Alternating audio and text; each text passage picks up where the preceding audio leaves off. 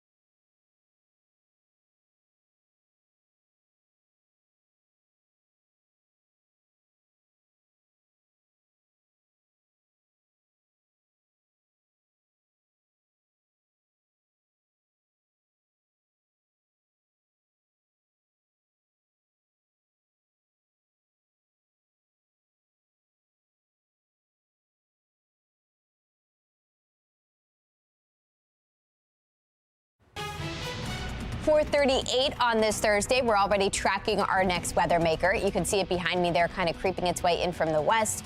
We have some time to kill before it gets here, and while we wait on it, it's just going to be downright cold today. We're starting off in the teens again this morning, so bundle up as you step out the door.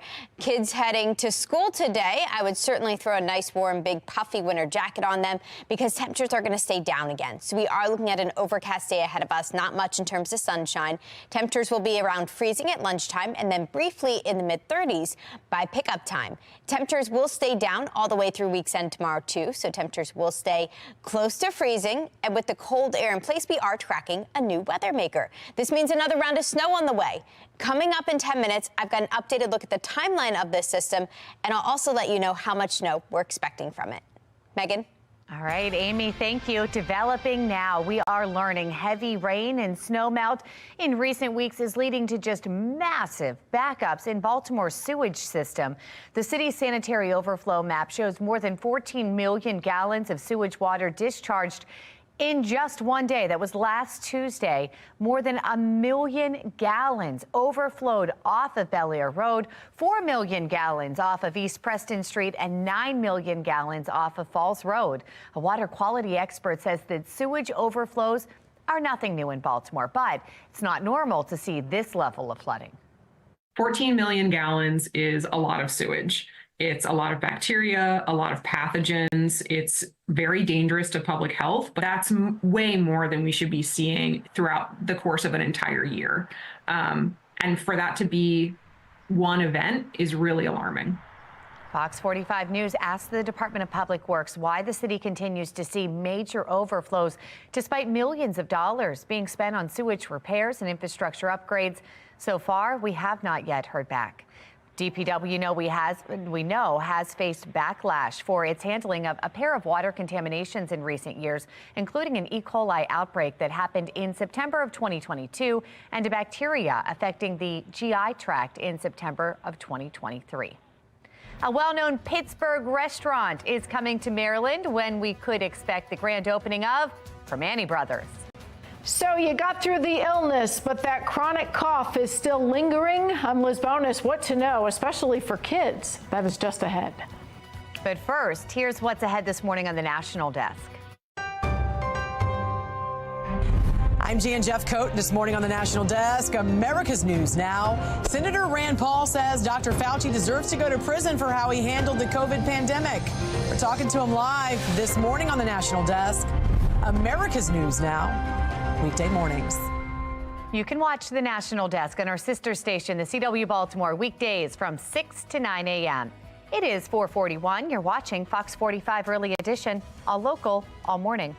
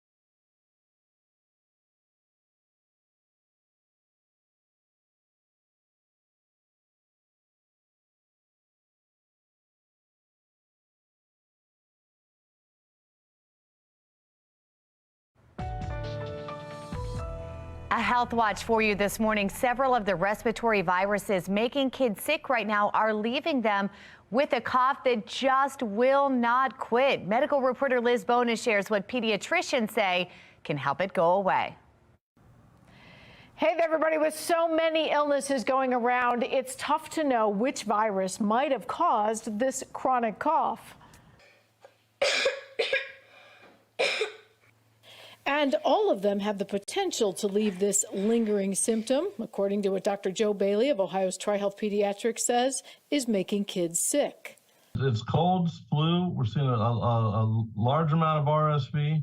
We're seeing some COVID and of course the strep throat that goes around this time of year. Now, I know normally when you say it's a virus, you just have to sort of let it run its course, but I'm hearing that any of these can cause this chronic cough for weeks.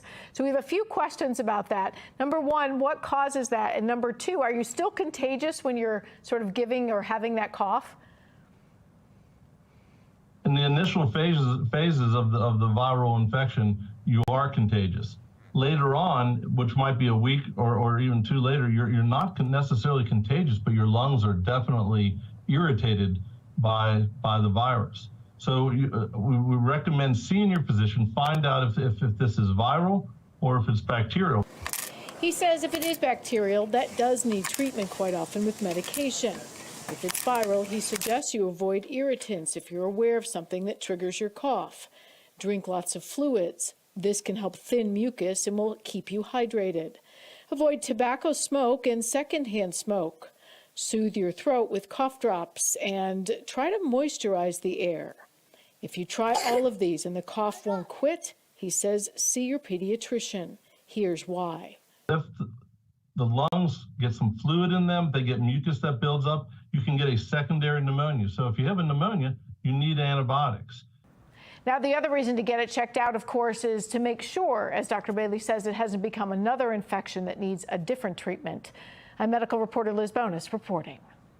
All right, Liz, thank you. Trending this morning, a famous Pittsburgh restaurant is moving into Ravens territory. Primanti Brothers is announcing plans to bring its iconic restaurant to Linthicum Heights. Look at that sandwich. The Pittsburgh-based company is known for those sandwiches you see there, and it is stacked. They got meat, they got cheese, and then, of course, french fries and coleslaw all on the sandwich. If sandwiches aren't your thing, they've got other classics like burgers, pizza, wings. The restaurant is set to open later this spring. There is already a Primanti Brothers in Hagerstown, Maryland, so this will be the second to the state. That might warm you up because I'll tell you what, we are waking up to a cold start to this Friday Eve. Meteorologist Amy Aronson with our next weather maker moving in tomorrow morning takes your breath away when you think about another day of no school for kids, possibly. Yeah, I know. It's been kind of a weird week, right? The holiday and then snow and then more snow on the way with this next weather maker. So yeah, I think a delay, disruptions certainly possible tomorrow because of it. It's going to get started late tonight and will actually take us through Friday evening. We are expecting about 1 to 3 inches of snowfall total. And yeah, it's going to have an impact on both commutes. So both Friday morning and then your drive home Friday evening too. All is clear this morning, so in wake of this week's earlier weather maker, it looks like things have gotten cleaned up. Of course, that snow already looking kind of messy out there before fresh snow arrives. It's cold, so still cold this morning, maybe not quite as brutal as it was yesterday. The airport starting off at only 17 degrees, everybody else beginning the day in the 20s. Feels like winter out there. And we are keeping an eye on that next weather maker. You can see the start of it just off to our north and west, pushing its way into the Midwest. It's all scattered about now from the northern plains into the Midwest, but that's what's actually heading our way. That's our next chance for snow over the next 24 hours. So for much of today, it's just cloudy and cold with temperatures hanging out in the 30s again. We see a couple of snow showers trickle in this evening, but I think the bulk of it holds off until overnight tonight while most of us are sleeping. So around 3 a.m., we see this steady light snow push in from the west here. On and off snow showers will take us through daybreak. Looks like snow sticks around at least through the early afternoon, and then things will start to wrap up here by early Friday evening. In terms of how much snow we're expecting, not as much as we saw earlier this week. Kind of location dependent. If you're more to the south, I think a little less. If you're more to the north, a little more. But overall, we're expecting about 1 to 3 inches of snow across our region. So yeah, that's enough to have an impact on your drive both Friday morning and Friday evening too. For today, we are dry, just cloudy and chilly out there, temperatures in the mid-30s. We'll start off with snow showers early Friday, so do plan on slick conditions for your Friday morning drive. Snow showers ongoing through the afternoon, wrapping up by the early evening hours, just in time for your drive home. And at that point, temperatures are right around freezing in the low 30s. Once that gets out of here, extremely cold air moves back in, just in time for the weekend and just in time for the big Ravens game on Saturday. If you're headed out to M&T Bank Stadium to tailgate or to the game, you're going to want to layer up. It's going to be cold out there. At kickoff, temperatures in the mid-20s feel like temperatures in the teens and single digits throughout that game, especially once the sun sets. It's going to be downright freezing with temperatures falling their way through the low 20s. Looking ahead at our full 7-day forecast shows a quiet day today before that weather alert goes into effect tomorrow. That's due to the potential for 1 to 3 inches of snow across our region. For the Ravens game on Saturday, it's going to be cold and blustery, so plan on bundling up. Little better by Sunday. We're back in the low 30s, but still kind of windy out there. After that, I'm finally tracking a little warming trend. We're back in the low 40s starting on Monday, mid 40s on Tuesday, and then getting close to a balmy 50 degrees by next Wednesday. The downside is it comes with a chance for some showers, but most likely rain showers by next week. Megan? All right, Amy, thank you. Let's take a look at our Lens Solar traffic network this morning. Pretty quiet out there. The roads are clear. If you are heading out to work, expect minimal delays here at this hour. You can stay with us for the latest on slowdowns, delays, and incidents as they arise here this morning. For a check on mass transit, we have Mark Jones with the MTA joining us. Good morning, Mark. Well, good morning, Megan. Good morning, everyone. Out there on the MARC train system, you'll find 10 train 505 operating with a 5-minute delay. The other trains and lines of MARC look good for the commute start. Light rail has a service disruption with the shuttle bus bridge in place between North Avenue and Camden Yards. That's due to yesterday's power outage. They're still working on that and trying to get that back up and running. Do allow time for travel on light rail this morning. You'll find Metro subway with a 20-minute delay in both directions between Owings Mills and Hopkins Station, so allow time for travel there too. For the MTA Transit team, I'm Mark Jones. Thank you, Mark. From Capitol Hill to the campaign trail and everywhere in between, one issue seems to be moving to the top of what voters say is most important. I'm Christine Frizzell with that story straight ahead. Baltimore City officials ensuring there is justice and reform within the police department. Still ahead, the two crucial aspects of the consent decree. It's 4:51 now on Fox 45 Early Edition, a local all morning.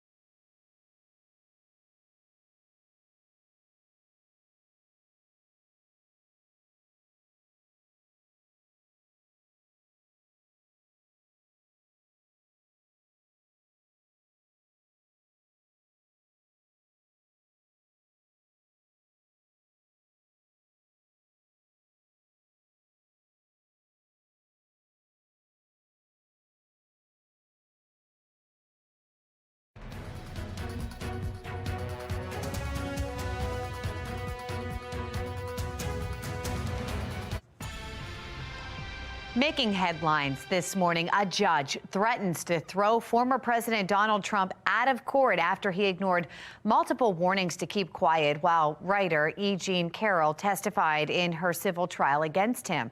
Reporters in the courtroom say Trump could be heard telling his lawyers the trial is a witch hunt and con job.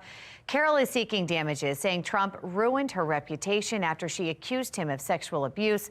After yesterday's court proceedings, Trump left for New Hampshire to prepare for next week's GOP presidential primary. As the Republican race heats up, voters say the issue of immigration is now moving to the top of their priority list. National correspondent Christine Frizzell taking a look into how lawmakers are adjusting their message. Trump. Iowa Republican voters this week did more than just give former President Donald Trump a decisive victory. They also revealed some of the top issues driving those decisions. 40% naming immigration as the most important issue for the nation. Immigration is important to me. I think, they need to come, everyone needs to become legal. I think they should be more careful about letting everybody in. It presents a difficult reality for President Joe Biden as he presses ahead in his bid to win re-election. His Secretary of Homeland Security, Alejandro Mayorkas, facing an impeachment by the Republican-controlled House following 2 years of record-breaking numbers of migrants coming to the United States on his watch. What the Biden administration is doing is illegal. It's incentivizing more illegal immigration. And there's growing evidence the building backlash is not just from Republicans. And this is unfair what's happening to migrants and asylum seekers, and it's unfair what's happening to long-term New Yorkers. We are out of room. In Chicago, heated buses now provide emergency shelter to migrants. I slept sitting because there is almost no space left. The buses are also small, and you practically have to stay inside because of the heating, because it is deadly cold outside. A change in the weather adding even more strain to a system some say has been broken for years. What is the lesson you think America is learning right now about border security? I think they need to listen to border communities a lot more. And finally, till it started hitting the big cities, New York, Chicago, Washington, D.C., in other words, is when people start paying attention. And paying attention, people certainly are. One reason why Republicans are keeping this issue front and center, and why some more moderate Democrats say they'll be pressing President Biden on as the campaign carries on. In Washington, I'm Christine Frizzell. Thank you, Christine. And that does bring us to our national question of the day. What issue is most important to you in the upcoming election? Is it immigration, the economy, inflation, foreign policy, or crime? So far, 79% of those who have voted say immigration. To make your voice heard, you can go to foxbaltimore.com, click on the Pulse tab. Taking you live to Capitol Hill now this morning, where we know the Senate is moving one step closer to avoiding a government shutdown, pushing for a short-term funding extension. It would keep the government open until March, giving lawmakers time to agree on a spending bill for the year. The Senate still has to agree on a final passage vote before Friday's deadline. And if any of the lawmakers don't agree, that could mean a delay. And work continues to deliver full-year appropriations through regular order. Shutting down the government, even part of it, would interrupt this important progress. Now, while most Democrats and Republicans want to avoid a shutdown, a small group of hard-right extremists seem dead set on making a shutdown a reality. If the Senate measure moves forward, the House would still have to approve the agreement. An update now for you this morning. Baltimore city officials announcing BPD has reached full compliance on two aspects of the consent decree. That agreement between BPD and the Justice Department has been in place since 2017, following an investigation into unconstitutional policing after the death of Freddie Gray. The complaint areas are officer assistance and support and transportation of persons in custody. Commissioner Richard Worley says the latter is significant because prosecutors argued Freddie Gray died while being transported by police. But Worley says the work is not finished, especially as the department deals with a shortage of nearly 600 officers. What is your plan to get more boots on the ground in the immediate? We're doing everything we can. The $10,000 incentive Recruitment's going to be bolstered up. So a lot of things we're moving forward to try to get more police officers here. The $10,000 signing incentive is also being offered to a select number of former BPD officers. The commissioner says those who agree to rejoin the force will be job ready quicker than a new hire.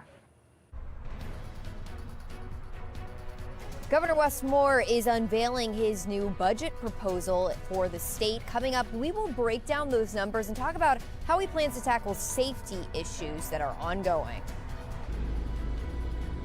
Former colleagues of DJS Secretary Vincent Schiraldi are raising concerns. Coming up next, hear their concerns and how the governor is responding. And we're already tracking our next weather maker. This one's also going to come with the chance for some snow. I've got an updated look at exactly when that arrives and how much snow we're expecting in our area in a couple of minutes. Live from WBFF in Baltimore, this is Fox 45 Early Edition. We are tracking our next weather maker, which is expected to move in tomorrow, bringing another chance for some snow. We will be weather alert tomorrow as we could expect the potential of 1 to 3 inches of snow, which could impact your travel plans. Good morning on this Thursday, January 18th. I'm Patrice Sanders. I'm Tom Rogers. You saw M&T Bank lit up in purple because Saturday night is going to be an issue in the afternoon on how much snow falls. That's right. Let's get over to meteorologist Amy Aaron.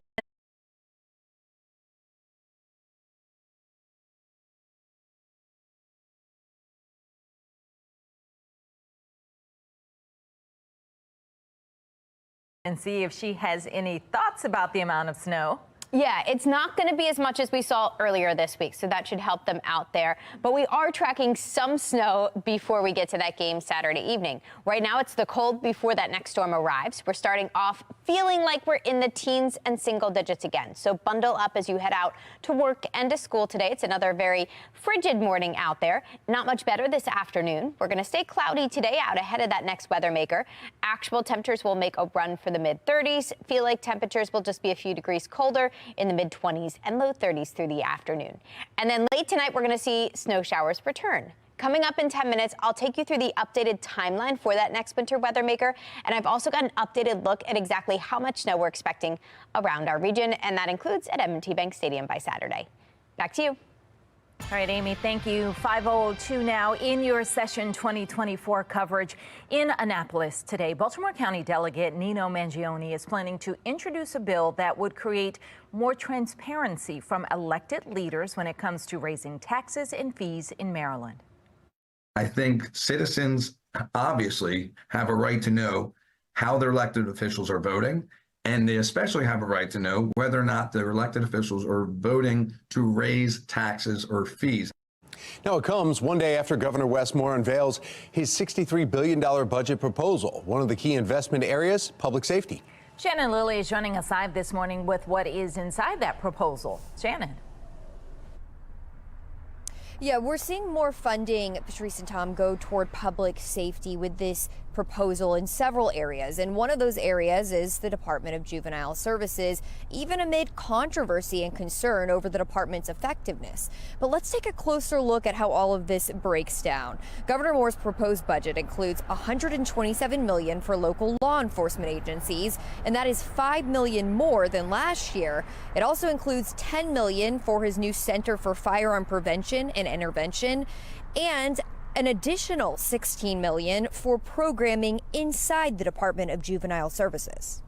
But if we put children into a system that makes them more likely to commit crime, we're doing it wrong.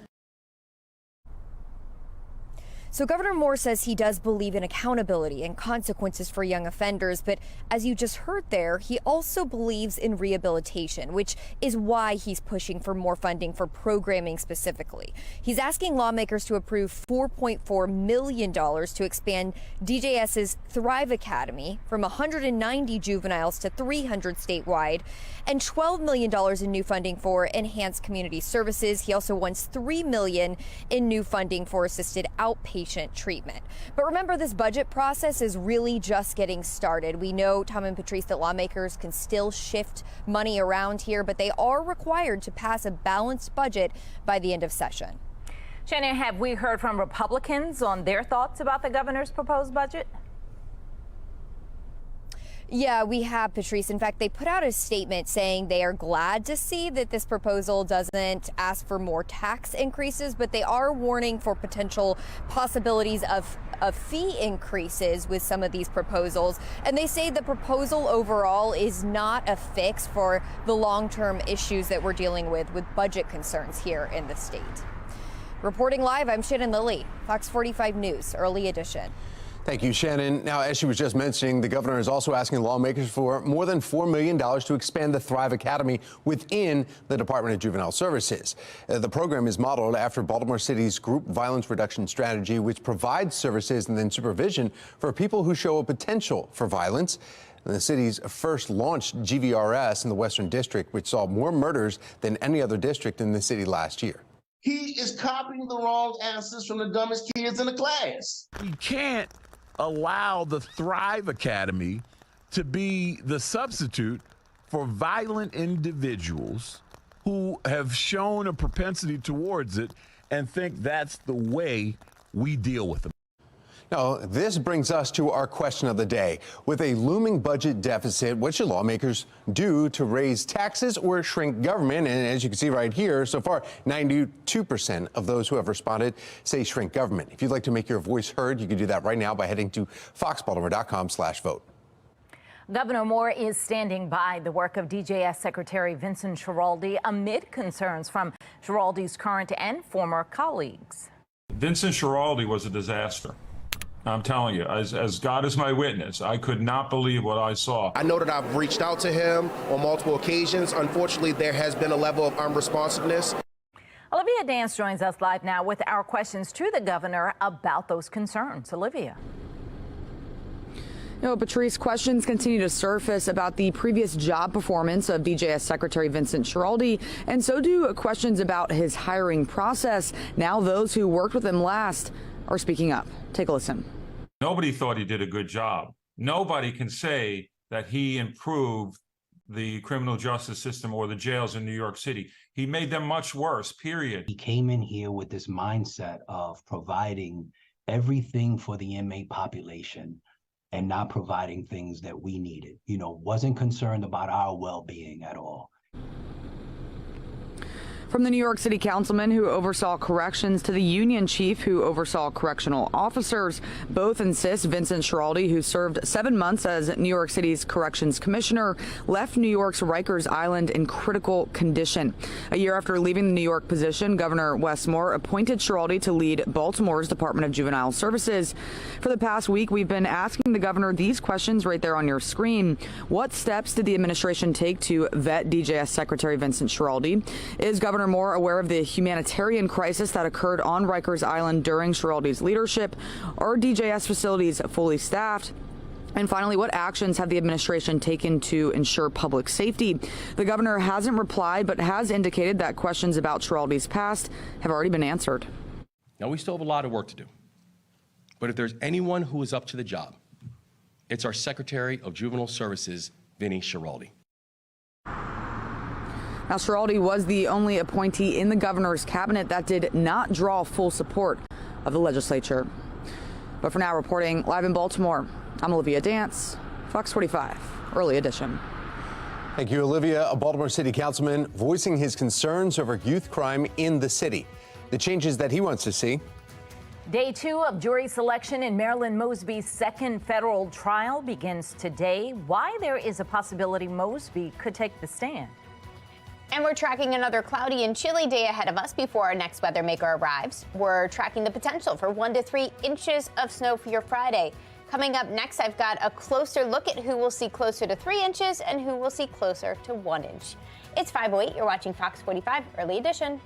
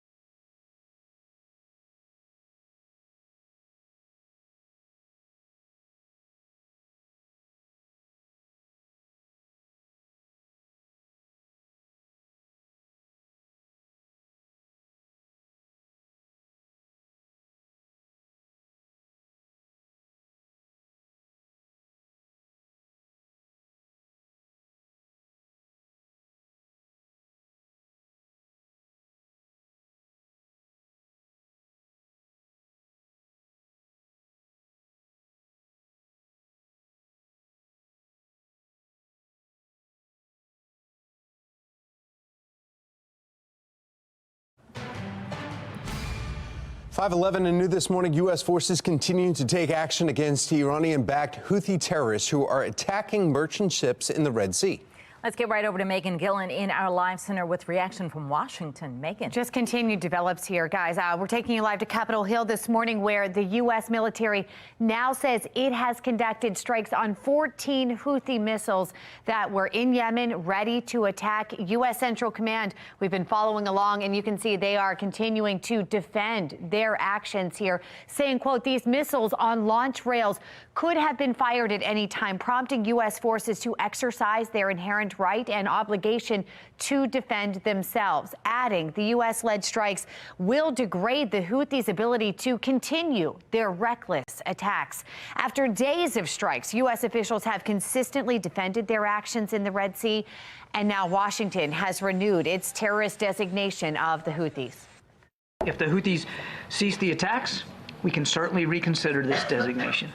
If they don't, as the president said, we will not hesitate to take further actions to protect our people and the free flow of international commerce. The Houthis, who control most of Yemen, by the way, say they are acting in solidarity with Palestinians in Gaza and have threatened to expand their attacks. That's the very latest from our live center. Tom? Thank you, Megan. Legislators forming a Jewish caucus in the General Assembly still had the efforts to combat anti-Semitism in Maryland. And get ready for a greener shopping experience. The changes you'll experience at Aldi grocery stores. 5:13, you're watching Fox 45 Early Edition, all local, all morning.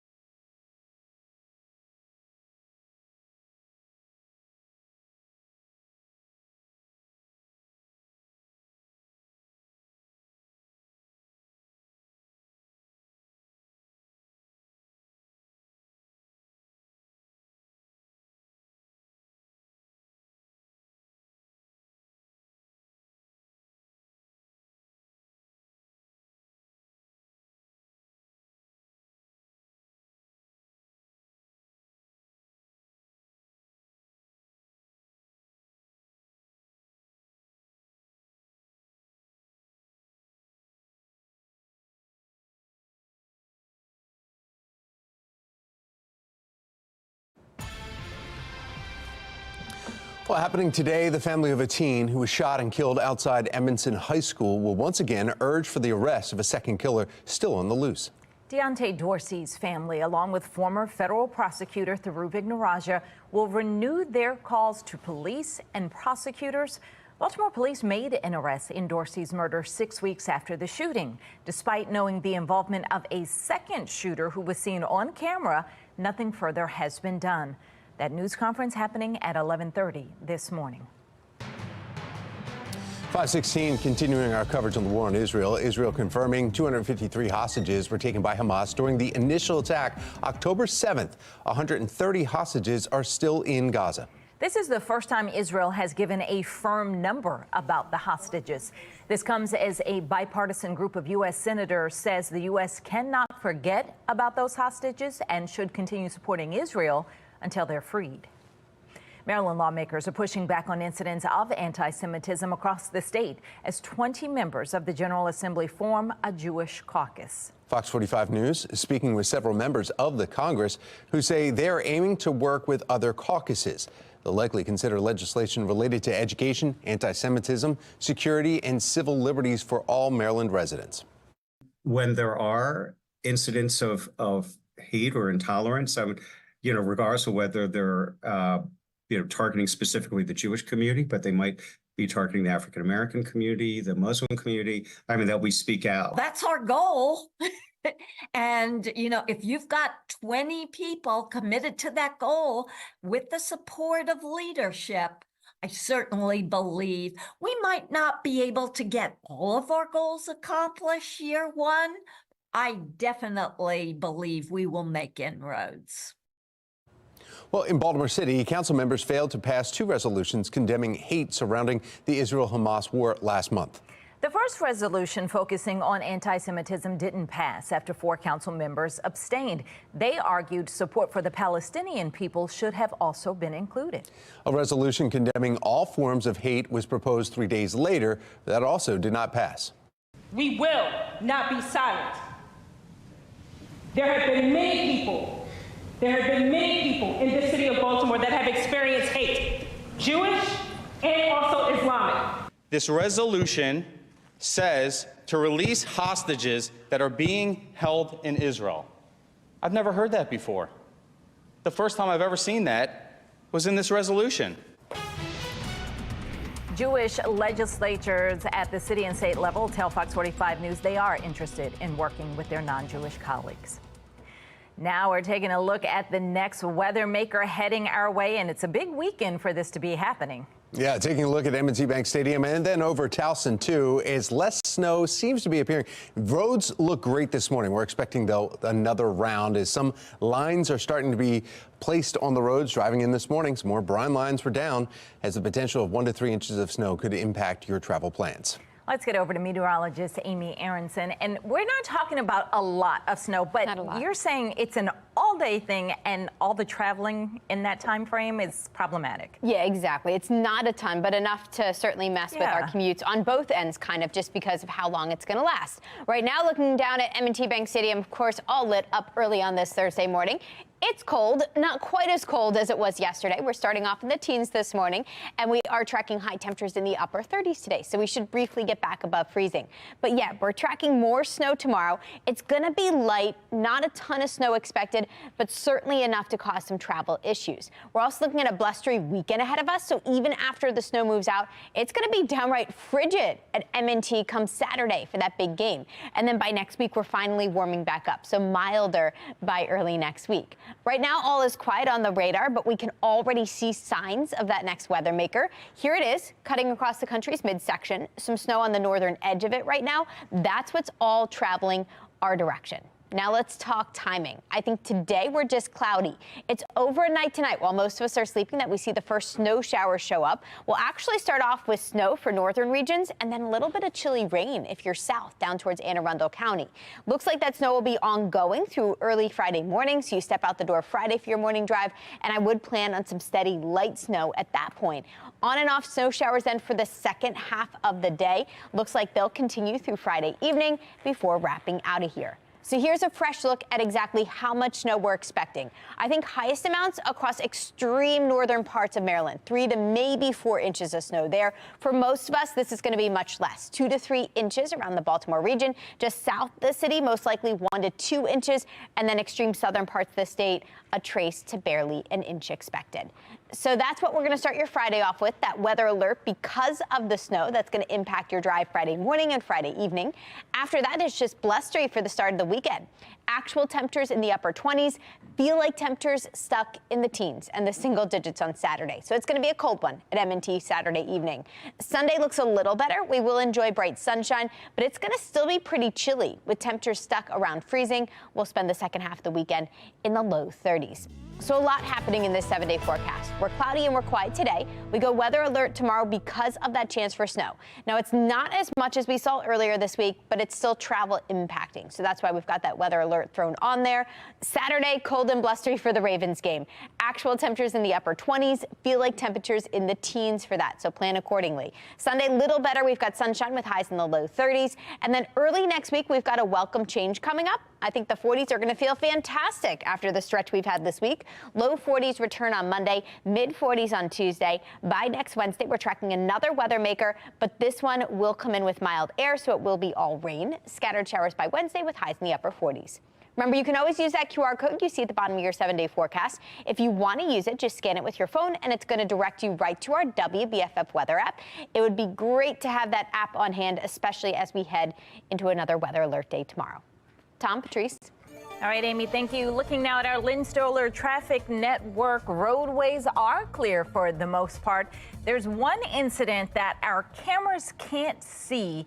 It is at 95. It's right past White Marsh Road. There's one vehicle involved. The shoulder and one lane northbound are closed. So give yourself some time if you're going through that direction.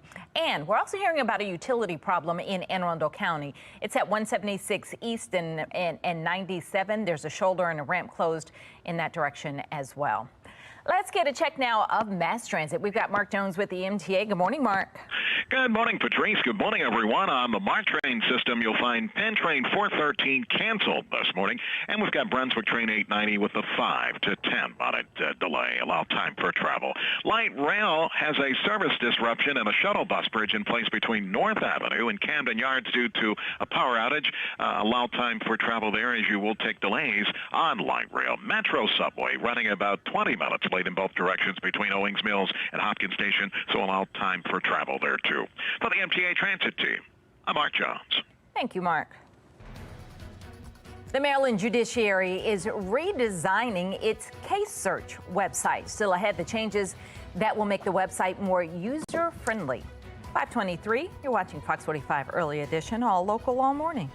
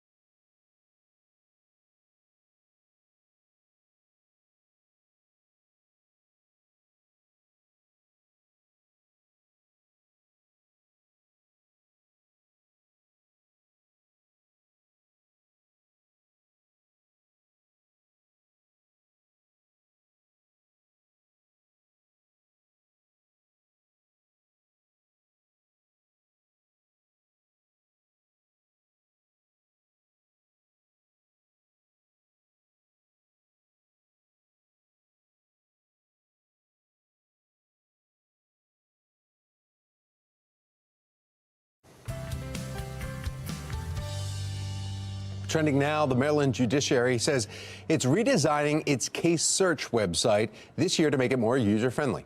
Officials say the new design will eliminate the need to view or complete search fields that may not apply to your search. It marks the first time the Maryland judiciary is redesigning the website since it launched back in January of 2006. The new design is set to launch soon on February 5th. Customers who shop at Aldi will no longer have the option to buy plastic bags at its stores. Now, the grocery retailer says it has met its goal to get rid of plastic shopping bags at all 2,300 of its stores across the U.S. Aldi says the move will prevent nearly 9 million pounds of plastic from going into circulation every year. Cloth bags will be available for purchase at stores for customers who forget their bags. Happening today, the Ravens, they're hosting playoff rallies in Baltimore County. The locations are right here on your screen. It's happening later on today. For more information, head over to BaltimoreRavens.com. Well, we are looking ahead to our next weather maker, meteorologist Amy Aronson, tracking the next chance for snow. Jury selection is underway in Marilyn Mosby's second trial. Coming up next, a legal expert explains the possibility of Mosby taking the stand. You're watching Fox 45, Early Edition.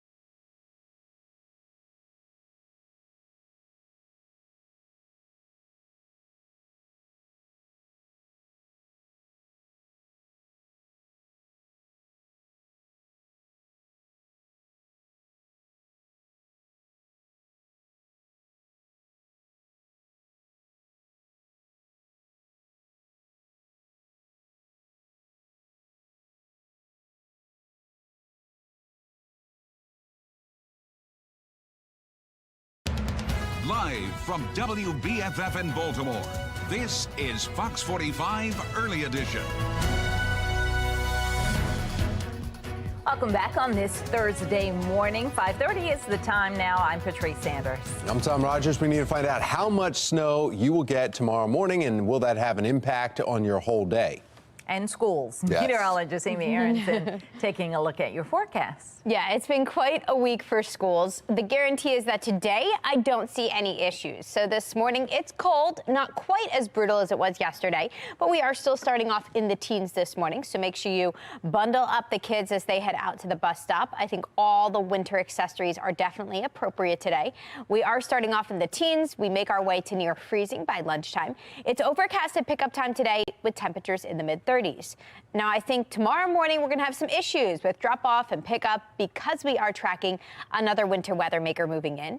Coming up in 10 minutes, I'll show you exactly when the snow is expected to get started. Plus, I've got an updated look at exactly how much we're expecting by the end of the day. Tom? Thank you, Amy. Now let's take a look at your Lens Solar Traffic Network. There's two markers that we're showing you right here. One of them is a disabled vehicle that's right in Caton Avenue, and that is on 95. And it looks like, though, there's no cameras in the area, but it's a left lane and the left median, and it's disabled in the roadway there. That's right at 95 southbound, right at Caton Avenue. The other marker is what we've been telling you about before, and it's right at Maryland 176 and 97. It's just labeled as a utility problem. That also is closing a right shoulder, but that one is not causing any delays. Think about, all the young people that live here in our community in reference to the walk in the community and just not being safe. Continuing coverage this morning, Baltimore City Councilman Antonio Glover, you just heard, says city leaders need to take stronger action against youth crime after a 17-year-old was shot in his district. The councilman is now addressing his concerns over the city's crime strategy and programs like Safe Streets. Shannon Lilly joining us live this morning with the changes that Glover wants to see. Shannon. Well, Councilman Glover, Tom and Patrice, wants to see changes in several areas. First, he wants any agency that's getting taxpayer dollars to be more transparent, and he also wants lawmakers in Annapolis to tackle the issue of juvenile crime, especially here in the city, and here's how. Bottom line is that we got to get it done in Annapolis. I don't know if it is stricter laws. What I do know is that I think money needs to go into more programming for our young people. That's where I stand. So Councilman Glover's comments there come after a 17-year-old was shot in the face right here in his district on Harwell Avenue near Erdman Avenue in East Baltimore. Now, the shooting happened just before 7 o'clock Tuesday night. The boy survived. Police say he came up to officers patrolling the area nearby on Bel Air Road and told them that he had been shot. Meanwhile, this all happened just about a 5-minute walk from the Bel Air Edison Safe Streets site, which is part of the city's featured crime intervention program. And remember, this Safe Streets location shut down in October amid an FBI investigation of staffers. Councilman Glover isn't blaming Safe Streets for this shooting, but he is among city leaders with concerns about the organization's transparency. We need to take a closer look at any agency that are getting taxpayer dollars. We're just asking to open the books, let us see what's going on, and if you could show us numbers and you could show us progress, then we continue to have those programs. Now, regarding the shooting of that 17-year-old boy, at this point, there's no word from police on what led up to that shooting, and also no word on any arrests. Reporting live from City Hall, I'm Shannon Lilly, Fox 45 News, Early Edition. Thank you, Shannon. Now, this is not the first time Glover has been critical of the Safe Streets program. Following the Brooklyn Day mass shooting, the Baltimore City Council held a number of hearings on the city's response to that shooting. Now, during those hearings, city council members questioned the mayor's Office of Neighborhood Safety and Engagement about the 5 mediations it says Safe Streets workers conducted before that mass shooting, and why those workers left the block party without alerting police of potential threats. Glover was not satisfied with Monzi's answers. I think that until we start to see transparency in data, I think that money should be held to a halt. It's still not clear what a mediation includes. Fox 45 News has asked to see a blank copy of the form used to evaluate mediations. The Scott administration refused to hand it over. It also is not clear how the hiring process works, who its employees are, and how Safe Streets keeps track of its workers. Now, you can find more on our investigation into the Safe Streets program on our website, foxbaltimore.com. Jury selection is now underway in Marilyn Mosby's second federal trial. This time, the former Baltimore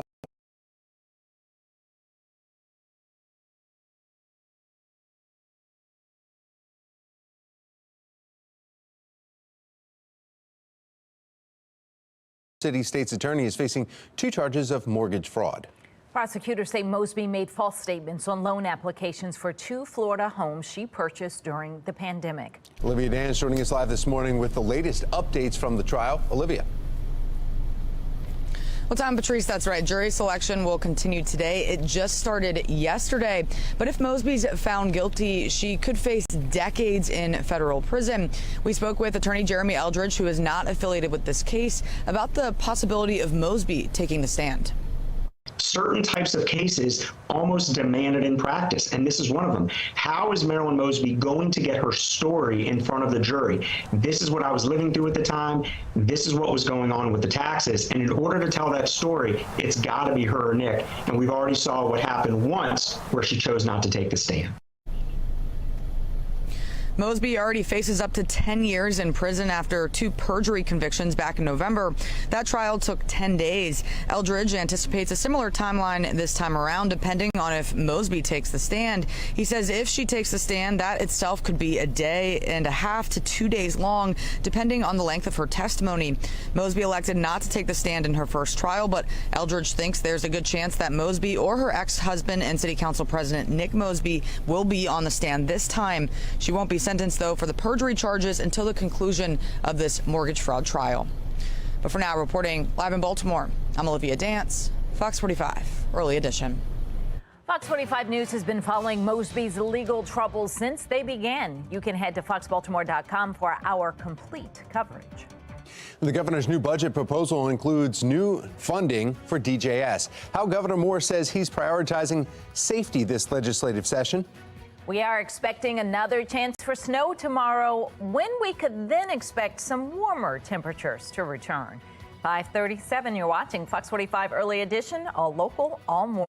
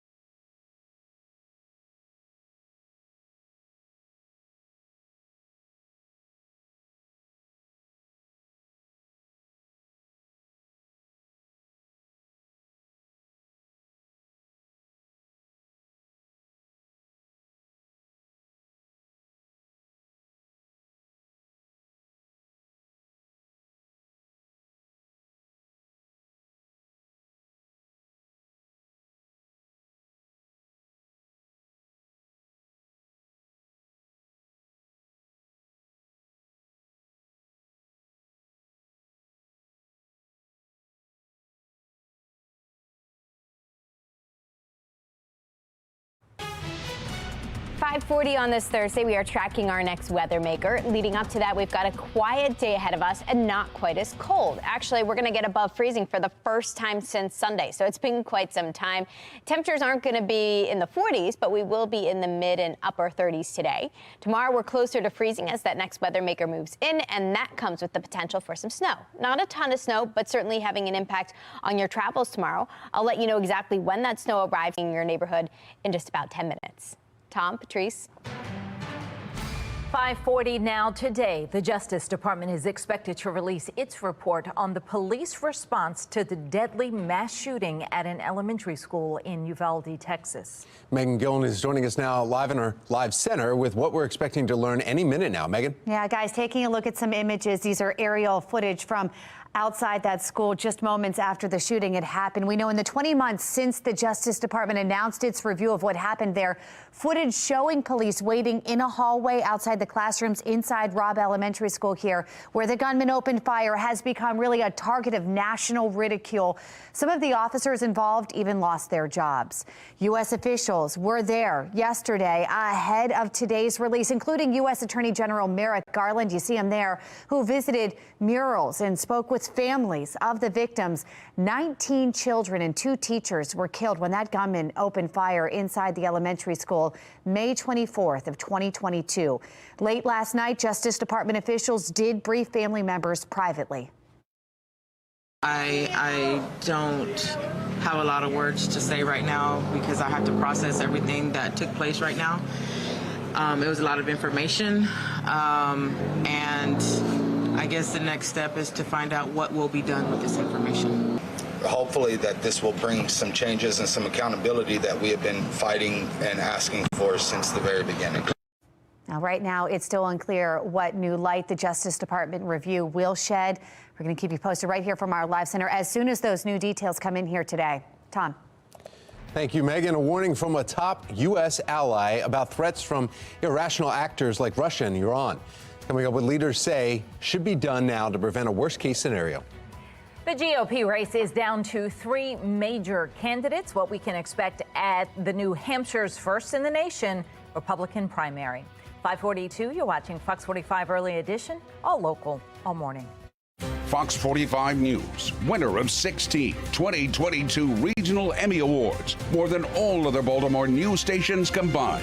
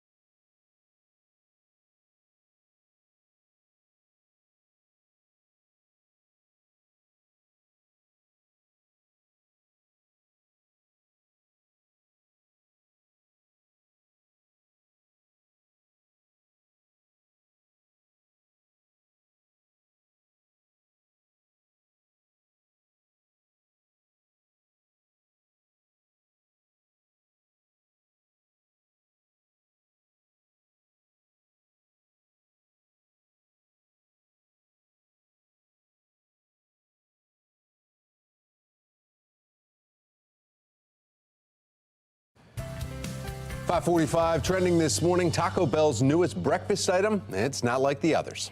The fast food chain is launching a new cereal inspired by its cinnamon twist. However, you won't find the cinnamon twist cereal in the store, even online. The new cereal is part of a Taco Bell and Uber Eats collaboration. You'll have to order a box using Uber Eats, Uber One, or through the Taco Bell Rewards to try it out.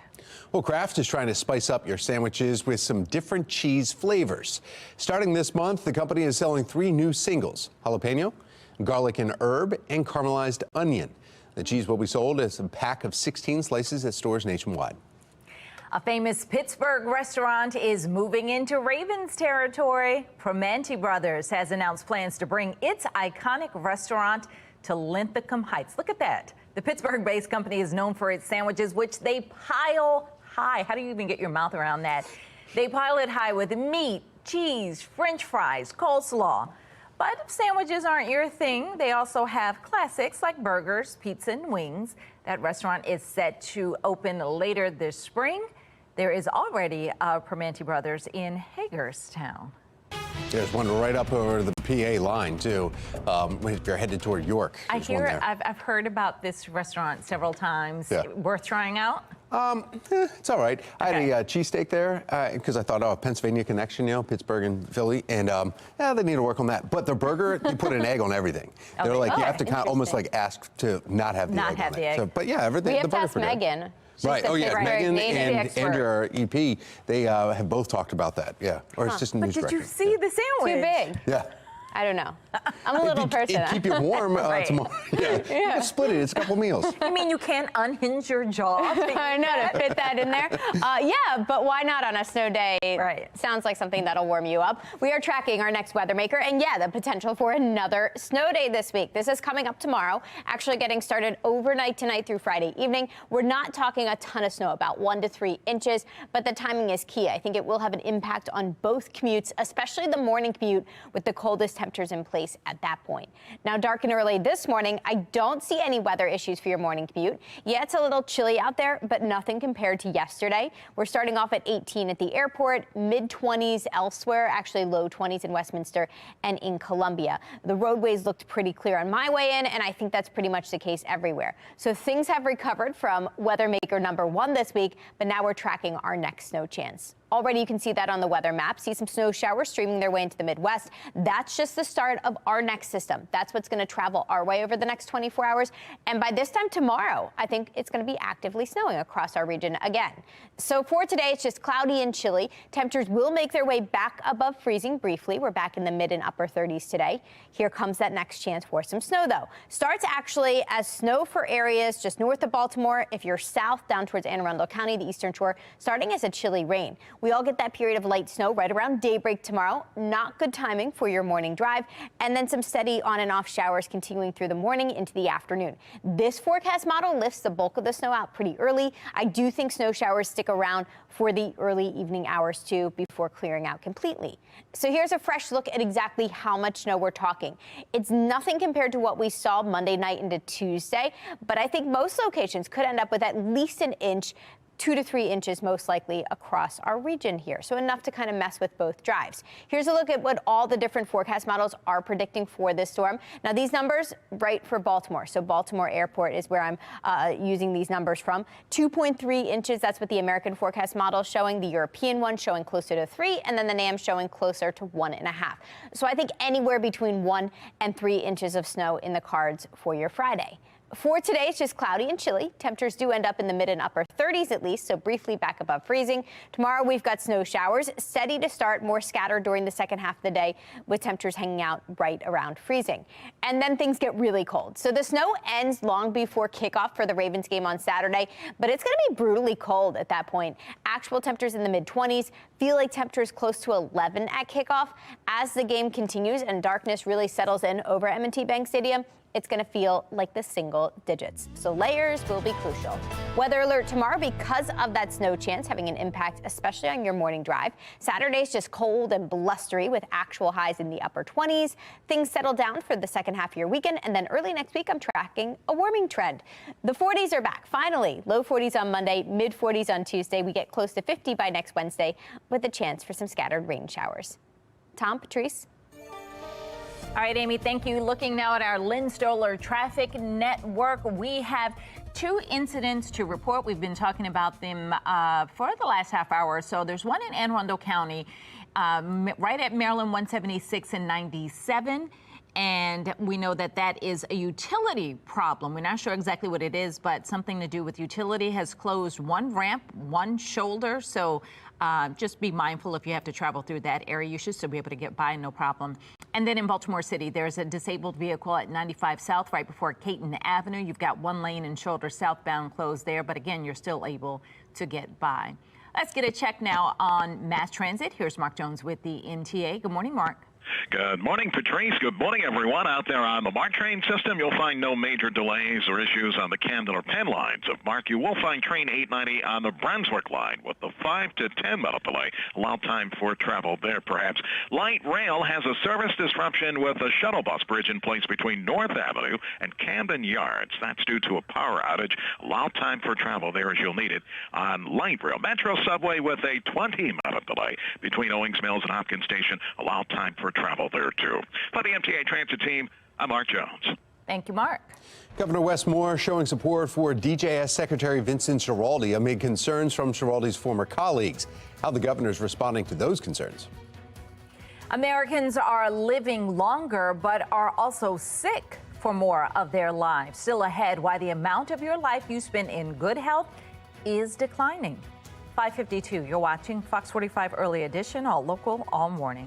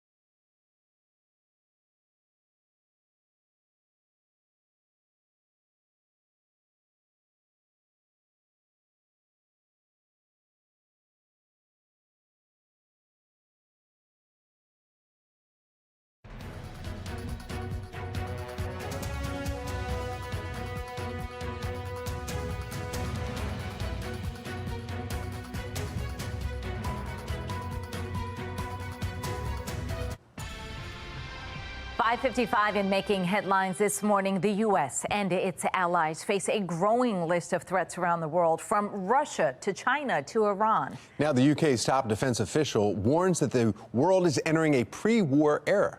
Sinclair national correspondent Atra Al-Nashar has more on how the U.S. might address this crisis. One of America's closest allies warns an increasingly unstable world presents challenges unlike those faced by generations past. These new powers are far more unstable, irrational. British Defense Chief Grant Shapps, arguing the world is in a pre-war era, points to North Korea looking to expand its nuclear capabilities, Iran inching closer to a level of enriched uranium that could make it a nuclear power too, and as Russia continues its illegal campaign in Ukraine, China is assessing whether the West loses its patience. Adversaries now more connected than ever with each other. China and Russia's so-called unlimited friendship, North Korea's top diplomat traveling to Russia this week to discuss closer ties between the countries and a suspected arms deal, Iran providing drones to Russia and funding proxies in the Middle East, like the Houthis confronting U.S. forces in the Red Sea. This week, the U.S. Navy intercepted these Iranian-made weapons off the coast of Somalia on their way to Houthi fighters in Yemen. 2 Navy SEALs went missing on the mission, according to U.S. Central Command. Back in Washington, it sure seems like we're at war right now. Anybody that believes in democracy is going to have to step up. Policymakers and candidates debating strategies to de-escalate tension while making it clear the U.S. stands ready to respond with force. What that looks like now fiercely debated on the campaign trail. If they want to be in every war in the history of the world, they should vote for Nikki Haley. We've got to make sure that we're having the backs of the right friends, because if Russia wins, China wins. We don't have enough resources, being $35 trillion in debt, to continue doing hundreds of billions of dollars. We got to focus on our issues here at home. The threat to America, to Europe, and the world will only keep rising if we don't act. And I intend that we act. Who voters choose in November will no doubt determine how the U.S. positions itself for what may, in fact, be a pre-war era. In Washington, I'm Atra Al-Nashar reporting. Yemen's Houthi rebels are back on the U.S. list of specially designated global terrorists. And that falls below the more severe designation of foreign terrorist organization, which has to do with its impact on humanitarian aid. The global terrorist designation comes with sanctions meant to cut off the group's funding while still allowing humanitarian aid to flow. It will take effect in 30 days. Now, according to the UN, 24 million people in Yemen are at risk of hunger and disease. 14 million are in acute need of humanitarian assistance. We recognize the grave humanitarian situation there, which is why we are taking these steps to minimize harm to the civilian population. At the same time, we will continue to make clear to the Houthis that their attacks against commercial vessels must stop, and we will remain prepared to take additional actions if necessary. A Houthi spokesperson said the designation would not deter the group, and they would instead consider it a badge of honor. Biden administration took the Houthis off the terrorist list in February of 2021, just days after former President Trump made the designation.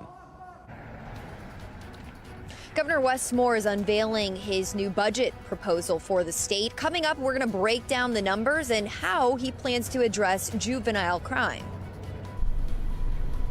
Former colleagues of DJS Secretary Vincent Schiraldi are raising concerns. Coming up next, hear those concerns and how the governor is responding. And I'm tracking our next weather maker. I've got an updated look at exactly when the snow showers will get started again and how much we're expecting by the weekend. Live from WBFF in Baltimore, this is Fox 45 Morning News.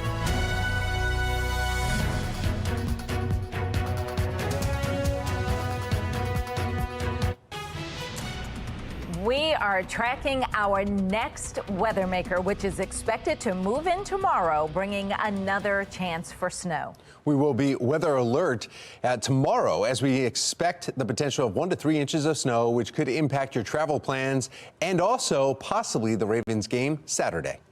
Well, welcome back and good morning to you on this Thursday, January 18th. I'm Patrice Sanders. I'm Tom Rogers, and we need to bring in meteorologist Amy Aronson taking a look at the forecast. I saw some more lines going down on the roads there in preparation, Amy. Exactly. We are tracking our next weather maker, and that's going to move in overnight tonight. So by this time tomorrow, I think that's when we'll actually see the steadiest snow come down and the highest impacts. This morning, all is quiet. It's cloudy. It's cold out there, feeling like we're in the teens in most spots. Today won't be quite as cold as it has been in recent days. It's going to be cloudy with temperatures finally back above freezing for the first time since Sunday. We'll make a run for the mid and upper 30s today. But then late tonight, that's when we see snow showers work their way back into the region, and that's going to have an impact on your drive come tomorrow morning.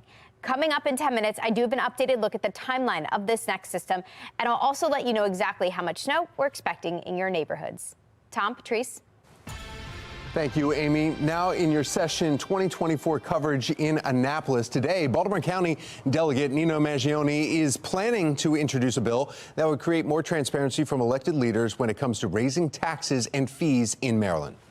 I think citizens obviously have a right to know how their elected officials are voting, and they especially have a right to know whether or not their elected officials are voting to raise taxes or fees.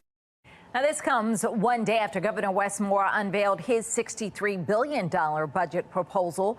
One of the key investment areas is public safety. Shannon Lilly is joining us live in front of City Hall this morning with what's inside this proposal. Shannon?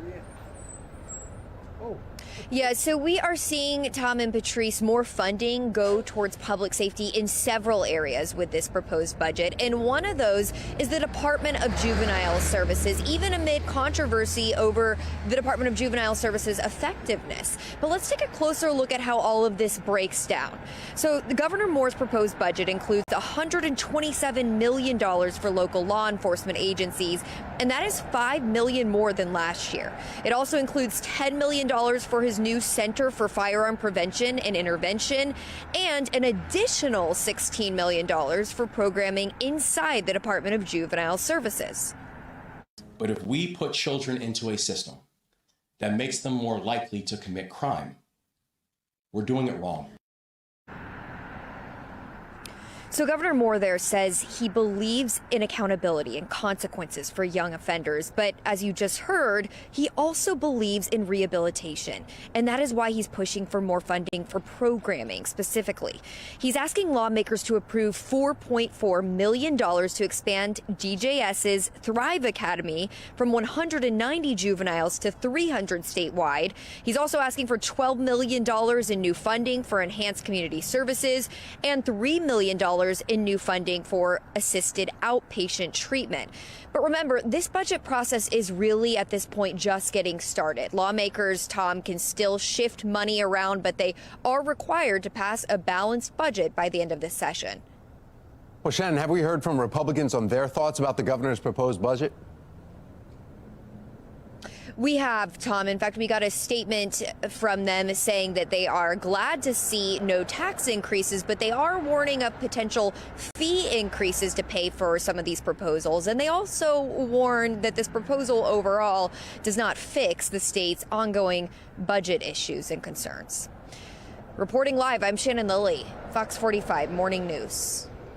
Now, as Shannon mentioned, the governor is also asking lawmakers for more than $4 million to expand the Thrive Academy within DJS. That program is modeled after Baltimore City's group violence reduction strategy, which provides services and supervision for people who show a potential for violence. The city first launched GVRS in the Western District, which saw more murders than any other district in the city last year. He is copying the wrong answers from the dumbest kids in the class. We can't allow the Thrive Academy to be the substitute for violent individuals who have shown a propensity towards it and think that's the way we deal with them. Now, this brings us to our question of the day. With a looming budget deficit, what should lawmakers do? Raise taxes or shrink government? So far, 92% of people who have voted say shrink government. To make your voice heard, head to foxbaltimore.com/vote. Governor Moore is standing by the work of DJS Secretary Vincent Schiraldi amid concerns from Schiraldi's current and former colleagues. Vincent Schiraldi was a disaster. I'm telling you, as God is my witness, I could not believe what I saw. I know that I've reached out to him on multiple occasions. Unfortunately, there has been a level of unresponsiveness. Dance is joining us live with our questions to the governor about those concerns. Olivia? Yeah, Tom, questions continue to surface about the previous job performance of DJS Secretary Vincent Schiraldi, and so do questions about his hiring process. Now those who worked with him last are speaking up. Take a listen.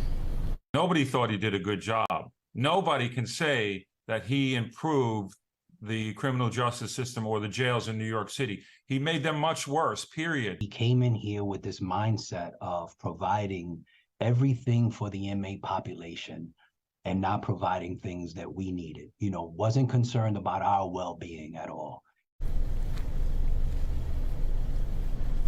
From the New York City councilman who oversaw corrections to the union chief who oversaw correctional officers, both insist Vincent Schiraldi, who served 7 months as New York City's corrections commissioner, left New York Rikers Island in critical condition. A year after leaving the New York position, Governor Wes Moore appointed Schiraldi to lead Baltimore's Department of Juvenile Services.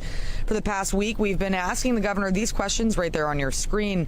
What steps did the administration take to vet DJS Secretary Vincent Schiraldi? Is Governor Moore aware of the humanitarian crisis that occurred on Rikers Island during Schiraldi's leadership? Are DJS facilities fully staffed? And finally, what actions have the administration taken to ensure public safety? The governor hasn't replied, but has indicated that questions about Schiraldi's past have already been answered. Now, we still have a lot of work to do. But if there's anyone who is up to the job, it's our Secretary of Juvenile Services.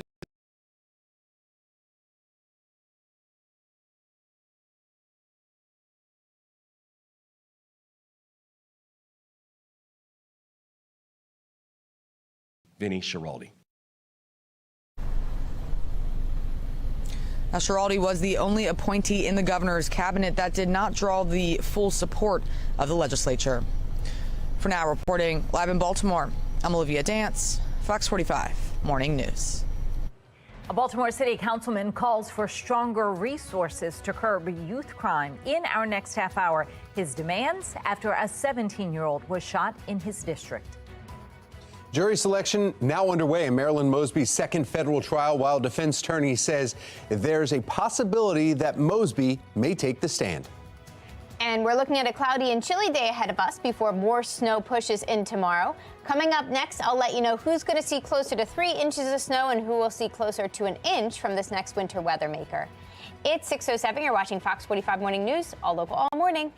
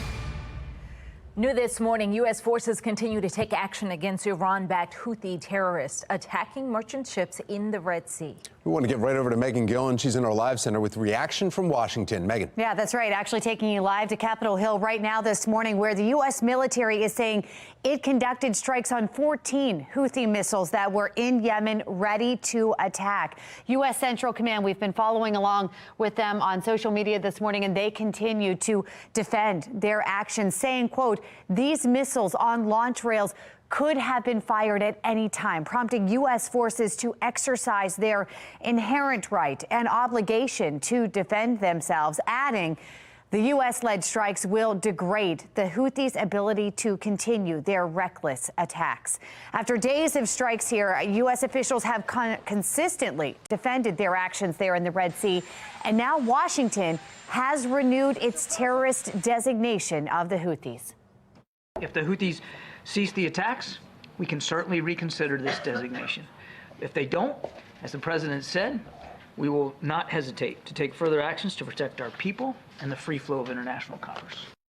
And the statement from the National Security Advisor, Jake Sullivan, showing that as well. Terrorist designation now. The Houthis, who control most of Yemen, say they are acting in solidarity with Palestinians in Gaza, and they have threatened to expand their attacks. That's the latest from our live center. Patrice? Baltimore police in compliance with two sections of its consent decree. Still ahead, why Commissioner Richard Worley says the work isn't finished. I seriously don't understand why I have to constantly put up with these dumb here every day. Project Baltimore working to find the truth after a Baltimore County school principal was allegedly recorded making racially charged comments. 6:12, you're watching Fox 45 Morning News. We're all local all morning.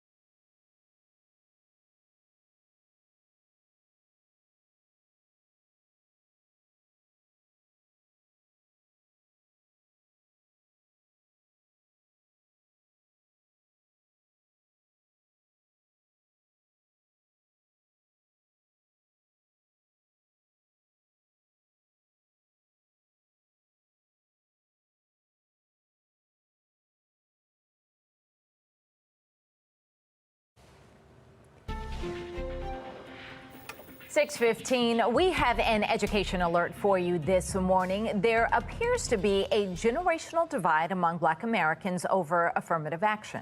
Yeah, the Gallup Center on Black Voices report looked at last year's Supreme Court ruling that colleges and universities can no longer take race into consideration as a specific basis in granting admissions. The survey found 56% of those 40 and older viewed the decision negatively, while 62% of younger people viewed it positively. Meanwhile, about half of Black adults said the ruling would make it harder for prospective students of their own race to attend college, as well as making campuses less diverse. I seriously don't understand why I have to constantly put up with these dumb here every day. Between these ungrateful Black kids who can't test their way out of a paper bag. Baltimore County Schools has launched an investigation after Pikesville High School's principal was allegedly recorded making racially charged comments. Baltimore County School Superintendent Miriam Rogers calling the recorded statements, quote, deeply disturbing. One union leader who spoke to the Baltimore Banner is now suggesting the recording was faked using artificial intelligence. Coming up in our 7 o'clock hour, Project Baltimore's Chris Papps has the latest on this investigation. In the meantime, Baltimore County Executive Johnny Olszewski responding to the alleged recording, saying that hate, discrimination, and prejudice have no place in Baltimore County. He also says county officials are already investigating.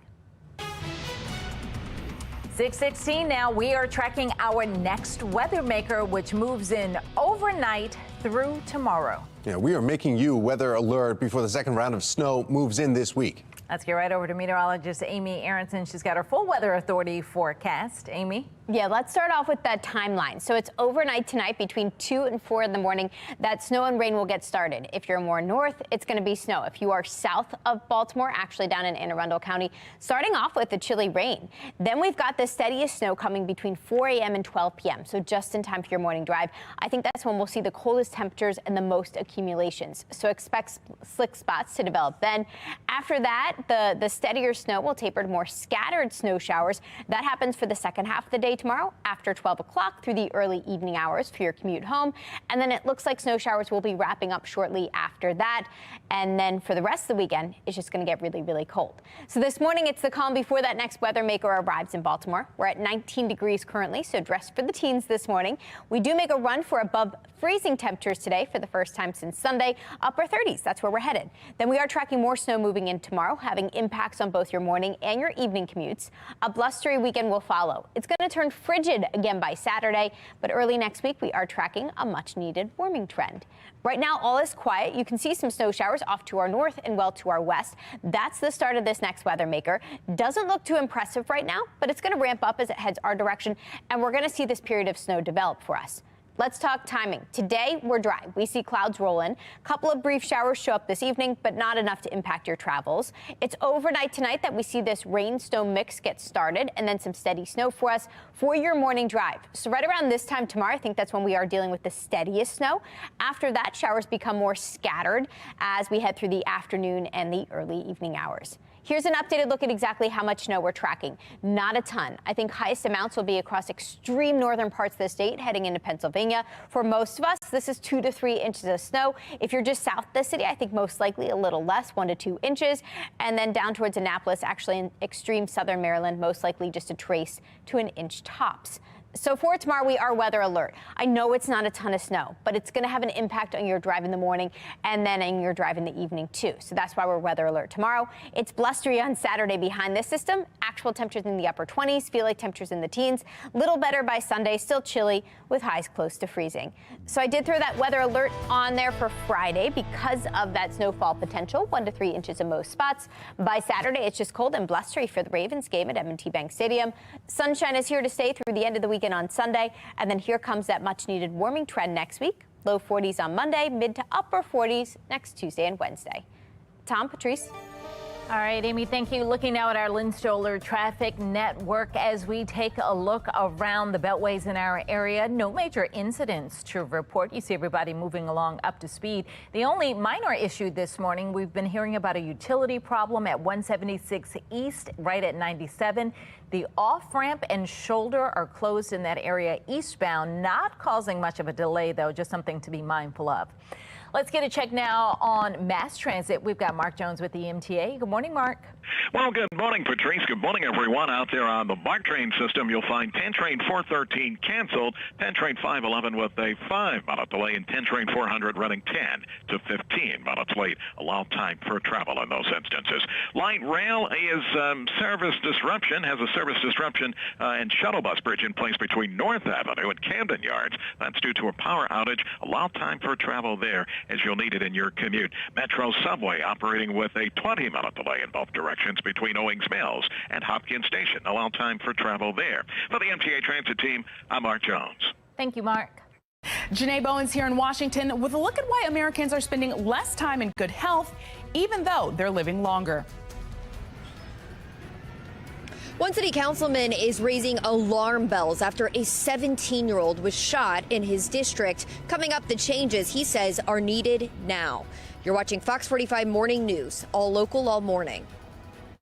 Fox 45 News, winner of 16 2022 Regional Emmy Awards, more than all other Baltimore news stations combined.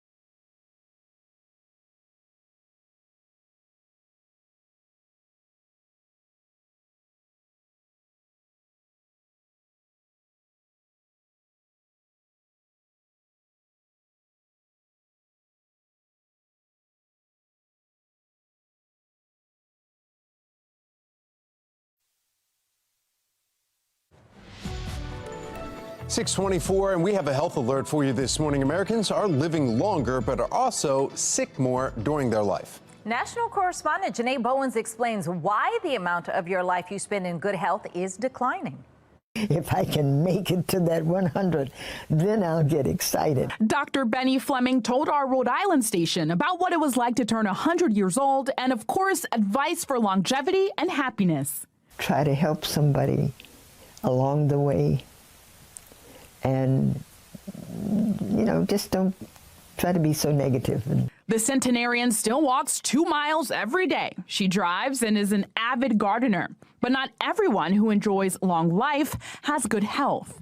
Analysis from the Wall Street Journal's Alex Jannon shows the estimated average of life spent in good health declined to 83.6% in 2021.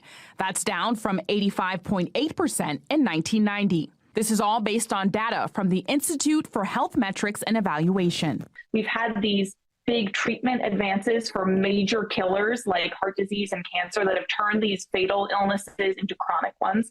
So, you know, we're not dying as much as we were from those diseases. That gives us a longer lifespan.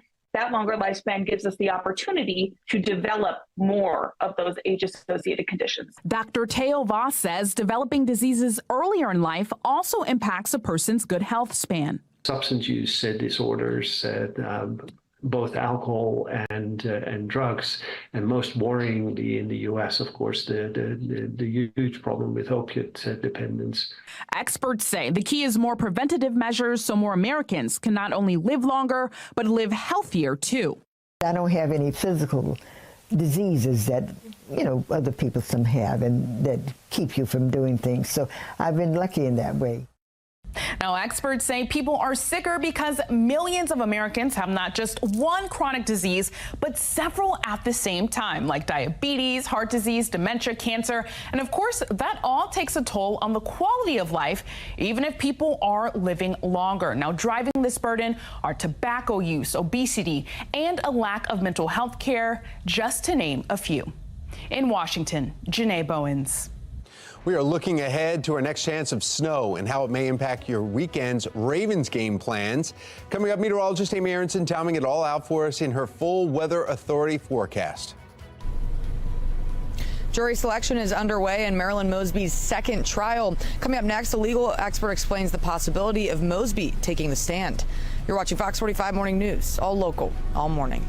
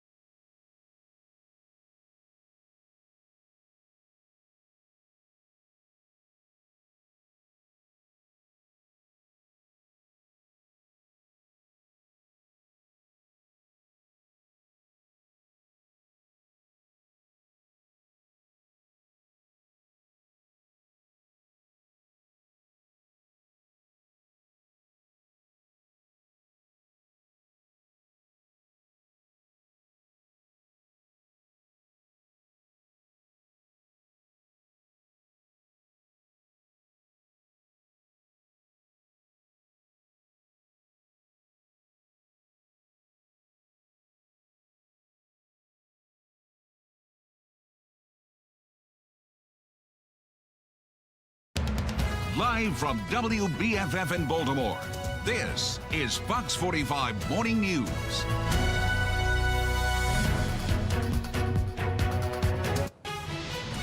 We are tracking our next weather maker, which is moving in overnight and into tomorrow morning, bringing more snow to the region. And we will be weather alert tomorrow, so be prepared if you plan on hitting the roads tomorrow, heading to school, because it may be another dangerous day to travel. Well, good morning. Welcome back on this Thursday. It is 6:30. I'm Patrice Sanders. I'm Tom Rogers. We got one round of it. You got the shovels out. You found where your gloves and your hats were. It's been a couple of years dusting off all that stuff. Now we get to use them again. All right. Very soon. Meteorologist Amy Aronson looking at the forecast. Yeah, I bought a huge bag of salt melt, so I'm glad I'll have another excuse to use it. And we are tracking more travel impacting snow tomorrow. It's not going to be a ton, but with cold air in place, I don't think anything that falls will have any issues sticking. So slick spots will definitely be a concern by this time tomorrow. Right now it's cold. We're starting off in the teens, not quite as brutal as it was yesterday. Today should be just a little bit better. For the first time in several days, we'll be back above freezing. That being said, I think these numbers still warrant big puffy jackets. As you said, send kids out to the bus stop today. Temperatures will be back above freezing by pickup time this afternoon and in the mid-30s. Now tomorrow morning, I think we're going to have some issues getting to the bus stop if schools don't delay or cancel. I've got an updated look at exactly what to expect for your morning drive tomorrow and your evening commute home in 10 minutes. Tom? Thank you, Amy. Let's take a look at your Lens Solar Traffic Network. And we're looking around at some of the areas. Really, the one that we are talking about is an accident. 895 northbound, 2 vehicles involved just north of the shoulder is closed there, and it's causing a little bit of a slowdown. You see that on the map in red. But otherwise, that's about the only issue to report.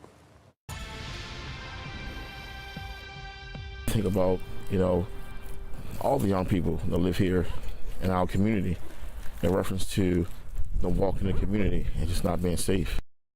Continuing coverage this morning, Baltimore City Councilman Antonio Glover says city leaders need to take stronger action against youth crime after a 17-year-old was shot in his district.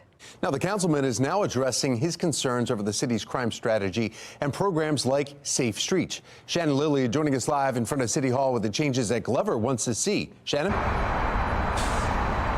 Yeah, so Councilman Glover, Tom and Patrice, wants to see a few changes, and one of those is more transparency within any agency getting taxpayer dollars. He also wants lawmakers in Annapolis to address and focus more on juvenile crime, especially here in the city, and here's how. Bottom line is that we got to get it done in Annapolis. I don't know if it is stricter laws. What I do know is that I think monies need to go into more programming for our young people. That's where I stand. Councilman Glover's comments there come after a 17-year-old was shot in the face right here in the district on Harwell Avenue near Erdman Avenue in East Baltimore. Now, the shooting happened just before 7 o'clock Tuesday night. The boy survived. Police say he came up to officers who were patrolling the area nearby on Bel Air Road and told them that he had been shot. Meanwhile, this all happened just about a 5-minute walk from the Bel Air Edison Safe Street site, which is part of the city's featured crime intervention program. And remember, this Safe Streets location shut down in October amid an FBI investigation of staffers. Councilman Glover isn't blaming Safe Streets for this shooting, but he is among city leaders with concerns about the organization's transparency. We need to take a closer look at any agency that are getting taxpayer dollars. We're just asking to open the books, let us see what's going on, and if you could show us numbers and you could show us progress, then we continue to have those programs. Now, regarding the shooting of that 17-year-old boy, at this point, no word from police on what led up to the shooting and no word on any arrests. Reporting live from City Hall, I'm Shannon Lilly, Fox 45 Morning News. This isn't the first time Glover has been critical of the Safe Streets program. Following the Brooklyn Day mass shooting, the Baltimore City Council held a number of hearings on the city's response to the shooting. And during those hearings, city council members questioned the mayor's office of neighborhood safety and engagement about the 5 mediations it says Safe Streets workers conducted before the shooting and why those workers left the block party without alerting police of potential threats. 6:34, jury selection is now underway in Marilyn Mosby's second federal trial. This time, the former Baltimore City State's attorney is facing 2 charges of mortgage fraud. Prosecutors say Mosby made false statements on loan applications for 2 Florida homes she purchased during the pandemic. Olivia Danz joining us live this morning with the latest updates from this trial. Olivia? That's right, Tom and Patrice. Jury selection will continue today. It just started yesterday. But if Mosby's found guilty, she could face decades in federal prison. We spoke with attorney Jeremy Eldridge, who's not affiliated with this case, about the possibility of Mosby taking the stand. Certain types of cases almost demand it in practice, and this is one of them. How is Marilyn Mosby going to get her story in front of the jury? This is what I was living through at the time. This is what was going on with the taxes, and in order to tell that story, it's got to be her or Nick, and we've already saw what happened once where she chose not to take the stand. Mosby already faces up to 10 years in prison after 2 perjury convictions back in November. That trial took 10 days, and Eldridge anticipates a similar timeline this time around, depending on if Mosby takes the stand. He says if she takes the stand, that itself could be a day and a half to 2 days long, depending on the length of her testimony. Now, Mosby elected not to take the stand in her first trial, but Eldridge thinks there's a good chance that Mosby or her ex-husband and City Council President Nick Mosby will be on the stand this time around. She won't be sentenced, though, for the perjury charges until the conclusion of this mortgage fraud trial. For now, reporting live in Baltimore, I'm Olivia Dance, Fox 45 Morning News. Fox 45 News has been following Mosby's legal troubles since they began. You can head to foxbaltimore.com for our complete coverage. Any minute now, the DOJ is expected to release its report on law enforcement response to the school shooting in Uvalde, Texas. What family members of the victims are hoping comes from this.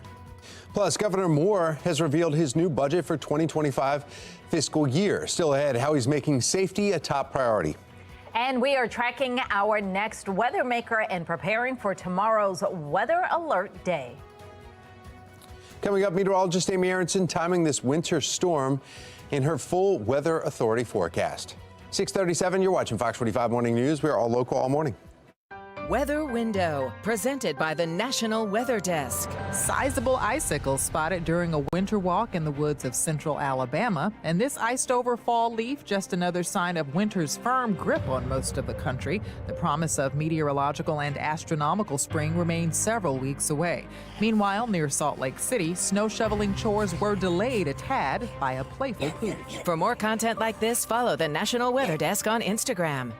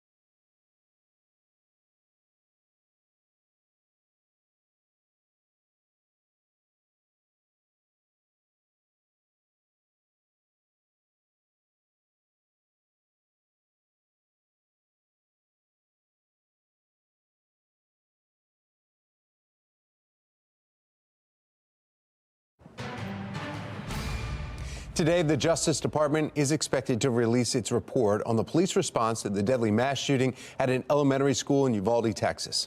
Megan Gillen is in our live center with what we are expecting to learn, and this could come out any minute, Megan. Yeah, that's right, guys. What you're seeing behind me, this is aerial footage just moments after that shooting happened there. In the 20 months since the Justice Department announced its review of this footage showing police waiting in a hallway outside the classrooms inside Robb Elementary School where the gunman opened fire has really become, guys, the target of national ridicule. Several of the officers involved even lost their jobs. U.S. officials were at the school yesterday ahead of today's release, including U.S. Attorney General Merrick Garland. You see him right there, who visited murals, and he actually spoke with families of the victims. 19 children and 2 teachers were killed that day when the gunman opened fire inside Robb Elementary School on May 24th, 2022. Late last night, Justice Department officials did brief family members privately. I don't have a lot of words to say right now because I have to process everything that took place right now. It was a lot of information, and I guess the next step is to find out what will be done with this information.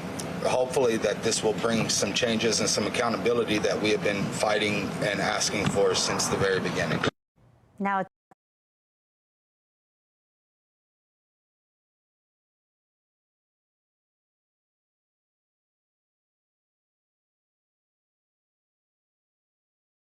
it's unclear what new light the Justice Department review will shed, but we're going to keep you posted right here from our live center as soon as those new details are released. Again, it's expected today. Patrice.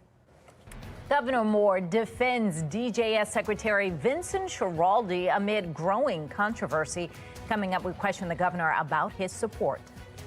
Plus, disturbing audio is circulating online of a Baltimore County school principal allegedly making some racially charged comments. Project Baltimore presses school officials for answers. 6:42, you're watching Fox 45 Morning News. We're all local all morning.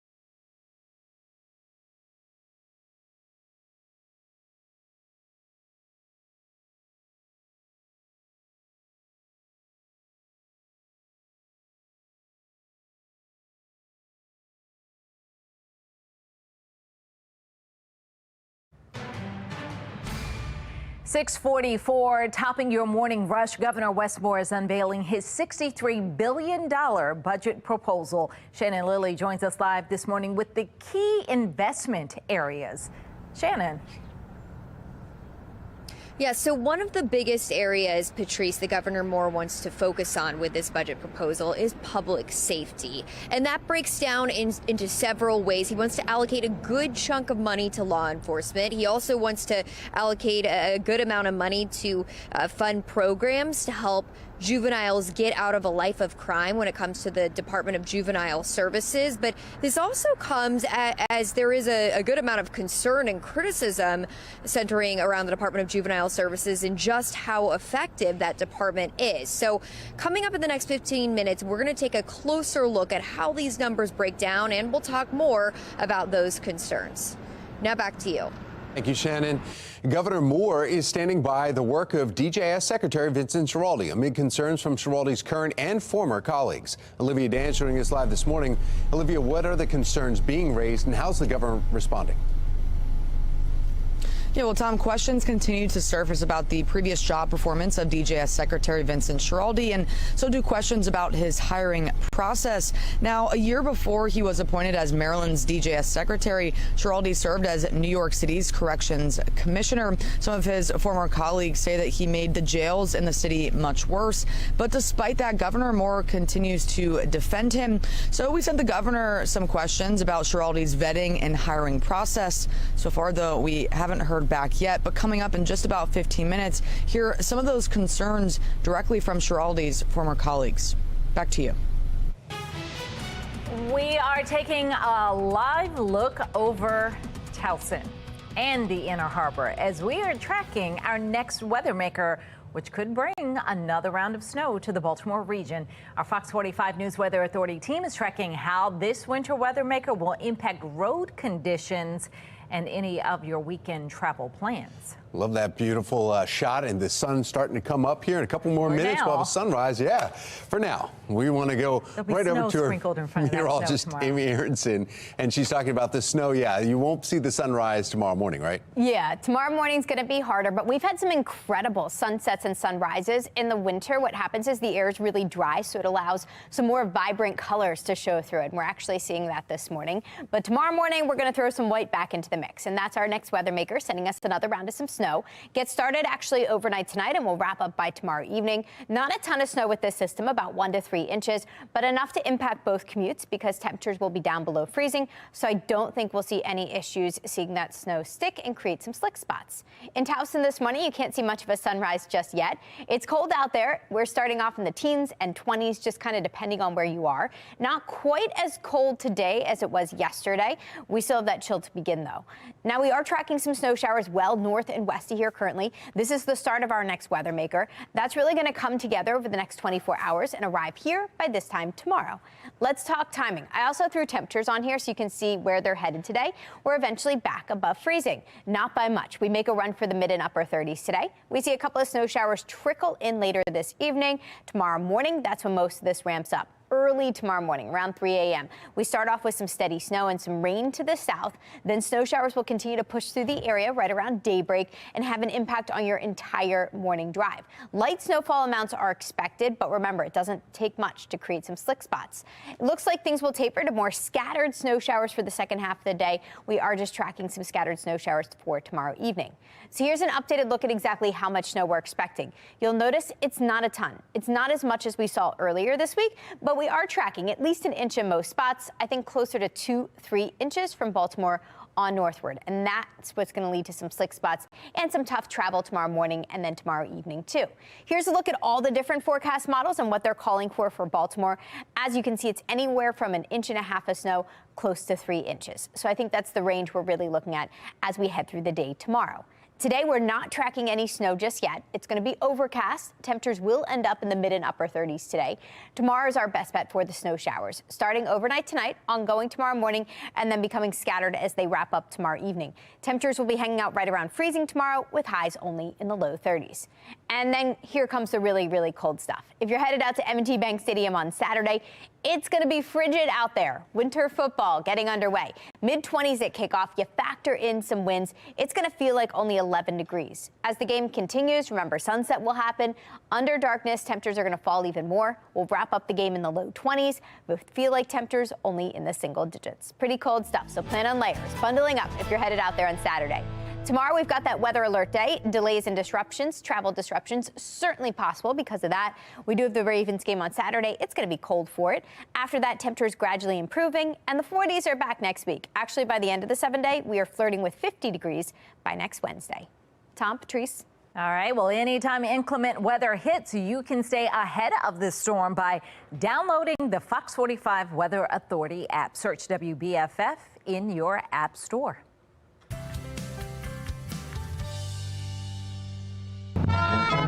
Good morning. We're going to the Super Bowl.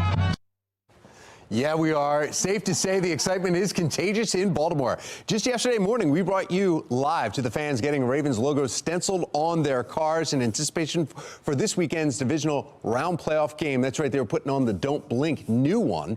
There's plenty more to go ahead before kickoff. That's right. Happening today, the Ravens are bringing back their official pop-up shop at M&T Bank Stadium. It's open today and tomorrow from 10 a.m. until 7. Then tonight, from 6 to 9, there are 4 locations in Baltimore that will host playoff rallies. And then finally, Friday morning, it is the much anticipated playoff Purple Friday Caravan. For more information on all of these events, you can find it at BaltimoreRavens.com. Of course, all of that is leading up to Saturday afternoon when the Flock hosts the Houston Texans. Kickoff scheduled for 4:30. And if you want to know who we're picking, because you know we go at it around here, just make sure you stay tuned for tomorrow's pigskin prediction. Who's in the lead, by the way? Just checking. By 1 point. Feeling stressed after some unplanned days with the kids at home? We take you to a farm where you can find your happy place running through a field of flowers. They look so stressed. Oh, gosh. And could you be today's lucky caller? Stay tuned in our 7 o'clock hour for your chance to win tickets to the World of Pets Expo. Maybe the pets are out at that field. My parents used to bring our animals when they got a little bit older out to the farm and the fields, and they would let them go run out there. Remember that? I don't think that's what it meant when your parents took the animals. Oh, it to is, the I'm farm. sure. They're out there running through the fields right now.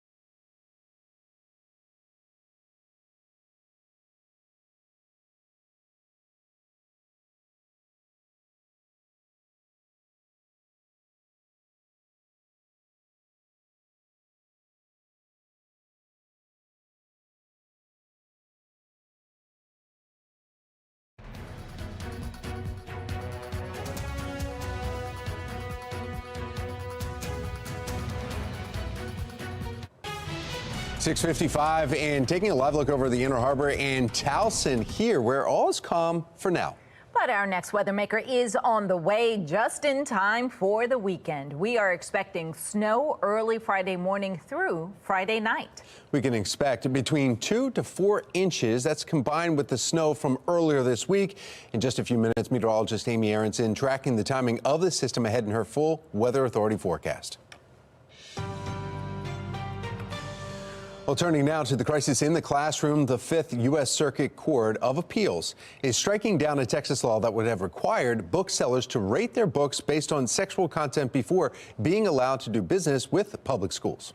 Andrew Freeman, our Sinclair sister station in Austin, has more on what the appellate court has to say this morning. I just love getting lost in it. I love learning things. I'm kind of an information sponge. Joseph Duloc visited Book People Wednesday to find another volume for the collection. I buy a lot of books. My room is basically a library. Customers like Deb Seaman are passionate about their local bookseller. This is the best bookstore I have ever encountered, and I'm from New York. Which joined many other Texas book vendors in a lawsuit to block House Bill 900, also known as the Readers Act. It would have forced them to rate each of their books based on the presence of sexual depictions or references before being able to do business with schools. Booksellers can't be compelled to speak against their will, and that's what the state would be requiring under the book rating system. Lord Prather is with Haynes and Boone, which represented Book People and the other plaintiffs in the lawsuit. We are pleased that the Fifth Circuit recognized that this book rating system would irreparably harm booksellers across the state of Texas. House Bill 900 was authored by Texas State Representative Jared Patterson, who says he's disappointed by the court's decision. In a statement released on the social media platform X, he says in part, book vendors have an obligation to be aware of the content they are distributing, especially if that content is sexually explicit material in the hands of school children. But Prather says they estimate such a bill would have cost Texas bookstores anywhere from $4 million to $500 million. It recognizes the crippling economic impact that this would have on independent business owners who are incredibly involved in their community. Places like Book People. You don't want to buy the books. School districts don't want to buy the books. Leave them out of it. I'm glad it got struck down. While others like Duloc see this as a win in the fight against book censorship. As soon as you start telling people what you can read and what you can't read, you've gone too far. Well, in Maryland, the Carroll County Public School Board has voted to update its policy restricting books and material with sexually explicit content. Aside from certain materials approved for instruction related to family life and human development, the revised policy passed by the Carroll County School Board will restrict access to books or other materials that contain sexually explicit content. Now, the policy defines sexually explicit as, quote, unambiguously describing, depicting, showing, or writing about sex or sex acts in detailed or graphic manner. While some are in support of the policy, others say it leaves a lot up to interpretation. I'm very happy with it. It couldn't have gone better. We had every single member of the board very supportive of the policy, understood understood how necessary it was. One person reading it may have a different interpretation than another, which may result in a loss of very important content in our schools. In a statement from Carroll County Public Schools, they say the general selection criteria for selecting and evaluating materials hasn't changed. Not including sexually explicit content is an existing criteria, but the action by the board further defines it. For more stories about book bans in public schools all across our state, you can head to our website. It's foxbaltimore.com. Governor Wes Moore is unveiling his new budget proposal for the state. Coming up, we break down the numbers and how he plans to address juvenile crime. Former colleagues of DJS Secretary Vincent Schiraldi are raising concerns. Coming up next, hear those concerns and how the governor is responding. And we are taking a brief break from the snow today, but it all returns tomorrow. I've got an updated look at exactly how long the snow will stick around this time and how much we're expecting in your neighborhood in a couple of minutes. Live from WBFF in Baltimore, this is Fox 45 Morning News.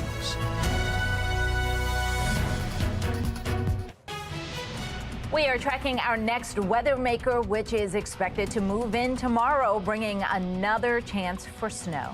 Yeah, taking a live look over our Weather Authority HD radar, which shows that system is moving closer and closer. Will be weather alert tomorrow, as you can expect potential from anywhere from 1 to 3 inches of snow, which could impact any of your travel plans. I don't suppose that purple is for the Ravens on that radar. Well, maybe.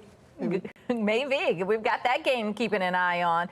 Good morning on this Thursday, January 18th. I'm Patrice Sanders. I'm Tom Rogers. We need to find out exactly how much and how long. Meteorologist Amy Aronson. Yeah, that purple you're seeing, winter weather advisories, they're now in place to our north and to our west. Not here just yet, but I have a feeling later today we'll see some winter weather advisories pop up here too. Today's the calm before that next storm gets here. We're starting off feeling like we're in the teens, so still bundle up this morning, although today should feel a little better than yesterday because temperatures are back above freezing, just by a little bit. We make a run for the mid-30s today. Feels like we're in the low 30s with mostly cloudy skies. Now it's overnight tonight that we'll see the first snow showers return to our region. Coming up in 10 minutes, I'll talk you through the timeline hour by hour and also let you know exactly when we'll see most of the impacts from this next winter weather maker too. Tom, Patrice. Thank you, Amy. Now let's take a look at the Len Stoller traffic network and some of the cameras around the Baltimore region. Really no issues to report. There was a utility issue on 97 and 176, but that's not causing any delays. It looks like everyone else is moving along just fine right now as the volume is starting to pick up this morning. In your Session 2024 coverage in Annapolis today, Baltimore County Delegate Nino Mangione is planning to introduce a bill that would create more transparency from elected leaders when it comes to raising taxes and fees in Maryland. I think citizens obviously have a right to know how their elected officials are voting, and they especially have a right to know whether or not their elected officials are voting to raise taxes or fees. This comes one day after Governor Wes Moore unveils his $63 billion budget proposal. The governor says he's focusing on the future, promising to fully fund the state's blueprint for education, or what is known as the Kerwin Plan. He's allocating $160 million in additional funds for low-income students. The governor announced $1.8 million for small business innovation and research, as you see right here, and then about $500,000 for the Pavel Lepera Innovation Acceleration Grant Program.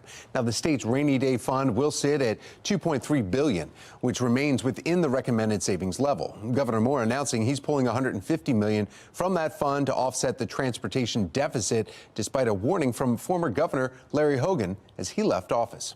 It would be a mistake for the legislature to use its newly expanded budgetary power to return to the old habits of raiding the rainy day fund or recklessly spending down the surplus. Well, the governor says dipping into the rainy day fund won't become a pattern. But taxpayer advocates say taking money from the state's emergency savings is dangerous. If the governor is able to raid the rainy day fund for his pet transportation projects, what's next? What will individual members of the state legislature do, and what will they ask for, and how will they pay for that, potentially through the rainy day fund? Well, the governor's proposal decreases the structural deficit by more than 50%, down to $500 million. The governor's funding plan for the Department of Juvenile Services is a key part of his budget. Shannon Lilly joins us live this morning with what's inside that proposal. Shannon. But we are seeing, Patrice and Tom, more funding go toward public safety with this proposed budget in several areas. One of those areas is to the Department of Juvenile Services, even amid ongoing controversy over the department's effectiveness. But let's take a closer look at how this breaks down here. Governor Moore's proposed budget includes $127 million for local law enforcement agencies, and that is $5 million more than last year. It also includes $10 million for his new Center for Firearm Prevention and Intervention, and an additional $16 million for programming inside the Department of Juvenile Services. But if we put children into a system that makes them more likely to commit crime, we're doing it wrong. Governor Moore says he believes in accountability and consequences for young offenders. But as you just heard there, he also believes in rehabilitation, which is why he's pushing for more funding for programming. He's asking lawmakers to approve $4.4 million to expand DJS's Thrive Academy from 190 juveniles to 300 statewide. He also wants $12 million in new funding for enhanced community services and $3 million in new funding for assisted outpatient treatment. But remember, the budget process is really at this point just getting started. Lawmakers can still shift money around, but they are required, Tom and Patrice, to pass a balanced budget by the end of session. Yeah, so Shannon, have we heard from Republicans on their thoughts about the governor's proposed budget? We have, Tom. In fact, Republicans are out with a statement saying they are glad that we're not seeing an increase in taxes with this proposed budget, but they are warning about the possibility of an increase in fees for some of these proposals. And they also say that the proposal overall does not address or fix the ongoing issues with the budget statewide. Reporting live from City Hall, I'm Shannon Lilly, Fox 45 Morning News. Well, as Shannon just mentioned, the governor is also asking lawmakers for more than $4 million to expand the Thrive Academy within DJS. The program is modeled after Baltimore City's group violence reduction strategy, which provides services and supervision for people who show a potential for violence. The city first launched GVRS in the Western District, which saw more murders than any other district in the city last year. He is copying the wrong answers from the dumbest kids in the class. We can't allow the Thrive Academy to be the substitute for violent individuals who have shown a propensity towards it and think that's the way we deal with them. Well, that brings us to our question of the day. With a looming budget deficit, what should lawmakers do? Raise taxes or shrink government? So far, 92% of people who voted say shrink government. To make your voice heard, head to foxbaltimore.com/vote. In the meantime, Governor Moore is standing by his appointee and the work of DJS Secretary Vincent Schiraldi amid concerns from Schiraldi's current and former colleagues. Vincent Schiraldi was a disaster. I'm telling you, as God is my witness, I could not believe what I saw. I know that I've reached out to him on multiple occasions. Unfortunately, there has been a level of unresponsiveness. Well, this morning, Olivia Dance joining us live with our questions to the governor about those concerns. Olivia. Well, Tom, that's right. Questions continue to surface about the previous job performance of DJS Secretary Vincent Schiraldi, and so do questions about his hiring process. Now those who worked with him last are speaking up. Take a listen. Nobody thought he did a good job. Nobody can say that he improved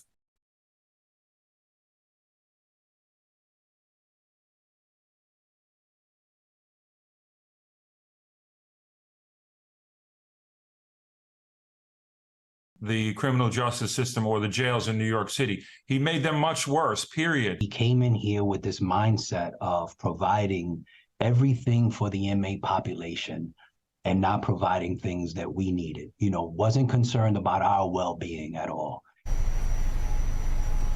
From the New York City councilman who oversaw corrections to the union chief who oversaw correctional officers, both insist that Vincent Schiraldi, who served 7 months as New York City's corrections commissioner, left New York's Rikers Island in critical condition. A year after leaving the New York position, Governor Wes Moore appointed Schiraldi to lead Baltimore's Department of Juvenile Services. For the past week, we've been asking the governor these questions right there on your screen. What steps did the administration take to vet DJS Secretary Vincent Schiraldi? Is Governor Moore aware of the humanitarian crisis that occurred on Rikers Island during Schiraldi's leadership? Are DJS facilities fully staffed? And finally, what actions have the administration taken to ensure public safety? The governor hasn't replied yet, but he has indicated that questions about Schiraldi's past have already been answered. Now, we still have a lot of work to do. But if there's anyone who is up to the job, it's our Secretary of Juvenile Services, Vinny Schiraldi.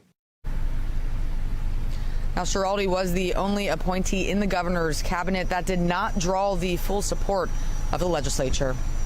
For now, reporting live in Baltimore, I'm Olivia Dance, Fox 45 Morning News.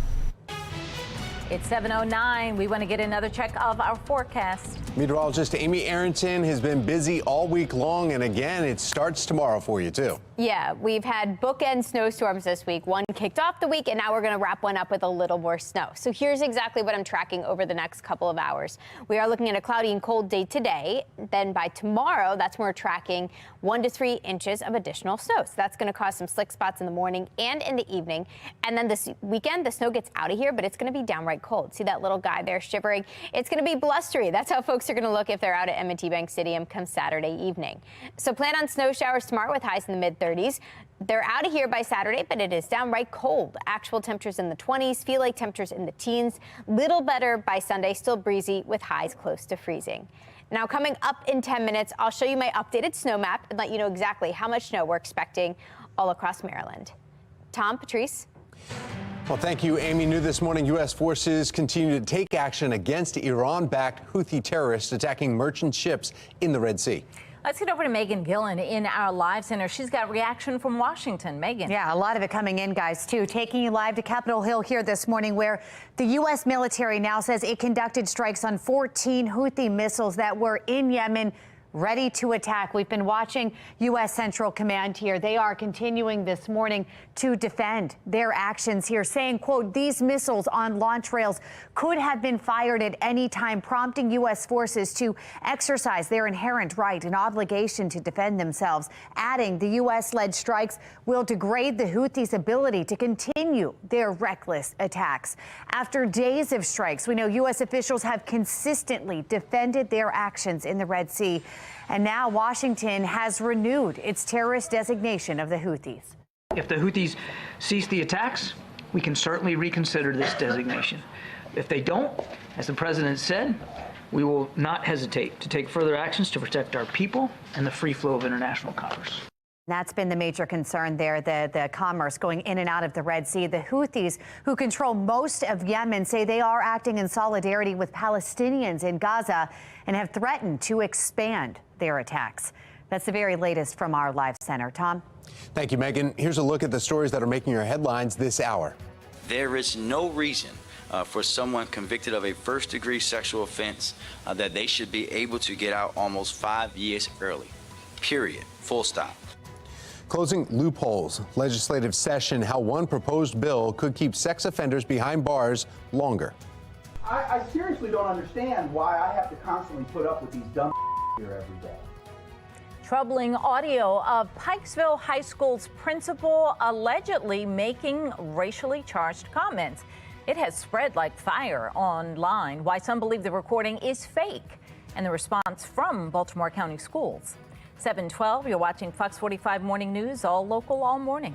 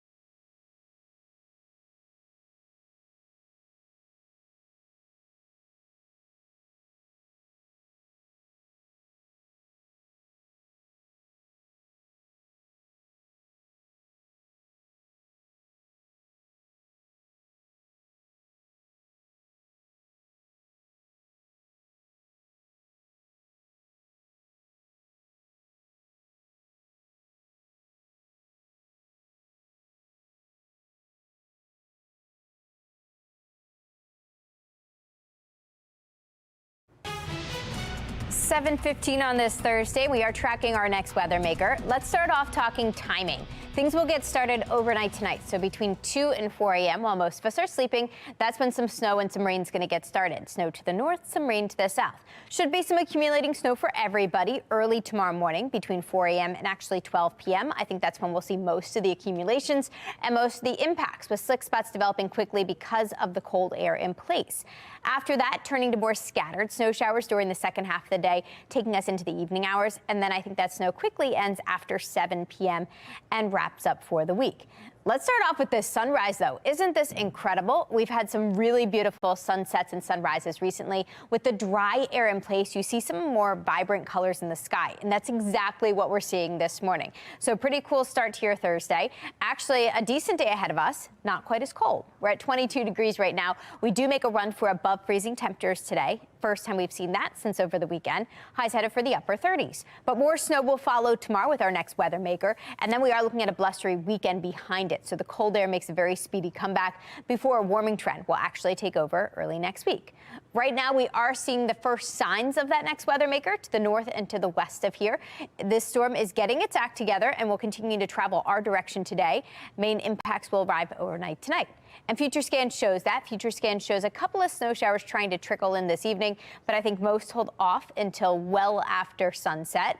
It's early tomorrow morning that we see the snow and the rain showers push in, and then they continue through daybreak tomorrow. So at this time tomorrow, I think it's going to be snowy out there. Snow should be actively falling for your morning drive. And then as we head through the second half of the day, we transition more to scattered snow showers as this system rotates away from us. So stopping the clock close to 8 p.m. tomorrow, you'll notice still some passing snow showers pushing through the Baltimore area, and that means some additional impacts and additional accumulations expected through that point. So here's an updated look at your snowfall totals for tomorrow. Not as much as we saw earlier this week. I think most locations end up with anything from a trace up to 3 inches of snow. Higher amounts right along the northern edge of Maryland, and then numbers drop from there. So 2 to 3 around Baltimore, 1 to 2 if you're south of the city, and if you're in extreme southern Maryland, only a trace to an inch of snow expected. So we are weather alert because of that, because impacts are expected for your morning drive and your evening drive too. Blustery behind that storm system. Actual temperatures in the upper 20s, feel like temperatures in the teens on Saturday. Pretty brutal stuff if you're headed out to M&T Bank Stadium Saturday evening. Sunday looks better though. The sunshine sticks around and temperatures make a run for the low 30s. So a lot happening in your 7-day forecast. Today's the calm before that next weather maker gets here. A winter weather maker means a weather alert for tomorrow due to the potential for 1 to 3 inches of snow. It's cold. It's blustery this weekend, especially on Saturday for the Ravens. Temperatures improve a little bit by Sunday. Baby steps, we're back in the low 30s. And then next week, that's when the real warm up comes. Temperatures are back in the low 40s starting on Monday, and then mid and upper 40s next Tuesday and Wednesday. Back to you. All right, thank you, Amy. Let's take a look at your Lynn Solar Traffic Network here this morning. And there is an incident reported in Towson, the outer loop, 695, right at 24 at 83 northbound. So if you were right at that interchange right there, volume is continuing to build, but right now there's not a ton of backups. In fact, the majority of the maps around the Baltimore region look pretty good. We'll keep you up on any accidents throughout the morning.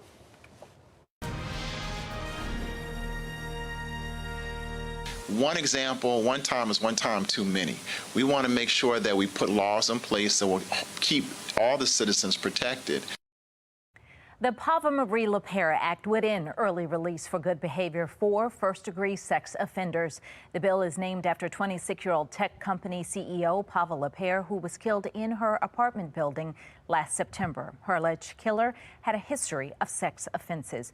Europe C. Morgan, spokesperson for community group Peace, joins us this morning. Good morning. Good morning. So we heard her father speak about this new act, and we just saw the grief, him saying that his daughter's death could have been prevented if the law that's in place was just tweaked a little more, if it was expanded a little more, which is what they're trying to do. But before we get into what this would do, talk about the practice of being able to get out on good behavior. Why is that a thing? How does that work?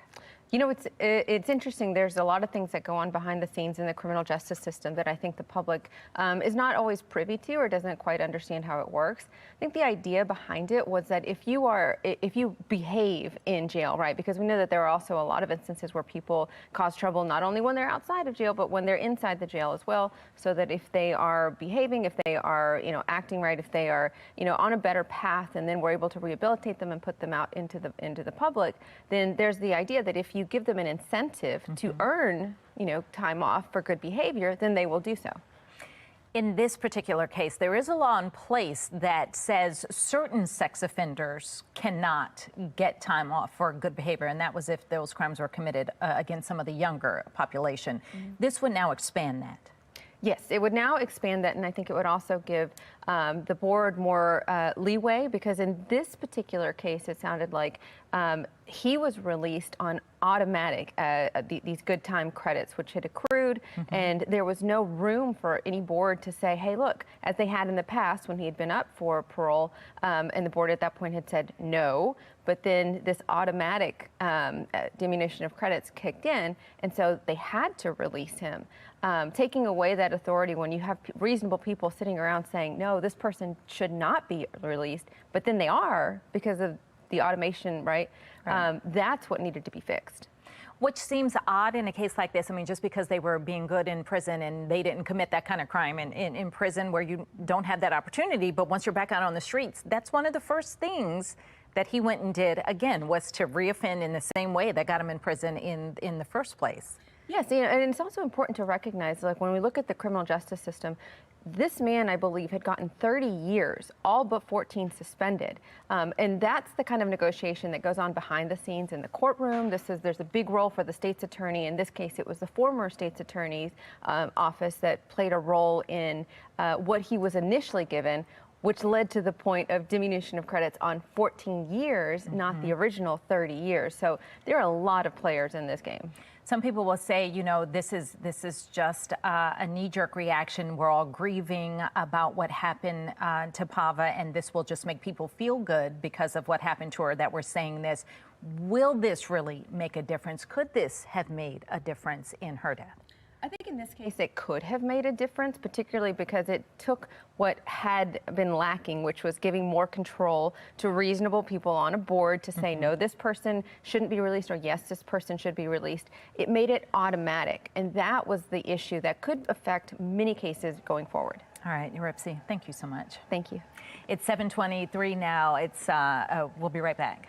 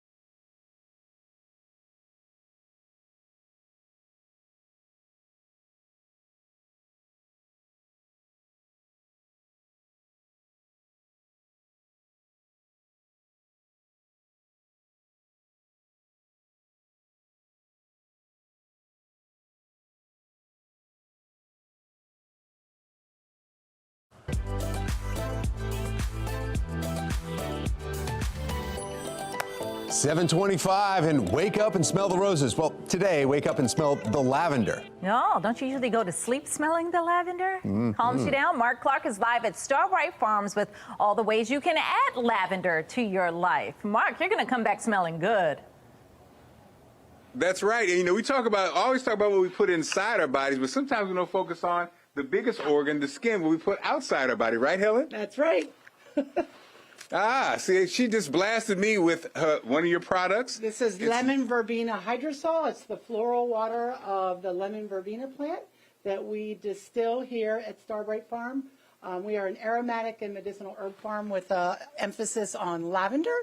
And we grow 24 aromatic and medicinal herbs, which we distill in a copper still like this. Okay. To get the floral waters, which is called a hydrosol, and also for the essential oils, which we use in our skincare products. Now, we say lavender, lavender, lavender, because lavender is so popular, but you guys do a whole bunch We do more a than whole just bunch. lavender, Yeah, right? we are not just little lavender farm. We do a whole bunch more than lavender, although lavender is very, very popular.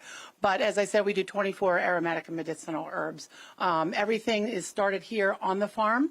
And started from seed in our greenhouse and then planted here, harvested by hand, and processed here on the farm to turn into our products that we sell in our barn market. And for this season, the weekends are the time to come check everything out. Weekends are the time. We are open Saturdays and Sundays from 11 to 4. On the weekends, we also do what's called private pod shopping. Oh, wait a minute. Which was started during COVID.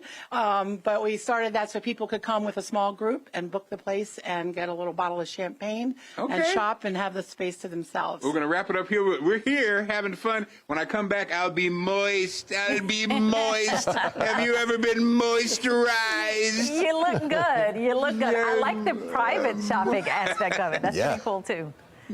Thank you, Mark. If you'd like some more information about how you can get some lavender and a whole lot of other products there at Bright Star Farm, go to foxbaltimore.com/newslinks. A quiet day today ahead of our next winter weather maker. Meteorologist Amy Aronson is tracking the timing, plus how many inches of snow we could see. Jury selection is underway in Marilyn Mosby's second trial. Coming up next, a legal expert explains the possibility of Mosby taking a stand. You're watching Fox 45 Morning News, all local, all morning.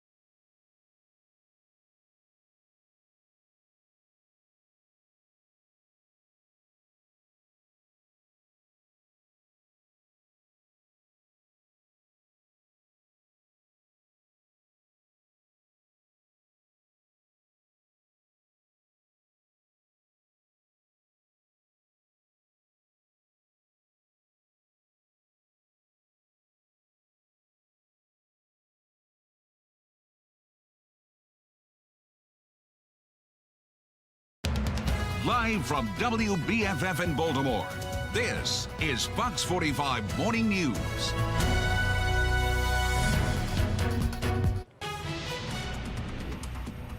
We are tracking our next weather maker, which is expected to move in overnight tonight into and through tomorrow, bringing another chance for snow. You're taking a live look over our Weather Authority HD radar, which shows the system heading our way.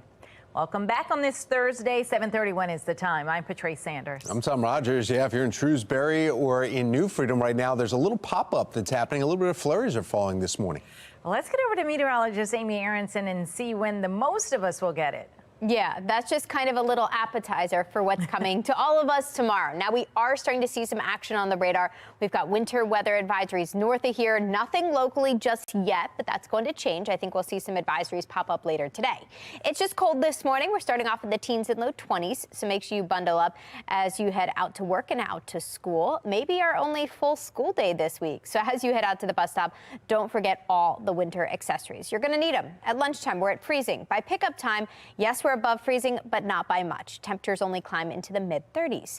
And then overnight tonight, that's when we'll see some snow showers develop here. Coming up in 10 minutes, I'll talk you through the timeline for the snow tomorrow and let you know exactly how much we're expecting by the time we head into the weekend. Tom, Patrice? All right, well, now to the Lynn Stoller Traffic Network. We're taking a live look over Loch Raven Boulevard, where the volume is beginning to pick up. You see it out there as people are up and out on the door this morning. Still no accidents or incidents to report causing that, just people on their way to wherever they're going this morning. Jury selection now underway in Marilyn Mosby's second federal trial. This time, the former Baltimore City State's attorney is facing 2 charges of mortgage fraud.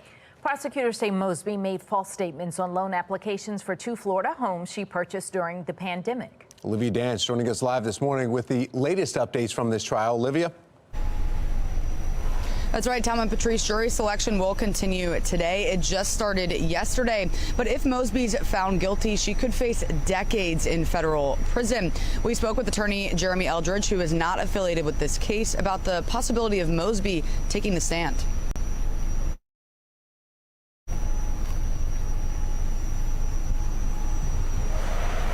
All right, now Mosby already faces up to 10 years in prison after 2 perjury convictions in November. That trial took 10 days, and Eldridge anticipates a similar timeline this time around, depending on if Mosby decides to take the stand. He says if she takes the stand, that itself could be 1.5 to 2 days long, depending on the length of her testimony. Mosby elected not to take the stand in her first trial, but Eldridge thinks that there's a good chance that Mosby or her ex-husband and City Council President Nick Mosby will take the stand this time around. But she won't be sentenced for the perjury charges until the conclusion of this mortgage fraud trial. But for now, reporting live in Baltimore, I'm Olivia Dance, Fox 45 Morning News. Fox 45 News has been following Mosby's legal troubles since they began. You can head to foxbaltimore.com for our complete coverage.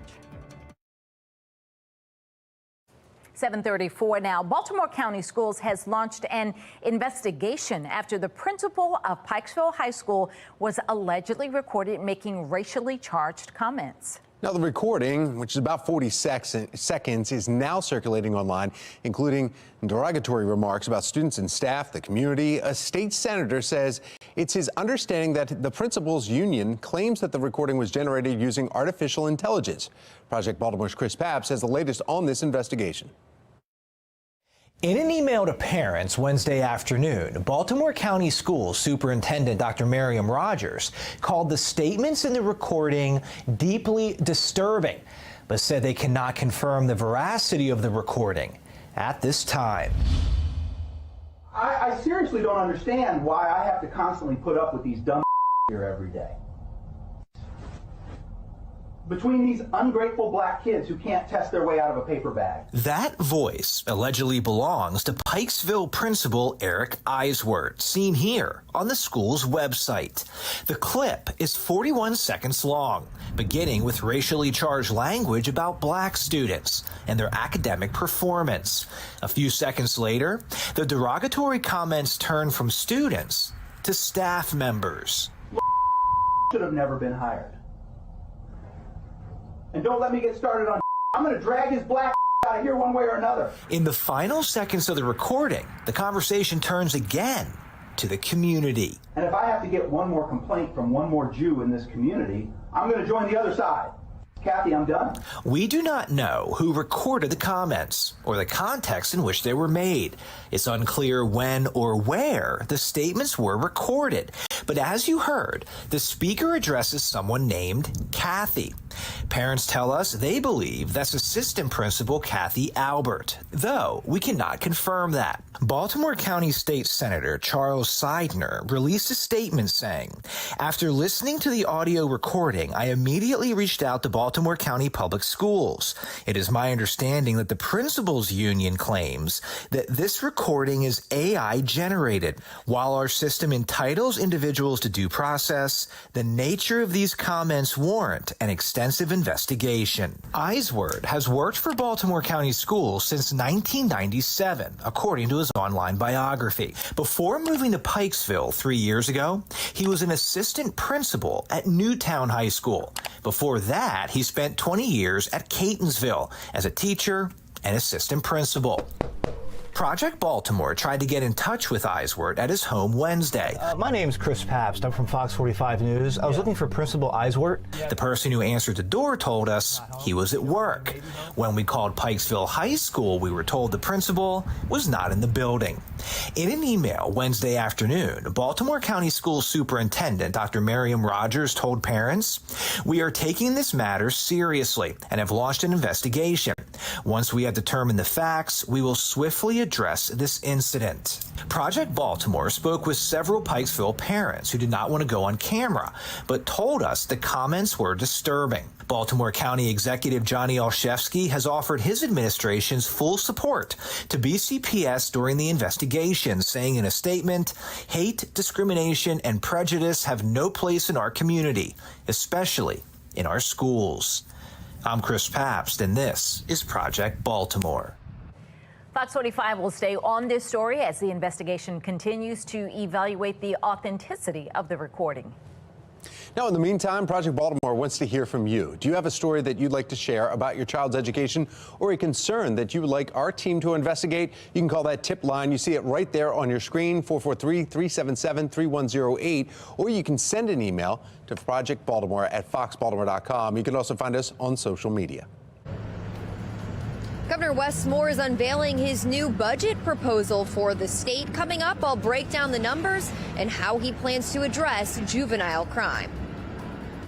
Things are calm and pretty bright right now. This is ahead of our next winter weather maker. Meteorologist Amy Aronson is tracking the timing, plus how much snow we could get.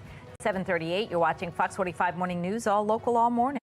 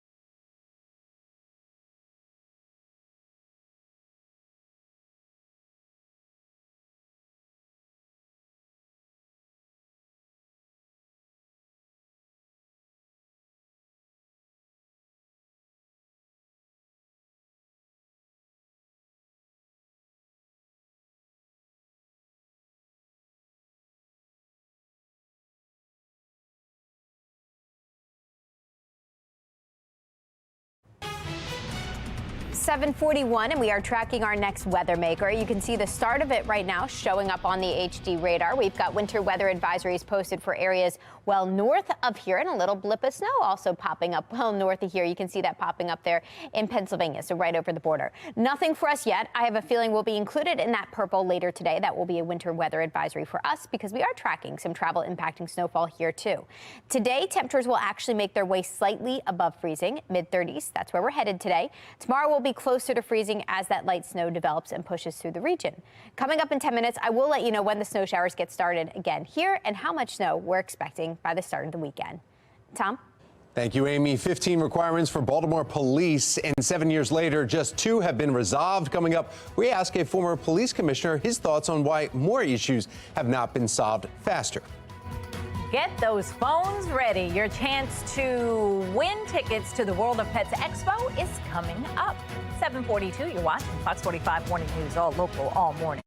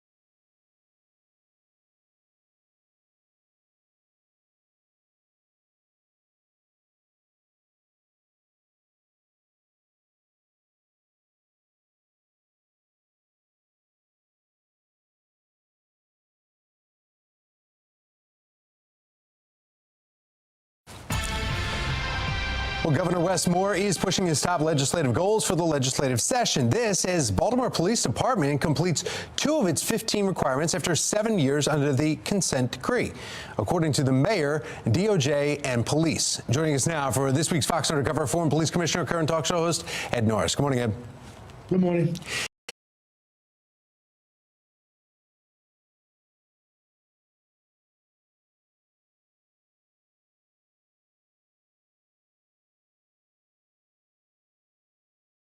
April 2017, there was a board and a list that came out of more than a dozen issues with Baltimore's police department. It pointed out that the board was set in place for the city to follow along these rules and complete the issues however long it took. 7 years later, they've got 2 out of 15 done. Yeah. Seems like it's a very lengthy process to only have completed 2 in 7 years, and you wonder what's the deadline to get this completed. So we're out from under this consent decree.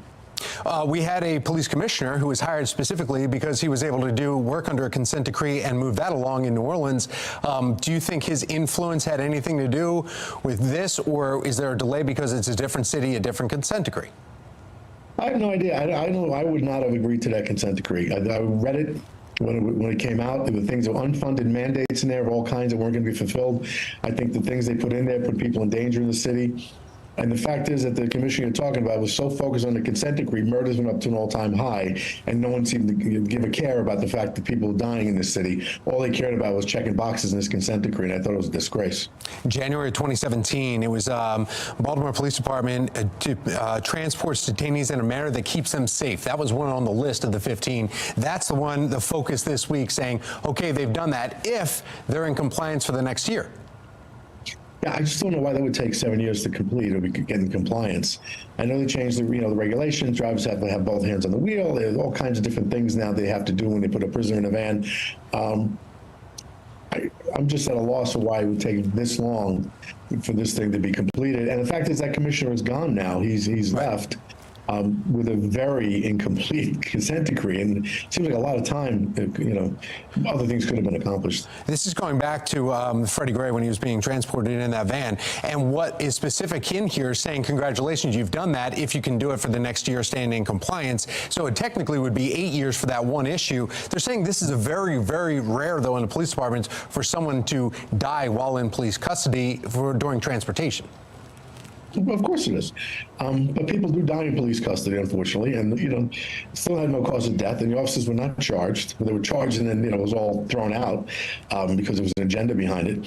But a lot of people who die in police custody have other issues. They got a drug in their system, they have other issues, pre-existing injuries. We just don't know. And I just think it's really unfair to paint the police department this way. Checking one or two items off this list, is that a good thing, or is this actually a negative press conference? Well, it depends how they spin it. I guess they're going to, position it as a good thing where we're actually completing and complying with the consent decree, and we've accomplished these. We've got more to do. My question is, how long are we going to be under this consent decree, and how much longer are the police going to feel like they're constrained? We'll leave it right there. Ed Norris, thank you. You can always hear Ed every morning, Monday through Friday, Sports Radio 105.7 The Fan from 6 to 10 a.m. Now we want to get over to meteorologist Amy Aronson looking at the forecast. And really, Amy, it's about tomorrow, and you see that middle line right there. Yeah, exactly. More snow on the way, 1 to 3 inches on top of what we already have on the ground from earlier this week. This will have an impact on both commutes, so in the morning and in the evening. This morning, it's smooth sailing, at least weather-wise. We're starting off a little chilly, but looking pretty. We can see some clouds starting to work their way in. We're all starting off in the 20s right now, so that's the reason to grab that nice puffy winter jacket as you step out the door. We are dry today, though, but already we can see the signs of our next weather maker. See these snow showers working their way across the Midwest? That's just the start of it, and that's what's traveling our direction next. So for much of today, we are just turning cloudy, staying chilly. Temperatures will briefly get just above freezing in the mid and upper 30s. Some flurries will trickle in this evening, but most of it holds off until overnight. Around 3 in the morning, we see snow showers stream in from the west here. A little bit of chilly rain to actually start down towards Annapolis. And then we're all dealing with some steady snow through tomorrow morning. So for your drive tomorrow, plan on snow falling, creating some slick spots. Looks like we'll see some breaks right around midday, but then some additional snow showers will wrap in on the backside of this system tomorrow evening, creating some additional slick spots then for your commute home. Here's a fresh look at how much snow we're looking at. This is just one forecast model, but I think this gives a decent idea of what we could see tomorrow. Looks like a solid 1 to 2, even 3 inches in some spots across our region. So it's not a ton of snow, but it's falling lightly pretty much on and off throughout the day, and that's what could lead to some slick spots. Here's a closer look at some of the different forecast models and what they're predicting. They're all pretty much in the same range here, anywhere from 1.5 up to 3 inches of snow, and that would be throughout the day tomorrow. Today is just cloudy and chilly. Temperatures in the mid and upper 30s this afternoon, so actually not quite as cold as it has been the past couple of days. Tomorrow you'll notice some steady snow in the morning, some on and off snow showers through the afternoon. Temperatures hanging out right around freezing. So with the cold air in place, any snow that falls won't have any trouble sticking. So I think that's why we will see some slick spots develop for both of your commutes. Once that snow chance gets out of here, it's just cold on Saturday. For the Ravens game, if you're headed to M&T Bank Stadium, layers will be key. We'll start off in the mid-20s at kickoff, feeling like 11 degrees. As the game continues, remember, it's going to be nighttime. It'll be dark in the evening. It's going to get even colder. Temperatures will fall through the low 20s. Feel like temperatures will drop and plummet into the single digits. So we are weather alert tomorrow because of that snow chance. Expect travel impacts and delays and disruptions both in the morning and in the evening. Saturday is just cold and blustery, but it is bright. bright and sunny. Temperatures in the upper 20s. Sunday, still breezy, but a little better. We'll be in the low 30s. And then early next week, that's when we finally improve and see temperatures back in the 40s. We've got a stretch that will actually take us through the mid and upper 40s next Tuesday and Wednesday. Back to you. Thank you, Amy. Let's take a look at your Lynn Solar Traffic Network, and we do have some issues to report. You can see this one here, accident in Gambrills, 97 southbound, right at exit 7. Traffic is slow in that area because of the shoulder, one of the shoulders being closed off there, and the flashing lights. Otherwise, cars are backed up. You see for miles, just barely getting through in that area, and that is in Gambrills. Calling all pet lovers, the World of Pets Expo is coming to the Maryland State Fairgrounds in Timonium, January 26th through the 28th. From dogs and cats to reptiles, birds, even some bunnies in there. We will find all of them if you head out there. And if you want to go for free, you just call the number right there on your screen. That's 410-469-8308. Caller number 10 right now wins 4 tickets worth $56. Would you bet on yourself to stay off your phone for a month? How much one company is willing to pay for a true digital detox? And who will take the stage at Coachella 2024? A rundown of this year's lineup coming up next. But before we get to that, you know what? We need a little bit more caffeine. We do, a lot more caffeine. It's time for a coffee break.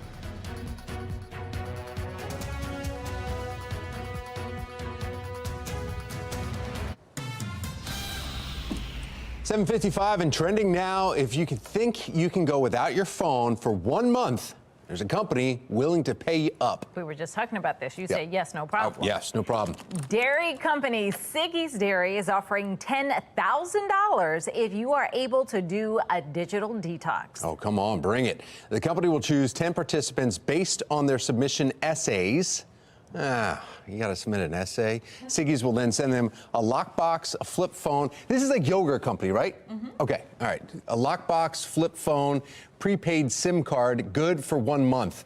Do you get to eat yogurt? Like, what's the connection? If you win, Oh, they send you $10,000 and some of their yogurt. Yogurt for life? No, I think it was like 60. What if you put your smartphone in yogurt so you can't use it? I think that ruins it. If you're interested, though, you can sign up on their website. You have until January 31st. I think you should do it. I definitely will do it, but I need some AI to help me with that essay. A Chuck E. Cheese game show is now in the works. Of course it is. The company announcing the show will be based on the arcade experience, but for adults. Because those creatures were for adults because the kids were all scared anyway. All right, so it will feature participants facing off in supersized games, including air hockey, pinball, and the human claw. This sounds fun, actually. Oh, yeah. The team with the most tickets will get a chance to exchange them for prizes. Details about when and where the show will air have not yet been announced. Coachella Music Festival has released their 2024 lineup, and there is no doubt you're going to want to get tickets. Yeah, Lana Del Rey, Doja Cat, and Tyler, the Creator, are all set to headline at this event. Plus, no doubt, the scat punk rock band with Gwen Stefani will reunite and perform for the first time since 2015. The Desert Music Festival will return for 2 consecutive weekends on April 12th through the 14th and April 19th through the 21st of this year. I'm Googling scat punk right now, trying to figure out what that means. All right. We are keeping you weather aware this morning ahead of tomorrow's weather alert. A beautiful start today. That's going to change in 24 hours, less than 24 hours. Meteorologist Amy Aronson tracking our next weather maker. Its potential to bring more snow. It's got the rake. And on the Starbright Urban Lavender Farm this morning, we're going to have a little tea. We're going to get into some of the amazing products they have for your skin and for your body. Talk about it coming up on Fox 45 Morning News, all local, all morning long.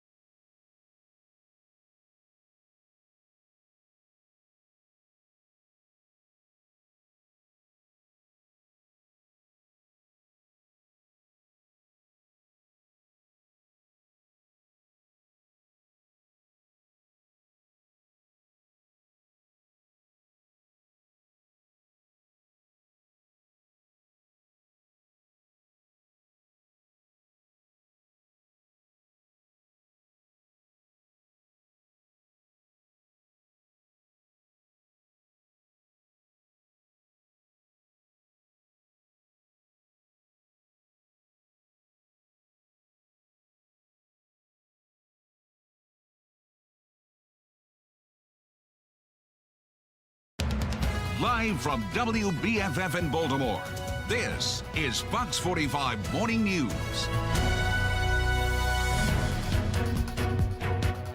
Good morning on this Thursday, January 18th, the calm before another snow comes our way. I'm Patrice Sanders. I'm Megan Gillen, getting the kids out the door now because tomorrow, who knows? We don't know. We've got meteorologist Amy Aronson, and she is looking at what is coming our way. Yeah, today, potentially the only full day of school this week. We'll see. We are tracking more snow come tomorrow, so that could have an impact on getting to school, getting to and from school. This morning, it's cold. Wind chill temperatures currently in the teens across our region, so it is still chilly out there, but should feel just a little bit better this afternoon. Mid-30s today. That's where we're headed. First time back above freezing since Sunday. Now, it is going to turn cloudy today as that next weather maker pushes in from the west, and eventually we're tracking some snow showers, but I think most will hold off until well after midnight. So overnight tonight, we see them move back into the region, and that's going to have an impact on your drive tomorrow morning. Coming up in 10 minutes, we'll take a closer look at the timeline for the snow, and I'll let you know exactly how much we're expecting tomorrow, too. Patrice? All right, Amy, thank you. Looking now at our Lynn Stoller traffic network, and we're taking a look at an accident that was reported in Towson on the inner loop. This is at 695 in York Road. Right now, you're seeing stop and go traffic. It's all the way back to Reisterstown Road. There are a number of backups across the Beltway, so you may want to choose an alternate route as you're heading out the door this morning, but just give yourself plenty of time to get where you're going. In your Session 2024 coverage in Annapolis today, Baltimore County Delegate Nino Mangione is planning to introduce a bill that would create more transparency from elected leaders when it comes to raising taxes and fees in Maryland. I think citizens obviously have a right to know how their elected officials are voting, and they especially have a right to know whether or not their elected officials are voting to raise taxes or fees. It comes one day after Governor Wes Moore unveiled his $63 billion budget proposal. One of the key investment areas is public safety. Shannon Lilly joining us live this morning with more on what's inside that proposal. Shannon?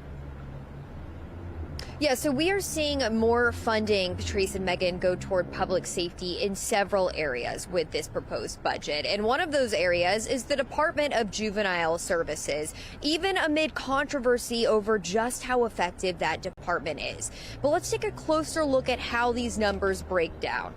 Governor Moore's proposed budget includes $127 million for local law enforcement agencies, and that is $5 million more than last year. It also includes $10 million for his new Center for Firearm Prevention and Intervention, and an additional $16 million for programming inside the Department of Juvenile Services. But if we put children into a system that makes them more likely to commit crime, we're doing it wrong. Governor Moore says he believes in accountability and consequences for young offenders. But as you just heard there, he also believes in rehabilitation, which is why he's pushing for more funding for programming specifically. He's asking lawmakers to approve $4.4 million to expand DJS's Thrive Academy from 190 juveniles to 300 statewide. He's also asking for $12 million in new funding for enhanced community services and $3 million in new funding for assisted outpatient treatment. But remember, this budget process is really just starting. Lawmakers can still shift money around, and they are required, Patrice and Megan, to pass a balanced budget by the end of this session. Shannon, have we heard from any Republicans on their thoughts about the governor's proposed budget? Yeah, we have, Patrice. In fact, Republicans are out with a statement saying they are glad that there are no tax increases, but they are warning of potential fee increases to pay for some of these proposals. And they also say that this proposal overall does not fix the budget issues in the state. Reporting live from City Hall, I'm Shannon Lilly, Fox 45 Morning News. 8:05 now. Governor Moore is standing by the work of DJS Secretary Vincent Schiraldi amid concerns from Schiraldi's current and former colleagues. Vincent Schiraldi was a disaster. I'm telling you, as God is my witness, I could not believe what I saw. I know that I've reached out to him on multiple occasions. Unfortunately, there has been a level of unresponsiveness. Olivia Dance joins us live now with our questions to the governor about those concerns. Olivia. Yeah, questions continue to surface about the previous job performance of DJS Secretary Vincent Schiraldi, and so do questions about his hiring process. But now those who worked with him last are speaking up. Take a listen. Nobody thought he did a good job. Nobody can say that he improved the criminal justice system or the jails in New York City. He made them much worse, period. He came in here with this mindset of providing everything for the inmate population and not providing things that we needed. Wasn't concerned about our well-being at all. From the New York City councilman who oversaw corrections to the union chief who oversaw correctional officers, both insist Vincent Schiraldi, who served 7 months as New York City's corrections commissioner, left New York's Rikers Island in critical condition. A year after leaving the New York position, Governor Westmore appointed Schiraldi to lead Baltimore's Department of Juvenile Services. For the past week, we've been asking the governor these questions right there on your screen. What steps did the administration take to vet DJS Secretary Vincent Schiraldi? Is Governor Moore aware of the humanitarian crisis that occurred on Rikers Island during Schiraldi's leadership? Are DJS facilities fully staffed? And finally, what actions have the administration taken to ensure public safety? The governor hasn't replied yet, but has indicated that questions about Schiraldi's past have already been answered. Now, we still have a lot of work to do. But if there's anyone who is up to the job, it's our Secretary of Juvenile Services, Vinny Schiraldi. Now, Schiraldi was the only appointee in the governor's cabinet that did not draw the full support of the legislature. But for now, reporting live in Baltimore, I'm Olivia Dance, Fox 45 Morning News. All right, Olivia, thank you. New this morning, U.S. forces continue to take action against Iran-backed Houthi terrorists attacking merchant ships in the Red Sea. Let's get over to Tom Rogers in our live center. He's got reaction from Washington. Tom. Yeah, connected right here with Gaza, Israel. And this is, again, a live shot from the border there in right along that border with Palestine. So we also want to show you exactly what's going on with Capitol Hill, taking you to D.C. And you can see the Capitol this morning here, where the U.S. military now says it's conducted strikes on 14 Houthi missiles that were in Yemen ready to attack. Now, U.S. Central Command continuing to defend its actions here this morning. In fact, they're even posting this here to X, writing, these missiles on launch rails could have been fired at any time, prompting U.S. forces to exercise their inherent right and obligation to defend themselves. They go on adding, though, as well, too, in this big statement, adding the U.S.-led strikes will degrade the Houthis' ability to continue their reckless attacks. After days of strikes, U.S. officials have consistently defended their actions in the Red Sea, and now Washington has renewed its terrorist designation back on that list of the Houthis. If the Houthis cease the attacks, we can certainly reconsider this designation. If they don't, as the president said, we will not hesitate to take further actions to protect our people and the free flow of international commerce. Well, you just heard John Kirby there. The Houthis, who control most of Yemen, say they are acting in solidarity with Palestinians in Gaza and have threatened to expand their attacks. On another front, just hours ago, Pakistan just sent retaliatory missiles to its neighbor Iran after Iran apparently attacked them with missiles yesterday. Reports suggest that both strikes killed children on both sides. 8:09 is the time, and that's the latest from our live center. Coming up, some lawmakers are questioning the city's crime safety strategy. Stay tuned for a look at what critics are saying and their thoughts on how public safety funding is being deployed. And Governor Moore's budget plan is here. Stay with us for more on how the governor plans to decrease spending while dipping into the state's rainy day fund. And we're looking at the quiet before the next winter weather maker today. We are tracking the potential for 1 to 3 inches of snow tomorrow. I've got an updated look at the timeline of this system in just a couple of minutes. It's 8:10. You're watching Fox 45 Morning News, all local, all morning.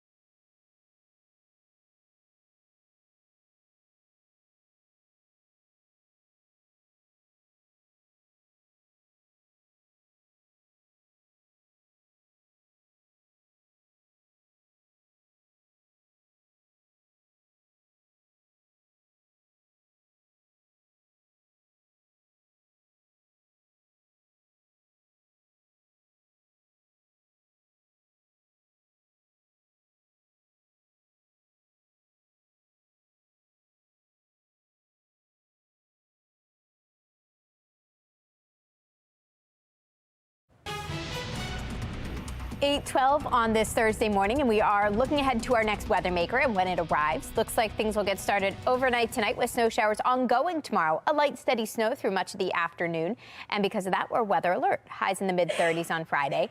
Saturday, the snow is gone, but the cold is back. It's going to be blustery on Saturday, so that 27 degrees does not tell the full story. It's going to feel more like we're in the teens. By Sunday, still breezy, but still sunny too, with highs closer to freezing. Now, coming up in 10 minutes, we're really going to talk about Friday. I've got an updated look at the timeline of the system and how much snow we're expecting too. Megan, Patrice. All right, Amy, thank you. Here's a look at your headlines coming up in the next 20 minutes. Jury selection begins today in the second federal trial of former Baltimore State's Attorney Marilyn Mosby. Just ahead, we're going to have an update on the proceedings and a look at what she's facing. And a deep dive into Governor Moore's budget proposal. After the break, we're looking at how the governor is tackling the deficit and improving transportation. 8:14, you're watching Fox 45 Morning News, all local, all morning.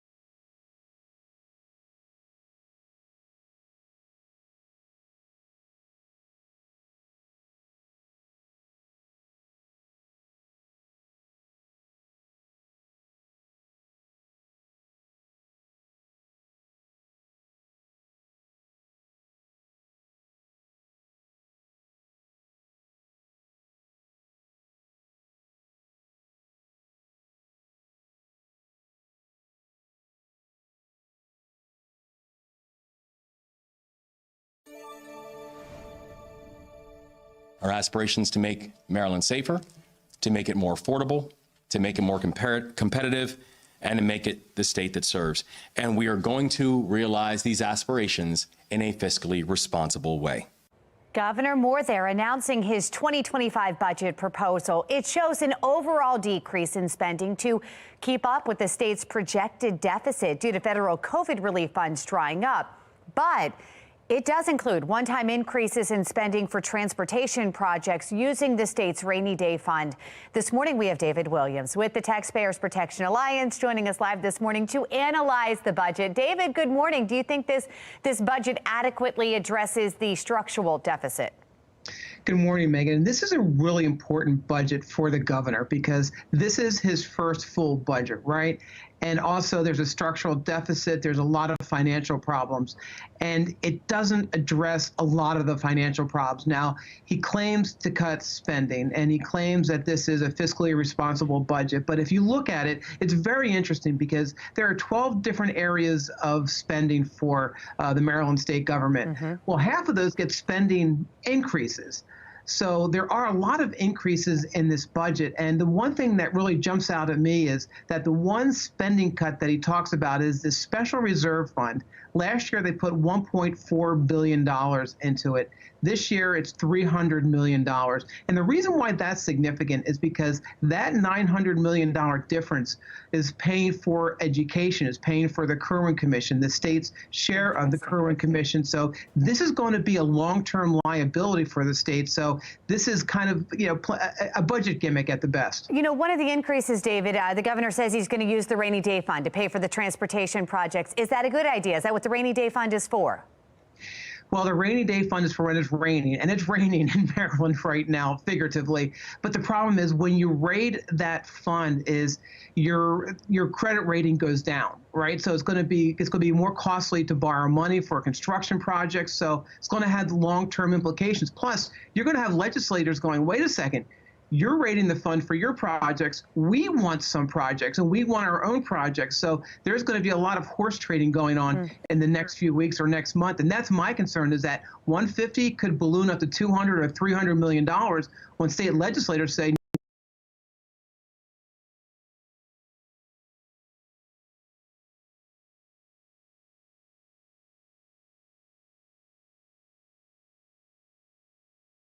I want a project in my district or my part of the state.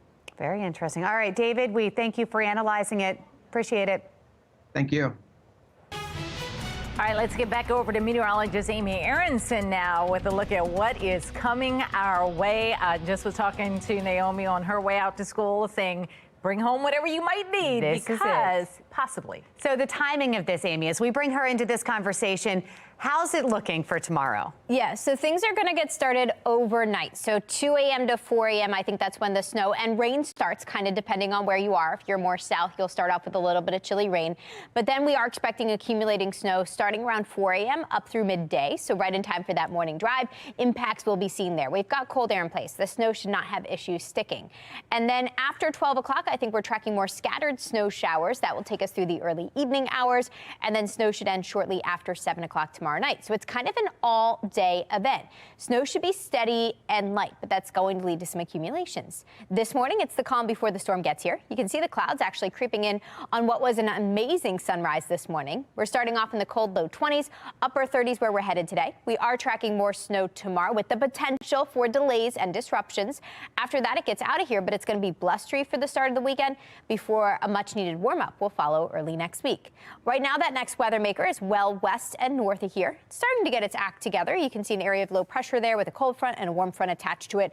That's going to slip our direction over the next 24 hours and send us that chance for snow. So I was just updating our future scan here to give you a better idea of the timing. You'll notice today we're just cloudy. We don't see much of anything until well after midnight tonight. That's when we start to see these showers push in from the south and from the west. So by early tomorrow morning, we're starting off with this light snow. This would be the scene right around 7 a.m. tomorrow. We all start off with that steady light stuff, and it will continue through about midday. After that, we get more scattered snow showers on the back side of things as we head through tomorrow evening, and then we're done with it. So here's a fresh look at how much snow we're expecting from this system. It's not a ton. If you're more to the south, a little less. If you're more to the north, a little more. The highest amounts will be seen right along the Pennsylvania-Maryland border. Most locations, I think we're talking a solid 2 to 3 inches throughout the day tomorrow. So because of that, weather alert will have an impact on your morning drive and your drive home in the evening, too. After that, it's blustery for the start of the weekend. We've got a mix of clouds and sun on Saturday, so definitely a drier day. Highs in the upper 20s, feel like temperatures only in the teens. Bundle up if you're headed to the Ravens game Saturday afternoon. By Sunday, a little better. We're back close to freezing. We've got a nice dry stretch coming up, though, after tomorrow's weather alert, so things will quiet down for quite some time. And we're actually tracking a warm-up. We're back in the 40s Monday and Tuesday, and then we are flirting with 50 by next Wednesday. That comes in with a chance for scattered rain showers by the end of the 7-day. Megan, Patrice. All right, taking a look now at the Lynn Stoller traffic network. An incident in Towson is causing slowdowns. Look at this. This is 695, the inner loop right near York Road. Inner loop traffic is backed up all the way to Reisterstown Road, but this incident also causing slowdowns on the outer loop, with traffic in Towson backed up to Parkville. So through that stretch is going to take some time. Find an alternate if you can, or head out now. 8:22, you're watching Fox 45 Morning News, all local, all morning.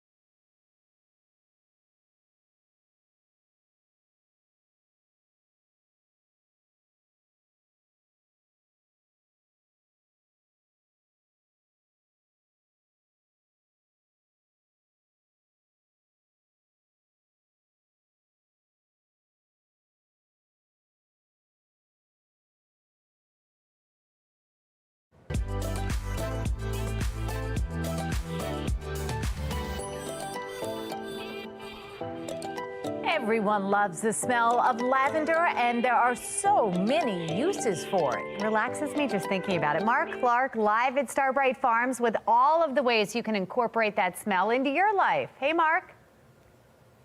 What's up, guys? We have herb, we have lavender, we have a lot of things here. In fact, we're going to start off with a little tea. More tea, please. We have this. Now, which is this? Which tea is this? This is called Mint Medley. It is a mixture of peppermint and spearmint. All of our herbs that we blend our tea with are certified organic. We start our herbs on the farm. Peter, our son, is our farmer, and he plants everything, harvests it, and then we dry it, and then we blend the teas based on both flavor profiles and what they are good for in your body. I love it. You know, again, so not just the lavender, not just the herbs. You got the tea. You got, when you look around, again, this place is amazing, you know, from healthy herbs and healthy, what do you call them, tinctures? Tinctures, and oil infusions. So yes, so we infuse carrier oils with our herbs, our dried herbs, and then that infuses the benefits of that herb into the oil, and then we use them in skincare products. Grown right here, grown right here. So again, for people who want to come out and check this out, you said they need to call in. For the weekend, don't just show up, you need to call and make an appointment, right? Well, no, for the weekends we're open from 11 to 4. Okay. On the weekends in the winter. Okay. Or by appointment. Or by appointment. Yes. More tea, please. More tea, thank you. It brings out his accent. All right. We're going to put information on our website for tea on foxbaltimore.com/newslinks. All right, well, coming up, good news for students. Another winter storm is on the way. Just ahead, we have more on what's blowing through in your Weather Authority forecast. One city councilman raising alarm bells after a 17-year-old was shot in his district. The changes, he says, are needed now. You're watching Fox 45 Morning News, all local, all morning.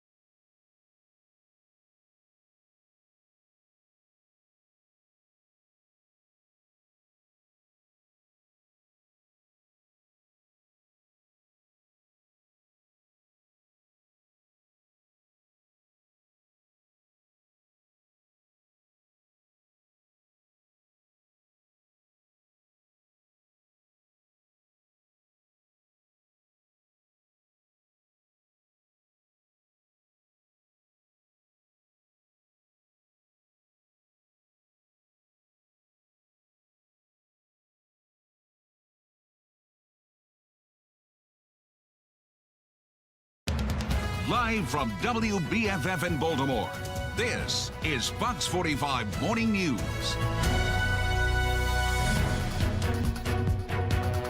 Welcome back to Fox 45 Morning News on this Thursday, January 18th. I'm Megan Gilland. I'm Tom Rogers, and it's a calm day. In fact, a lot of kids, you actually have a full day of school. Yay! The one and only maybe this week. Right, yeah, because there's some more snow heading our way. Meteorologist Amy Aronson timing it out for us. Yeah, and I do have an update. We are now looking at a winter weather advisory for tomorrow. So that's all the purple you're seeing appearing on the map behind me. And here's a closer look at it. So yeah, purple for Purple Friday tomorrow. Pretty appropriate. This will kick off at 4 in the morning tomorrow and take us through 7 o'clock in the evening due to the potential for 1 to 3 inches of snow across much of our region. And that's going to cause some slippery conditions on the roadways. Some slick spots expected both tomorrow morning and tomorrow evening too. So today is the calm before that gets underway. We're starting off chilly, low 20s in most spots right now. As you head through the remainder of the morning, it's just going to be overcast and cool with temperatures in the mid 30s today. Now tomorrow we're going to throw some snow showers back into the mix. I've got an updated look at the timeline of this system and what it means potentially for school tomorrow in just about 10 minutes. Megan, Tom. Thank you, Amy. We want to take a look now at your Lynn Solar Traffic Network here. There's multiple incidents around the area. You can see all the red markers there. One of them is in Towson, causing some slowdowns. It's 695's inner loop right at York Road, and that's causing some backup all the way through to Reisterstown Road. This incident also causing slowdowns on the outer loop with traffic in Towson all the way through Kearney, basically over to 695. You're backed up. We also have right now 95 south Fort McHenry Tunnel and the first bore there's a disabled vehicle. That's the right one. The left lane's getting by, but it is causing some backups. The last backup that we need to tell you about is an incident 295 south is BW Parkway right at Arundel Mills Boulevard. There's 2 vehicles involved there. It's blocking 1 lane, so it's causing a slowdown if you're heading south on BW Parkway and I believe that was near Gambrels. Let me take a quick look right here. That is Arundel Mills Road, so it's right there where that incident's happening. Think about, all the young people that live here in our community in reference to walking in the community and just not being safe. Continuing coverage this morning, Baltimore City Councilman Antonio Glover, you heard him there, saying that city leaders need to take stronger action against youth crime after a 17-year-old was shot in his district. The councilman is now addressing his concerns over the city's crime strategy and programs like Safe Streets. Shannon Lilly joining us live this morning in front of City Hall with the changes that Glover wants to see. Shannon? Yeah, so there are a few changes, Tom and Megan, that Councilman Glover wants to see, and one of those is more transparency within any agency that's getting taxpayer dollars. He also wants to see lawmakers really hone in on juvenile crime, especially in the city, and here's how. Bottom line is that we got to get it done in Annapolis. I don't know if it is stricter laws. What I do know is that I think monies need to go into more programming for our young people. That's where I stand. Councilman Glover's comments there come after a 17-year-old was shot in the face right here in his district on Harwell Avenue near Erdman Avenue in East Baltimore.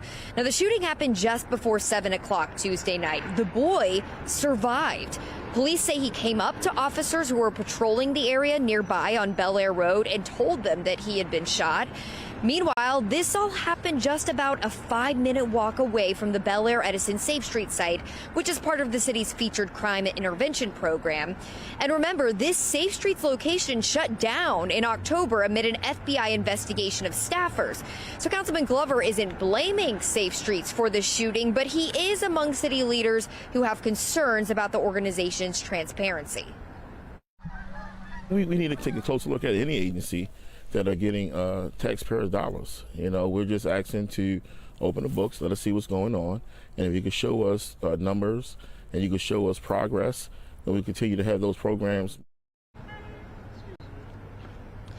Now, regarding the shooting of that 17-year-old boy, at this point there is no word from police on what led to that shooting, and also no word on any arrests made. Reporting live from City Hall, I'm Shannon Lilly, Fox 45 Morning News. Thank you, Shannon. 8:35 now, and this is not the first time Glover has been critical of the Safe Streets program. Following the Brooklyn Date mass shooting, the Baltimore City Council held a number of hearings on the city's response to that shooting. Now, during those hearings, City Council members questioned the mayor's Office of Neighborhood Safety and Engagement about the 5 mediations that it says Safe Streets workers were conducted before the shooting. and why those workers left the block party without alerting police of any potential threats. Glover was not satisfied with Monzi's answers. I think that until we start to see transparency in data, I think that money should be held to a halt.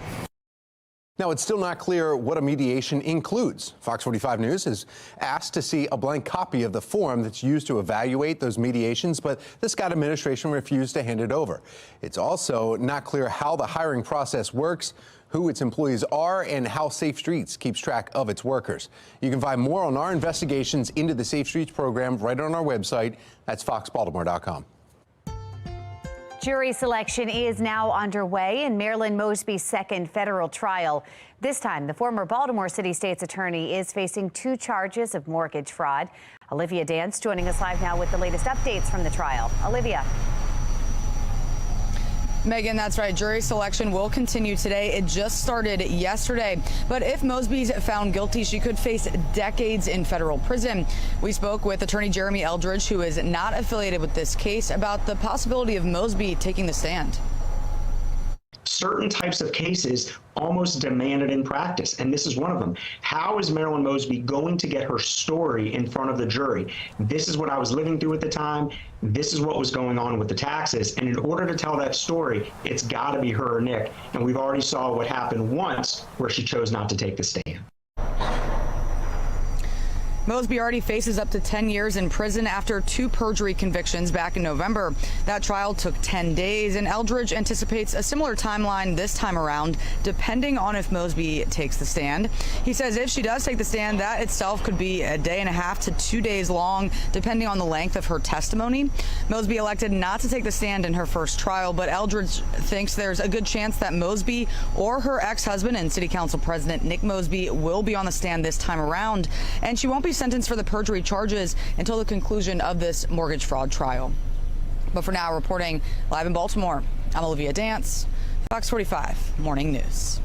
All right, Olivia, thank you. Fox 45 News has been following Mosby's legal troubles since they began. You can head to foxbaltimore.com for our complete coverage. Coming up in our 9 o'clock hour, an organization helping men become better fathers. Ahead, we're looking at their mission and how they hope to empower and inspire men to perform a more active role in their families and communities. Oh, and while Tuesday's winter storm has gone, leaving us some leftover snow, another one is headed our way. Stay with us for meteorologist Amy Aronson and our next weather maker. 8:38's the time. You're watching Fox 45 Morning News. All local. It feels warm all morning.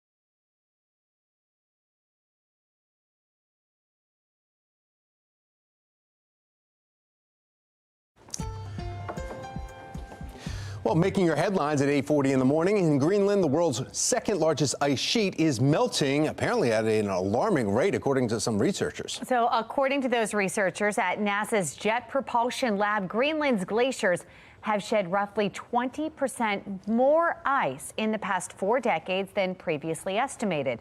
That amounts to nearly 2,000 square miles of ice, which covers an area roughly the size of Delaware. Now, most of the ice loss comes from below sea level, meaning that it won't have a direct impact on the sea level rise. However, scientists are warning that the influx of fresh water will affect underwater currents and habitats in the Atlantic Ocean.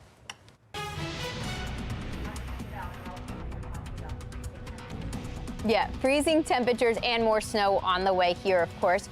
8:41, and let's take a look at what to expect for the rest of your day. Temperature-wise, actually a little better today, so we will see some warming. We're back in the mid-30s, back above freezing for the first time since Sunday. And then tomorrow we're back near freezing, and that's as our next weather maker moves in. Here's the latest on that system. Arrives overnight tonight and will wrap up by tomorrow evening. We're looking at 1 to 3 inches of snow. Doesn't seem like a lot, but enough to create slick spots during both your morning drive and your evening drive tomorrow. Coming up in 10 minutes, I've got an updated look at the timeline of that system, and I'll also break down exactly how much snow we're expecting in your neighborhood. Megan, Patrice. All right, Tom, Amy, thank you. Here's a look at your headlines coming up in the next 20 minutes. Yeah, in fact, coming up, a yogurt company, and get this, wants you to ditch your phone. Now, I'm thinking of throwing it in the yogurt. I'm not sure. We're still trying to connect that. But why they are asking consumers to lock up their device and the delicious reward they are offering if you do it. And we have Irish music right here in studio. Stick around after the break for a live performance coming up and a look at how an organization is bringing Irish music to children. It's 8:42 now on Fox 45 Morning News. All local, all morning.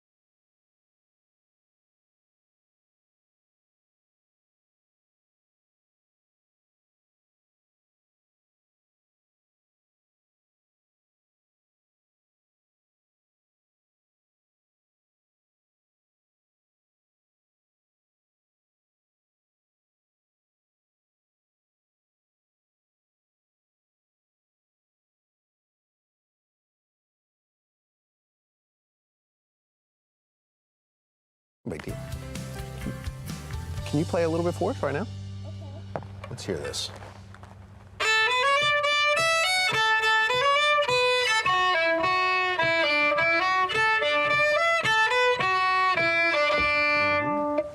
Look at you, Jade. All right, that was just a little bit, just a sample from this 9-year-old. From the whistle to the harp to the classic fiddle, as you just heard, local music school is teaching all of the classic Irish instruments and traditions. And joining us this morning, Executive Director of the Baltimore Irish Music School, Richard Osmond.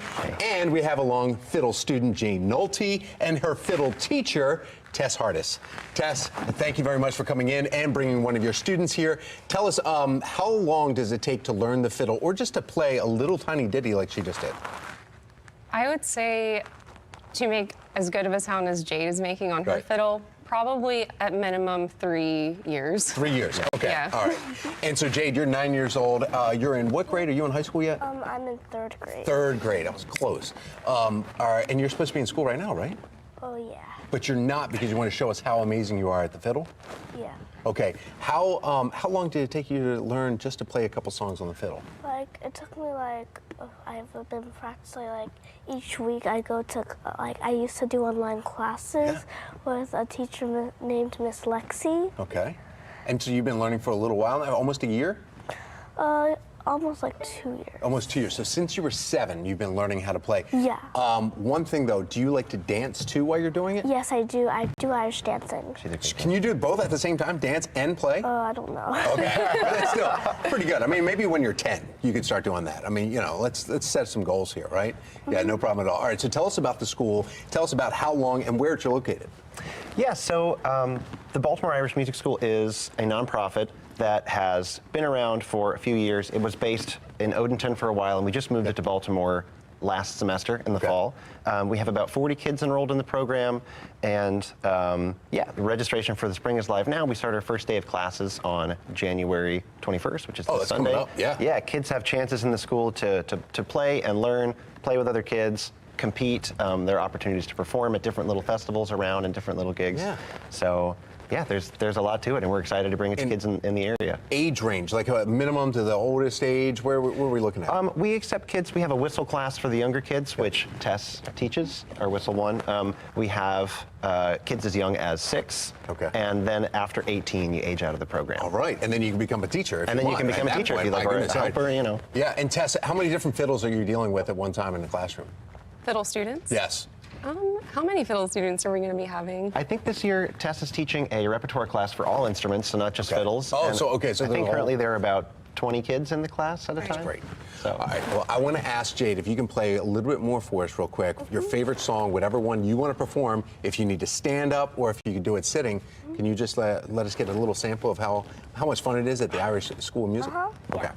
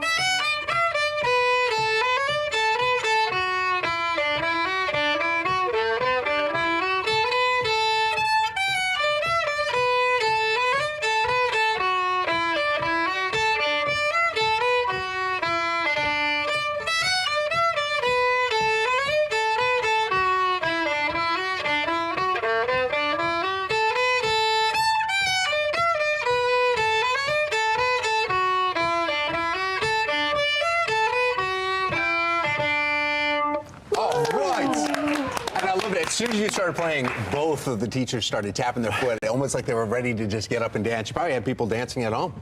Not bad at all. What song was that? Do you remember? Rebels March. Rebels March. Look, that's why we wanted to start marching. Yeah. Jade, my goodness, thank you so much. And of course, and your teachers also for bringing you in here too. So thank you, and now you have to get back to school. Yeah. Do you think you'll have school tomorrow because it's supposed to snow again? I don't know. You don't know? Let's find out. Let's ask our meteorologist, Amy Aronson. Amy, the snow's supposed to start hitting us tonight into tomorrow morning, and Jade wants to know, do you think she'll have to go to school? The pressure's on. Yeah, I think there's a potential for a delay, maybe even a cancellation tomorrow. So yeah, do the snow dance tonight. We've already got a winter weather advisory out for the region. Goes into effect at 4 a.m. tomorrow. Takes us through 7 o'clock in the evening. That's all the purple here on the map. Pretty appropriate for Purple Friday tomorrow. This is due to the potential for 1 to 3 inches of snow, enough to cause slick travel both tomorrow morning and then tomorrow evening too. Already the clouds have arrived from this next weather maker, so turning cloudy in Towson, and temperatures are pretty cold. We're all hanging out in the 20s this morning, low to mid to upper 20s, just kind of depending on where you are. So not quite as cold as it was yesterday, but still a chill in the air. And that's all before this next weather maker gets here. Here's where it is right now. Already snow spreading through the Midwest. Looks pretty disorganized at the moment. It's going to continue to kind of look that way even as it heads our direction. So for today, it's just cloudy and cold. Temperatures just barely get above freezing this afternoon. With this cold air in place, we get more moisture surging in from the south and from the west early tomorrow morning, overnight, while most of us are sleeping. And it's cold enough for this. Yes, snow. And I don't think it'll have issues sticking and accumulating because the ground is already pretty cold. So we are just tracking this light, steady snow for your morning drive tomorrow. Snow will be ongoing through the end of it and actually right through midday, so right through lunchtime. And then things become more scattered for the second half of the day and then wrapping up shortly after 7 o'clock. So here's a look at how much snow we could see. Not a ton. I think a general 1 to 3 across our region. Little more if you're more north, little less if you're more to the south down towards Anne Arundel County. Even though it's not a ton of snow, enough to cause travel impacts. So I think slick spots definitely likely tomorrow morning and tomorrow evening too. Here's a look at a few different forecast models that we look at when we do our snowfall maps and our snowfall forecasting. You'll notice they're all pretty much agreeing anywhere from 1.5 inches up to 3 inches of snow tomorrow. So I think that's what we're looking at. For today, just cloudy and chilly. Temperatures will actually be a few degrees higher than they were yesterday. We're back in the mid-30s. But then tomorrow, snow settles in. We start off near freezing in the morning. We stay there through the afternoon. I think scattered snow showers after midday and then wrapping up between 7 and 8 o'clock tomorrow night. After that, really, really cold air moves in. So if you're headed to the Ravens game Saturday afternoon, Saturday evening, make sure you plan lots and lots of layers. Have the hand warmers ready. Temperatures will start in the mid-20s for that game, feeling like we're in the teens and single digits as that game actually wraps up. So we're weather alert tomorrow because of the potential for snow. Travel impacts definitely expected. Be prepared for delays and travel disruptions tomorrow. Ravens game on Saturday, it's a cold one. After that, temperatures gradually improve and the 40s are back by early next week. Megan, Tom. Thank you, Amy. Let's take a look now at your Lynn Solar Traffic Network, and we do have some multiple different issues here. 2 incidents in the inner loop that are causing some slowdowns. One is in Towson right at York Road exit. The other in Overly at Bel Air Road. The cameras on the top of your screen are showing the backups there in both of those locations. And there's also a disabled vehicle in Baltimore City. This is 95 South right at Fort McHenry Tunnel. So some slowdowns in multiple areas. And then south of the city, there's even there's a couple incidents. One on 295. That should cleared up, but it's causing some residual delays. Man, what a morning out on the roads. Well, you're going to be paying more for postage as soon as this weekend. The stamps that you will have to shell out more money for. And it's BYOB, a different B, at another grocery chain where you won't be able to buy or get plastic bags any longer. Now it's BYOC time. That's right. And we're talking about bringing your own coffee and joining us with a coffee break.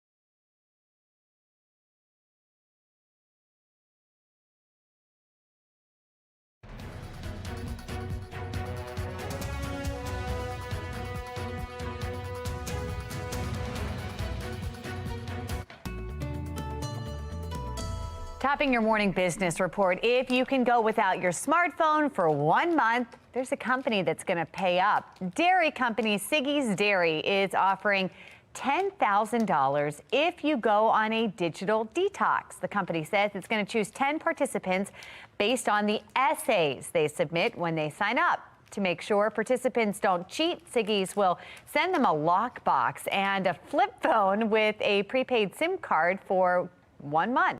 When the month is up, the 10 participants could receive $10,000 and 60 cups of Siggy's yogurt. The company says the goal of the contest is to help people start new healthy habits this year and beyond. And I guess they're trying to add in that yogurt's healthy and, tie in digital detox. Well, meanwhile, the price of postage is set to go up again Sunday. Now, when that happens, it will cost 68 cents to send a letter via snail mail, an increase of 2 cents from right now.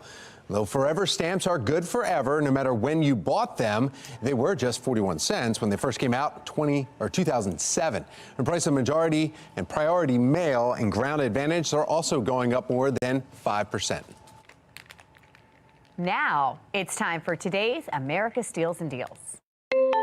The following segment is sponsored by Naki. Ladies, let's all admit it. What do we want? Beautiful, radiant skin. But sometimes going to the dermatologist or a facialist can be very expensive. I've got something for you. 5 minutes a day to great skin. It's called Solar Wave. You just flip it on and it's amazing. This red light therapy that's all the rage right now. And this is what I do. I come home after a stressful day and I just sit and watch TV. I actually want to do it for more than 5 minutes. Now, skin treatments, they can be painful too. This is not. This just saves you money because you're getting this inexpensive red light therapy at home, and it's clinically proven. There are 4 non-invasive, I love it around the eyes too, skin boosting technologies. Microcurrent, you see that, light therapy, facial massage, and therapeutic warmth. It feels so good. It smooths fine lines, decreases, which we all have, puffiness right here, and blemishes. It takes care of those too. So I want you to know that 97% of people that reported their skin looked healthier and more hydrated after using Solar Wave for 14 days. And you're going to have to jump on this because this sells out. So head to asadeals.com for this exclusive offer.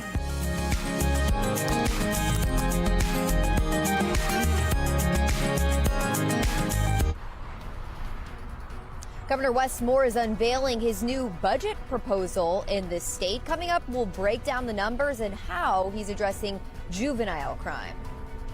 Former colleagues of DJS Secretary Vincent Schiraldi are raising concerns. Coming up next, hear those concerns and how the governor is responding.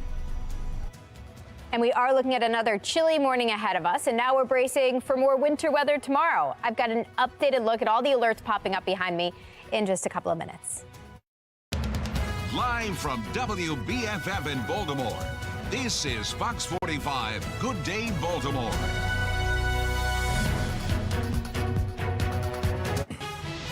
We are tracking our next weather maker, which is expected to move in tomorrow, bringing another chance for snow. We will be weather alert tomorrow as we could expect the potential of 1 to 3 inches of snow, which could impact your travel plans.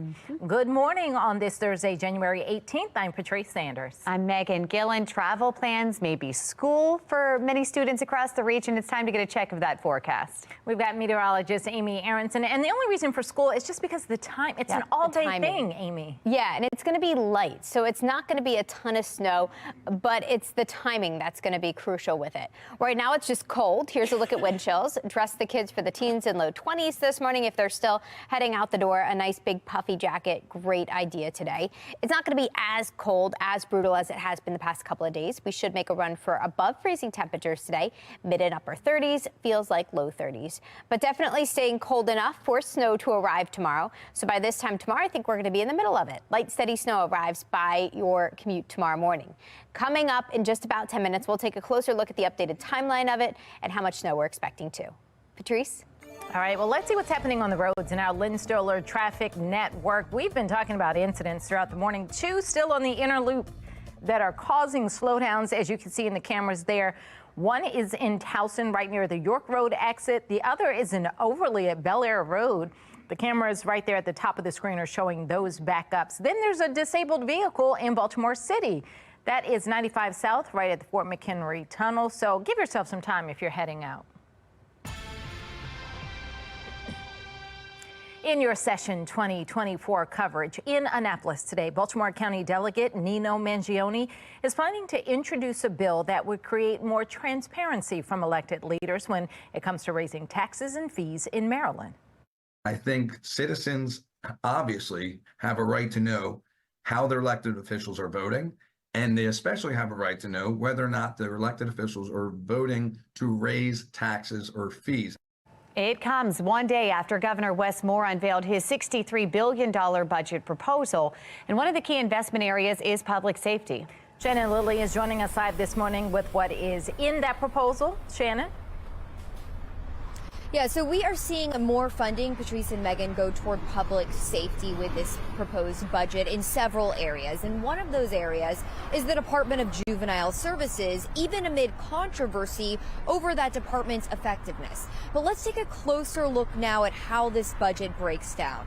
Governor Moore's proposed budget includes $127 million for local law enforcement agencies. That's $5 million more than last year. It also includes $10 million for his new Center for Firearm Prevention and Intervention and an additional $16 million for programming inside the Department of Juvenile Services. But if we put children into a system that makes them more likely to commit crime, we're doing it wrong. So Governor Moore says he believes in accountability and consequences for young offenders. But as you just heard there, he also believes in rehabilitation, which is why he's specifically pushing for more funding for programming. He's asking lawmakers to approve $4.4 million to expand DJS's Thrive Academy from 190 juveniles to 300 statewide. He also wants $12 million in new funding for enhanced community services and $3 million in new funding for assisted outpatient treatment. But remember, this budget process is really just starting, and lawmakers can still shift money around, but they are required, Patrice and Megan, to come up with a balanced budget that they finalize by the end of session. So have we heard, Shannon, from Republicans, any of their thoughts about the governor's proposed budget? Yeah, in fact, Patrice, Republicans are out with a statement saying they are glad that they're not seeing tax increases here, but they are warning of potential increases in fees to pay for some of these proposals. And they also say that this proposal as a whole does not fix the budget issues in the state. Reporting live from City Hall, I'm Shannon Lilly, Fox 45 News. Good day, Baltimore. As Shannon just mentioned there, the governor is also asking lawmakers for more than $4 million to expand the Thrive Academy within DJS. That program is modeled after Baltimore City's group violence reduction strategy, which provides services and supervision for people who show a potential for violence. The city first launched GVRS in the Western District, which saw more murders than any other district in the city last year. He is copying the wrong answers from the dumbest kids in the class. We can't allow the Thrive Academy to be the substitute for violent individuals who have shown a propensity towards it and think that's the way we deal with them. Well, this brings us to our question of the day. With a looming budget deficit, what should lawmakers do? Should they raise taxes or shrink government? Looking at the responses coming in, you can see 93% of those who have responded say shrink government. You can make your voice heard by going to foxbaltimore.com/vote. Governor Moore is standing by the work of DJS Secretary Vincent Schiraldi amid concerns from Schiraldi's current and former colleagues. Vincent Schiraldi was a disaster. I'm telling you, as God is my witness, I could not believe what I saw. I know that I've reached out to him on multiple occasions. Unfortunately, there has been a level of unresponsiveness. Olivia Nance is joining us with our questions to the governor about those concerns. Olivia. Well, questions continue to surface about the previous job performance of DJS Secretary Vincent Schiraldi, and so do questions about his hiring process. But now those who worked with him last are speaking up. Take a listen. Nobody thought he did a good job. Nobody can say that he improved the criminal justice system or the jails in New York City. He made them much worse, period. He came in here with this mindset of providing everything for the inmate population and not providing things that we needed. Wasn't concerned about our well-being at all. From the New York City councilman who oversaw corrections to the union chief who oversaw correctional officers, both insist Vincent Schiraldi, who served 7 months as New York City's corrections commissioner, left New York's Rikers Island in critical condition. A year after leaving the New York position, Governor Wes Moore appointed Schiraldi to lead Baltimore's Department of Juvenile Services. For the past week, we've been asking the governor these questions right there on your screen. What steps did the administration take to vet DJS Secretary Vincent Schiraldi? Is Governor Moore aware of the humanitarian crisis that occurred on Rikers Island during Schiraldi's leadership? Are DJS facilities fully staffed? And finally, what actions have the administration taken to ensure public safety? The governor hasn't replied yet, but has indicated that questions about Schiraldi's past have already been answered. Now, we still have a lot of work to do. But if there's anyone who is up to the job, it's our Secretary of Juvenile Services, Vinny Schiraldi. Schiraldi was the only appointee in the governor's cabinet that did not draw the full support of the legislature. For now, reporting in Baltimore, I'm Olivia Dance, Fox 45 News. Today, the Justice Department is expected to release its report on the police response to the deadly mass shooting at an elementary school in Uvalde, Texas. Tom Rogers is in our live center with what we are expecting to learn really any minute now, Tom. Yeah, that's right. In the 20 months since the Justice Department announced its review of the Robb Elementary School shooting, footage showing police waiting more than an hour in the hallways outside the classrooms where the gunfire was going on has become the target of national ridicule. 19 students, elementary students, 2 teachers died that day. Several of the officers involved lost their jobs. U.S. officials were there yesterday ahead of today's release, including U.S. Attorney, you see there, General Merrick Garland, who visited murals and spoke with families of the victims. Late last night, we know Justice Department officials did brief family members privately. I don't have a lot of words to say right now because I have to process everything that took place right now.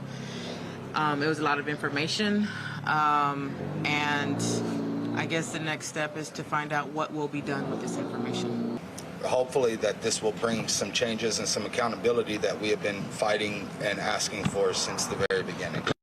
Yeah, those parents have been very vocal since this happened nearly 2 years ago. Right now, it's still unclear what new light the Justice Department will review, and their review will shed. We'll, of course, keep you posted from our live center as those details come out at any minute today.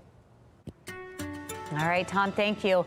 Take a look at this video we're going to show you here from Bolton, Mississippi, where a water storage tower we're hearing overflowed, covering everything below it in ice due to sub-freezing temperatures there. Wow. Oh, that would not be good. A local news outlet reports the town's certified water operator believes a frozen tank level sensor led to that overflow. Residents say the tower started spilling over on Monday. Now, the tank was reportedly shut off Wednesday to stop the water overflow.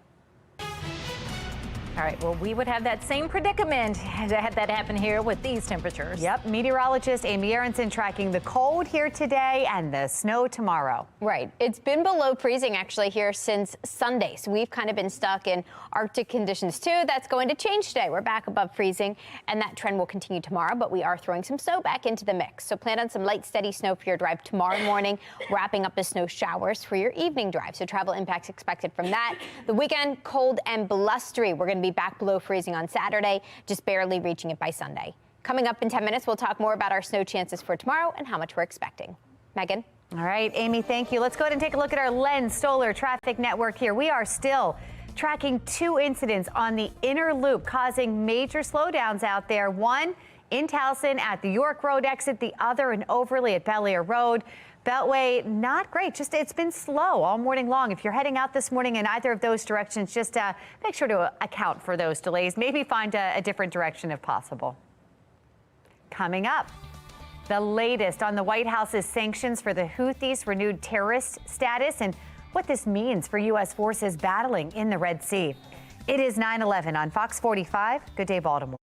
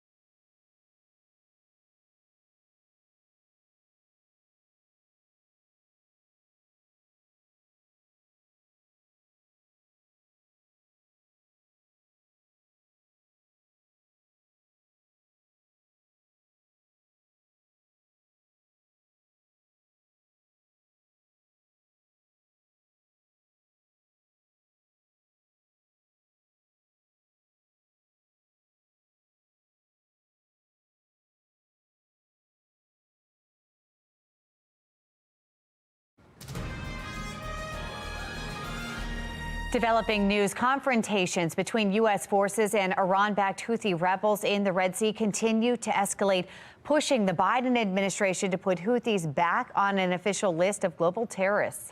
National correspondent Atra Al-Nashar joins us live from Capitol Hill. And Atra, how's the White House responding to all the concerns that about what this is going to mean for the people in Yemen?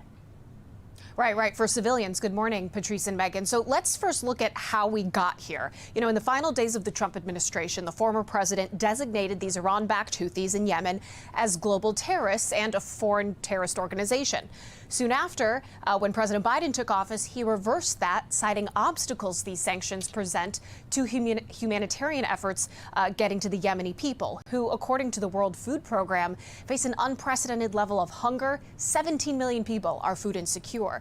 Now, flash forward to now, in the wake of the Houthi attacks on commercial vessels in the Red Sea, the Biden administration reevaluated the Houthi status and put them back on that terrorist list. Now, some humanitarian groups are already voicing concerns about what that's going to mean for aid getting into Yemen. The White House says the renewed sanctions will take effect in about a month to give aid groups, shipping companies, banks, and other legitimate entities time to prepare. And they say that these sanctions will not apply to shipments of food, medicine, fuel, and other humanitarian assistance. We'll see if that intention plays out in reality. We'll be watching. Atra Al-Nashar live in Washington. Thank you. It is 9:15 now, and we are keeping an eye on the weather. Yeah, let's talk about that next weather maker. We are tracking the snow timeline for tomorrow, actually getting started after midnight. So 2 a.m. to 4 a.m. rain and snow will get started. Then accumulating snow for us between 4 a.m. and 12 p.m. Steady light snow during that time frame. And then more scattered snow showers after that. That will last through the early evening hours, and things should wrap up shortly after 7, 8 o'clock.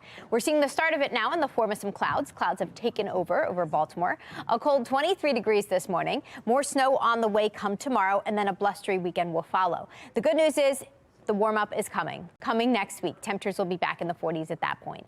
Right now, we're quiet ahead of that next weather maker. It's out here, a storm system to our west, starting to take shape. You can see the area of low pressure, the cold front, and the associated warm front. That's going to drag these snow showers our direction. Let's talk timing. We're just cloudy. We're overcast today and tonight. It's after midnight, closer to 3, 4 in the morning, that snow showers get started, starting off with some rain showers if you're in extreme southern Maryland. Steady light snow will fall through the morning drive tomorrow, actually ongoing through about lunchtime. After that, we transition over to more scattered snow showers. That will take us through the second half of the day and through the evening. And here's how much snow it's expected to put down. Not a ton. Highest amounts will be seen in extreme northern Maryland. If you're in the Baltimore area, most likely 2 to 3 inches of snowfall on top of that snowpack we already have. If you're just south of the city, 1 to 2 inches. And then in southern parts of the state where they're actually starting with some rain, most likely trace to an inch of snow on the ground there. Because of this, we've got a winter weather advisory now posted, goes into effect at 4 a.m. Will take us through 7 o'clock tomorrow evening. This is due to the potential for travel issues because of that 1 to 3 inches of snow. So slick spots, slippery travel certainly possible tomorrow morning and then tomorrow evening too. So it's a longer event, but it's really light snow during the time frame. So we are looking at a weather alert because of that light, steady snow pretty much all day tomorrow with highs in the mid-30s. Cold and blustery behind it on Saturday with highs only in the upper 20s. And then we're close to freezing again with sunny skies by the end of the weekend on Sunday. Quick look at your full 7-day forecast shows that weather alert tomorrow because of the light, steady snow that will cause some travel issues. Cold and blustery for the Ravens game Saturday afternoon and evening. Temperatures in the 20s, feels like the teens. And then after that, things quiet down and actually warm back up. We're back in the 40s next week. We're flirting with 50 degrees by next Wednesday. All right, 9:18 now. Fighting for the Fathers. This local organization is providing resources to help support the family and encourage fathers of all backgrounds. We've got a lot of folks joining us today. Fathers fighting for fathers, Marcus Trent, along with supporter of the organization, Captain Defense, and some of those who are involved in the program. We have William Jones and Omega Alexander Jones, he told me. Well, good morning to all of you. Good morning. Thanks for having us. All right, Marcus, let's start with you. Tell me what this program is and how and why it came to be. Yeah, Fathers Fighting for Fathers originated in 2021, right in the heart of West Baltimore, and the whole goal is to bring initiative and awareness to the fatherhood, and especially in the Black community. And so what we've been doing is engaging in the community with the fathers, and we started a new initiative. It's rolling out in 3 weeks, and it's going to be the Fatherhood PTA Gathering. And we already got 11 schools signed up in Baltimore City. And the whole goal is to get the dads more involved with their children's life, education, attendance, grades, activities in the community, and all that stuff like that. That is absolutely amazing and wonderful. William, you're one of those dads. Why did you want to be part of this? Well, to keep pushing for my son, and you know, me being a single father, that support factor is very necessary, and for him to be in that gathering and that assembly of men is even more important to his growth and development. And I thought that this was the most positive move, and it'd be the most uplifting move for him pushing forward. And you're already doing an amazing job, because when I came over, he introduced himself. He told me his whole name and what he wants to do. Omega, what were you telling me you want to do? I want to do what YouTubers does, but I want to do what Jesus does, but doesn't mean that I'm a YouTuber. It means that I'm always a YouTuber. Okay, YouTuber, a little entrepreneur already on his way, and that's why we got to support young men like that, and the fathers are doing it. Captain Defense, we know you well for football. Yes. Tell me about your involvement in this program. Well, it's you know, Marcus hit me up and asked me could I participate and help him. I'm a firm believer in the action thing. Mm-hmm. The most important thing you can give your kids is time, right? So when parents, you know, I did a couple of events on a couple of schools, and the fathers showed up. You know, some of them worked double shifts, some got at 3 o'clock in the morning. But as I told them, by you being here, you telling them you are important and you matter. So if fathers are watching and they want to be involved, what is the next step? How do they reach out? Where can they find information? Sure, they can go to fathersfightingforfathers.org. They can sign up there, and then they can also, I'm going around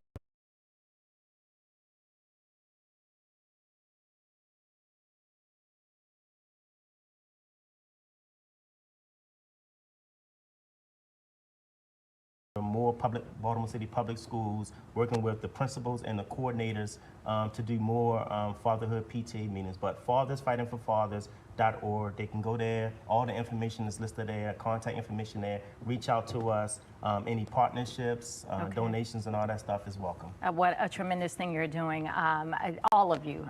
We appreciate you. Thank you for having us. Thank you. All right, well, as the Ravens are prepping for their divisional round game against the Texans this weekend, how you can get all geared up with the Ravens pop-up shops that are happening around town.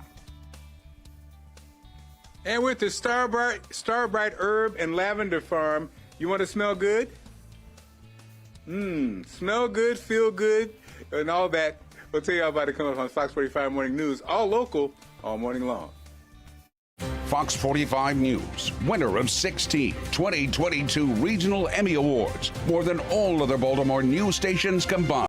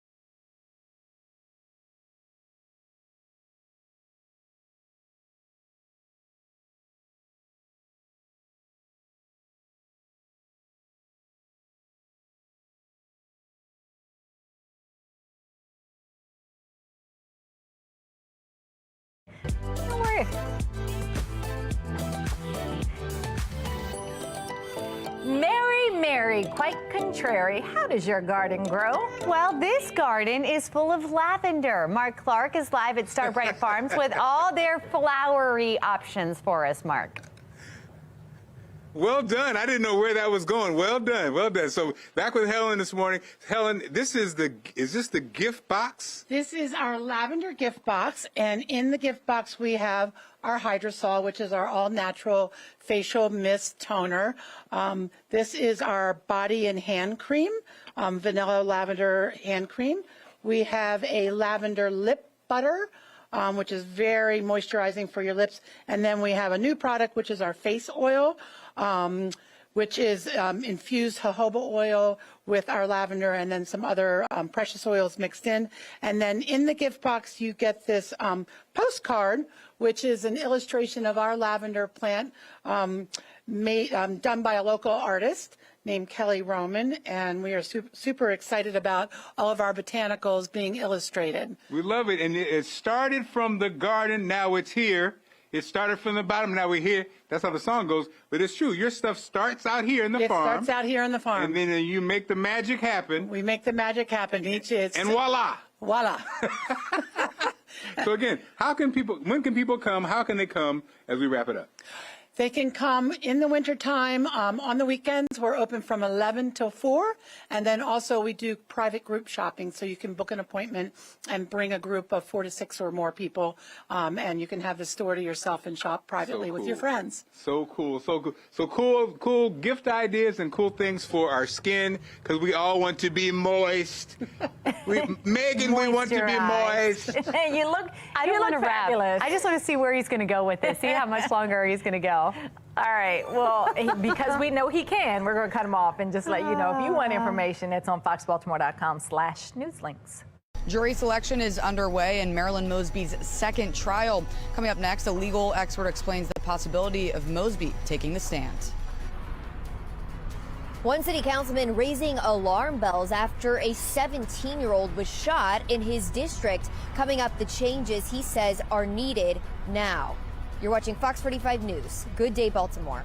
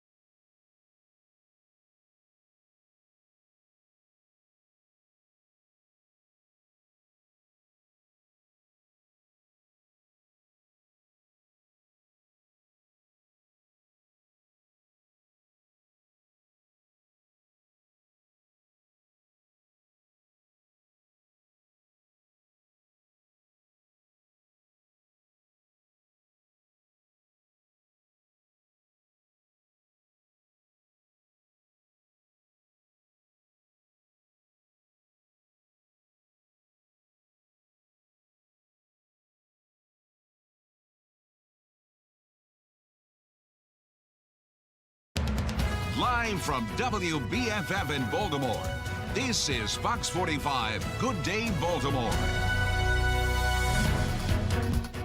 Welcome back on this Thursday morning, 9:30 is the time. I'm Patrice Sanders. I'm Megan Gilland. Meteorologist Amy Aronson taking a look at our forecast as we're going to be weather alert today, or tomorrow, that is. Yeah, exactly. We've also got a winter weather advisory now posted for the region. Starts at 4 a.m. tomorrow as the snow is expected to arrive and wraps up around 7. This is due to the potential for some slick spots, some slippery conditions due to that light, steady snowfall that's expected to fall pretty much all day tomorrow.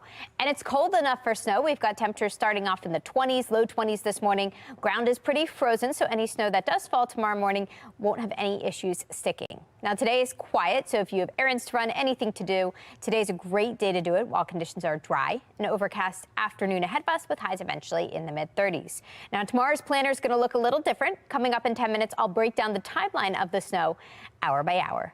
Patrice, Megan. All right, let's see what's happening on the roads in our Lynn Sterler traffic network. It's been a bit of a mess this morning. We're still tracking an accident on 695 inner loop past exit 26A. So a little still a bit of a slow go through that route. Not as bad as it was, but you still need plenty of time. The on-ramp from York Road is closed, so keep that in mind if you're headed that direction. Think about, all the young people that live here in our community in reference to them walking in the community and just not being safe. Continuing coverage here this morning, Baltimore City Councilman Antonio Glover says city leaders need to take stronger action against youth crime after a 17-year-old was shot in his district. The councilman is now addressing his concerns over the city's crime strategy and programs like Safe Streets. We have Shannon Lilly joining us live with the changes that Glover would like to see. Shannon. Well, there are a few changes, Megan and Patrice, that Councilman Glover wants to see, and one of those is more transparency within any agency that is getting taxpayer dollars. He also wants to see lawmakers hone in on the issue of juvenile crime, especially here in our city, and here's how. Bottom line is that we got to get it done in Annapolis. I don't know if it is stricter laws. What I do know is that I think monies need to go into more programming for our young people. That's where I stand. Councilman Glover's comments there come after a 17-year-old was shot in the face right here in his district on Harwell Avenue near Erdman Avenue in East Baltimore. Now, the shooting happened just before 7 o'clock Tuesday night, and the boy survived. Police say he came up to officers who were patrolling the area nearby on Bel Air Road and told them that he had been shot. Meanwhile, this all happened just about a 5-minute walk from the Bel Air Edison Safe Street site, which is part of the city's featured crime intervention program. And remember, this Safe Streets location shut down in October amid an FBI investigation of staffers.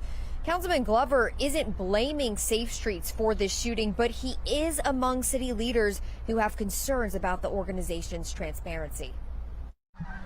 We need to take a closer look at any agency that are getting taxpayer dollars. We're just asking to open the books, let us see what's going on, and if you could show us numbers and you could show us progress, then we continue to have those programs. Now, regarding the shooting of this 17-year-old boy, at this point, no word from police on what led up to that shooting and no word on any arrests made.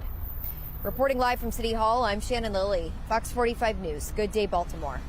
Thank you, Shannon. This is not the first time that Glover has been critical of the Safe Streets program. Following the Brooklyn Day mass shooting, the Baltimore City Council held a number of hearings on the city's response to the shooting. During those hearings, city council members questioned the mayor's Office of Neighborhood Safety and Engagement about the 5 mediations it says Safe Streets workers conducted before the shooting and why those workers left the block party without alerting police of potential threats. Glover was not satisfied with Monzi's answers. I think that until we start to see transparency in data, I think that money should be held to a halt. It is still not clear what a mediation includes. Fox 45 News has asked to see a blank copy of the form used to evaluate mediations, but the Scott administration refuses to hand it over. It's also not clear how the hiring process works, who its employees are, or even how Safe Streets keeps track of its workers. You can find more on our investigation into the Safe Streets program on our website, foxbaltimore.com. Jury selection is now underway in Marilyn Mosby's second federal trial. This time, the former Baltimore City State's attorney is facing 2 charges of mortgage fraud. Prosecutors say Mosby made false statements on loan applications for 2 Florida homes that she purchased during the pandemic. Olivia Dance joining us now with the latest updates from the trial. Olivia. Jury selection will continue today. It just started yesterday. But if Mosby's found guilty, she could face decades in federal prison. We spoke with attorney Jeremy Eldridge, who's not affiliated with this case, about the possibility of Mosby taking the stand. Certain types of cases almost demand it in practice, and this is one of them. How is Marilyn Mosby going to get her story in front of the jury? This is what I was living through at the time. This is what was going on with the taxes. And in order to tell that story, it's got to be her or Nick. And we've already saw what happened once where she chose not to take the stand. Mosby already faces up to 10 years in prison after 2 perjury convictions back in November. That trial took 10 days. Eldridge anticipates a similar timeline this time around, depending on if Mosby takes the stand. He says if she takes the stand, that itself could be a day and a half to 2 days long, depending on the length of her testimony. Mosby elected not to take the stand in her first trial, but Eldridge thinks there's a good chance that Mosby or her ex-husband and City Council President Nick Mosby will be on the stand this time around. She won't be sentenced, though, for the perjury charges until the conclusion of this mortgage fraud trial. But for now, reporting in Baltimore, I'm Olivia Dance, Fox 45. Good day, Baltimore. Fox 45 News has been following Mosby's legal troubles since they began. You can head to foxbaltimore.com for our complete coverage. Coming up in our live center, how winter weather is impacting the nation as a whole from coast to coast. And here we're warmer today with a slight reprieve from the snow, but we're already tracking the next weather maker, which could mean good news for students who could possibly get a snow day. We'll be keeping an eye on that tomorrow. 9:37 is the time.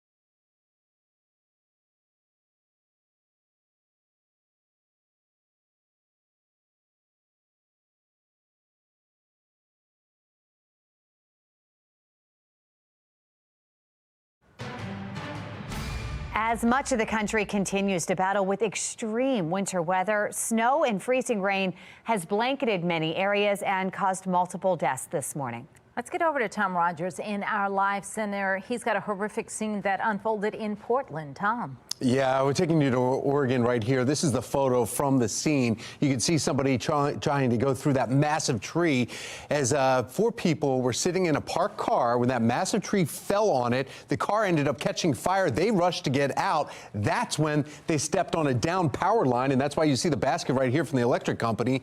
That power line had fallen on their car. First responders found all 3 bodies, 2 adults and a teen, about 35 feet away from the car. Witnesses says they got out. They were instantly electrocuted.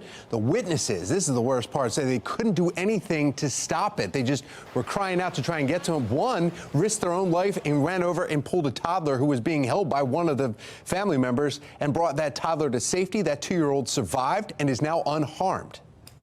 We have 3 confirmed deceased. We have 1 survived. They are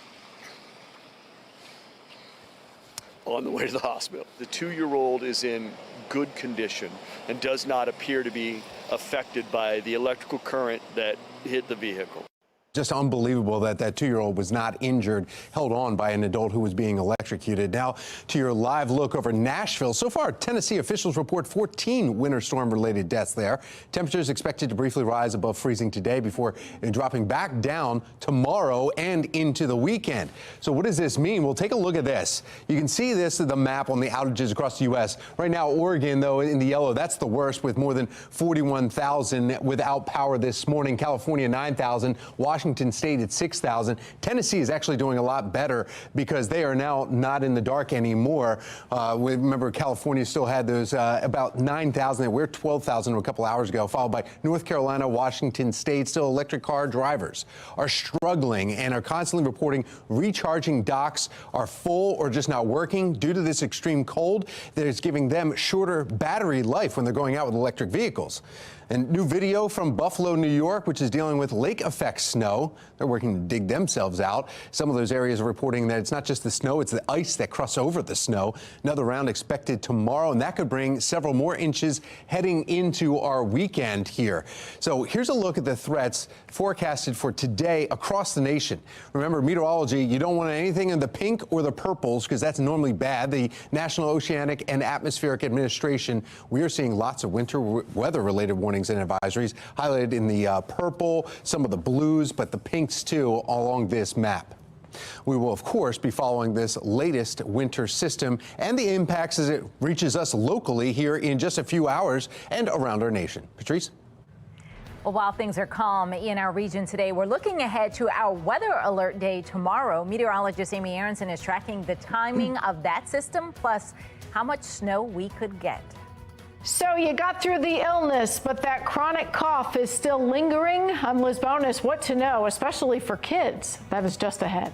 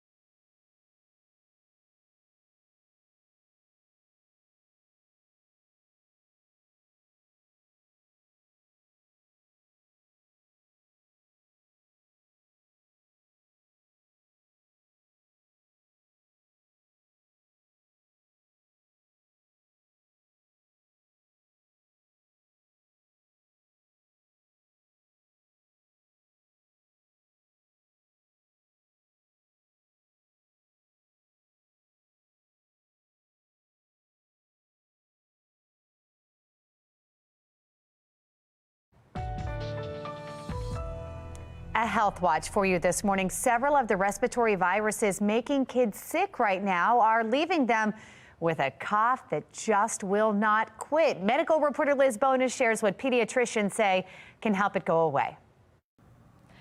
Hey there, everybody. With so many illnesses going around, it's tough to know which virus might have caused this chronic cough. And all of them have the potential to leave this lingering symptom, according to what Dr. Joe Bailey of Ohio's TriHealth Pediatrics says, is making kids sick. It's colds, flu. We're seeing a large amount of RSV.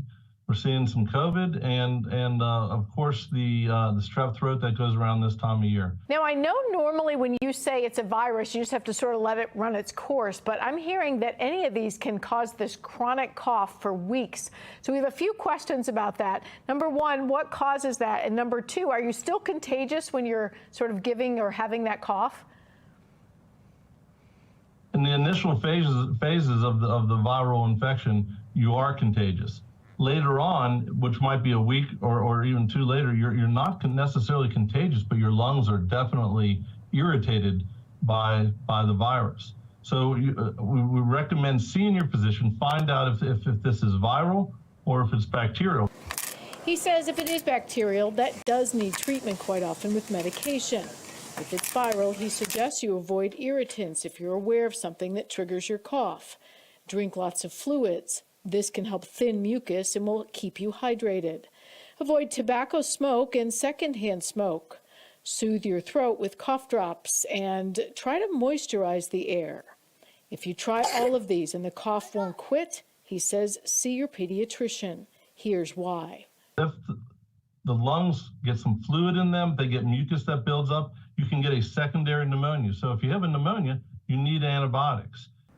Now, the other reason to get it checked out, of course, is to make sure, as Dr. Bailey says, it hasn't become another infection that needs a different treatment. I'm medical reporter Liz Bonus reporting. In other health news, New York health officials allege a midwife faked vaccine records for thousands of kids. Jeanette Breen runs Baldwin Midwifery in Long Island. According to the state's Department of Health, she gave nearly 1,500 children oral pellets as an alternative to vaccinations. The practice allegedly started in 2019. Officials didn't say which vaccines were involved. They voided the vaccination records of all those kids, so they must now get required vaccines before returning to school. Breen was fined $300,000 for faking the vaccine records. 9:48, and the next weather maker is inching closer. We've got meteorologist Amy Aronson here to tell us just what is coming our way. Just some purple for Purple Friday, right? The weather map, the radar is ready. We've got a winter weather advisory, goes into effect at 4 a.m. tomorrow morning and will run through 7 o'clock. We're not tracking a ton of snow. It's not a massive winter storm, but it's enough that it's going to mess with your morning drive and your evening commute too, especially considering the ground is extra cold. So any snow that falls will have no issue sticking and accumulating. So we are preparing for this storm as it moves in from the west. Already we're seeing the clouds taking over in Towson. Cloudy and chilly this morning. We're still stuck below freezing. We're in the 20s to get things started. Now, eventually today, temperatures will improve, briefly climbing above freezing. Not by much, though, into the mid-30s. And then this mess moves in. You'll notice the storm looks kind of spread out right now. It's going to kind of come together, and then this batch of snow showers is actually going to push our way overnight tonight, heading into early Friday morning. So let's talk timing. I also threw your temperatures on here just to show you how cold it is. This morning, we're below freezing. We briefly see our temperatures climb into the 30s. We should get just above freezing today, at least for a couple of hours. After that, temperatures will fall again tonight, and it's cold enough for snow. Here it comes, pushing in from the south. A couple of rain showers to start in Anne Arundel County, but for most of us, it's this steady light snow. It's underway by daybreak tomorrow, and then we'll continue through at least midday. I think that's when we see most of the accumulations, late morning through early afternoon, wrapping up around lunchtime. After that, we're not totally in the clear. We'll get some leftover scattered snow showers on the backside of the system tomorrow evening as that storm pulls out of here. Here's a look at how much snow we're talking. I think highest amounts will be right along the Pennsylvania-Maryland border, up to 4 inches there. For most of us in Baltimore County, down through the city, 2 to 3 inches. Just south of that, heading towards Anne Arundel County, 1 to 2, and then just south of Annapolis, a trace to an inch of snow likely. So it's not a lot of snow, but it's definitely enough to create some slippery conditions and some slick slick spots as we head through both the morning drive tomorrow and the drive home too. Today is the calm before that storm arrives. Run all of your errands today. Just knock them out so you don't have to deal with the snow tomorrow. An overcast day with highs in the mid-30s. Tomorrow starts off cold. We also start off with some steady light snow showers, and then they do become more scattered as things wrap up tomorrow evening, with temperatures staying right around freezing. If you're headed to the Ravens game Saturday afternoon, plan on lots and lots of layers. Also, don't forget the hand warmers. It's going to be frigid. At kickoff, 25 degrees with winds gusting up to 20 miles an hour. It's going to feel like only 11, and it's going to stay blustery through game's end, feeling like we're in the single digits. So a quick look at your 7-day forecast shows weather alert tomorrow due to that light snow potential. For the Ravens game Saturday, it's a cold one, but after that, I'm tracking a warming trend. Temperatures are back in the 40s early next week with a shot at some rain on Wednesday. Now, coming up in a couple of minutes, we'll take a look ahead beyond midweek. We'll look at the rest of the week and check out that full 10-day forecast to see if we have any other storms coming up in our future. Megan? Good morning.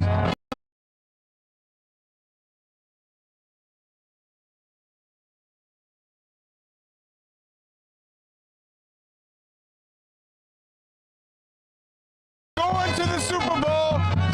I like that prediction. Done deal there. It is safe to say the excitement is contagious in Baltimore. You heard it from Mark. Yesterday morning, we brought you to fans getting Ravens logos stenciled onto their cars in anticipation for this weekend's divisional round playoff game. It's huge, and there is plenty more to do ahead of kickoff. That's right. Happening today, the Ravens are bringing back their official pop-up shop at M&T Bank Stadium. It is open today and tomorrow from 10 until 7.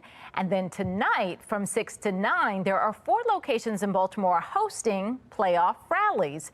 And then finally, Friday morning, it is the much anticipated playoff Purple Friday Caravan. You can get more information on all of those events at BaltimoreRavens.com. And of course, all of that leads up to Saturday afternoon when the Flock hosts the Houston Texans. Kickoff scheduled for 4:30. It's going to be exciting. Well, if you want to know who we're picking, make sure you stay tuned for tomorrow's Pigskin Predictions. We've got a special guest. Well, after the break, another look at your forecast with meteorologist Amy Aronson, as we are expecting more snow tomorrow. 9:53 is the time.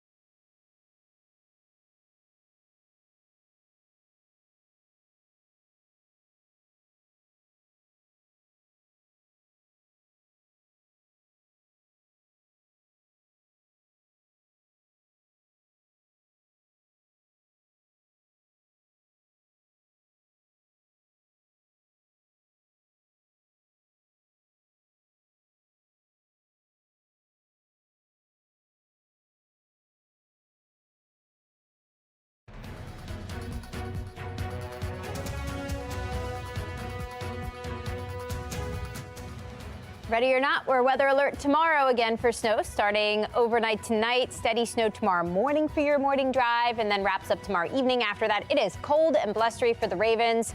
It's going to be a chilly one at M&T Bank Stadium, but I think the fans can handle it. After that, temperatures will be warming up. And look at the long term. Look at the end of this 10-day forecast. We're not talking 50s. snow. We're talking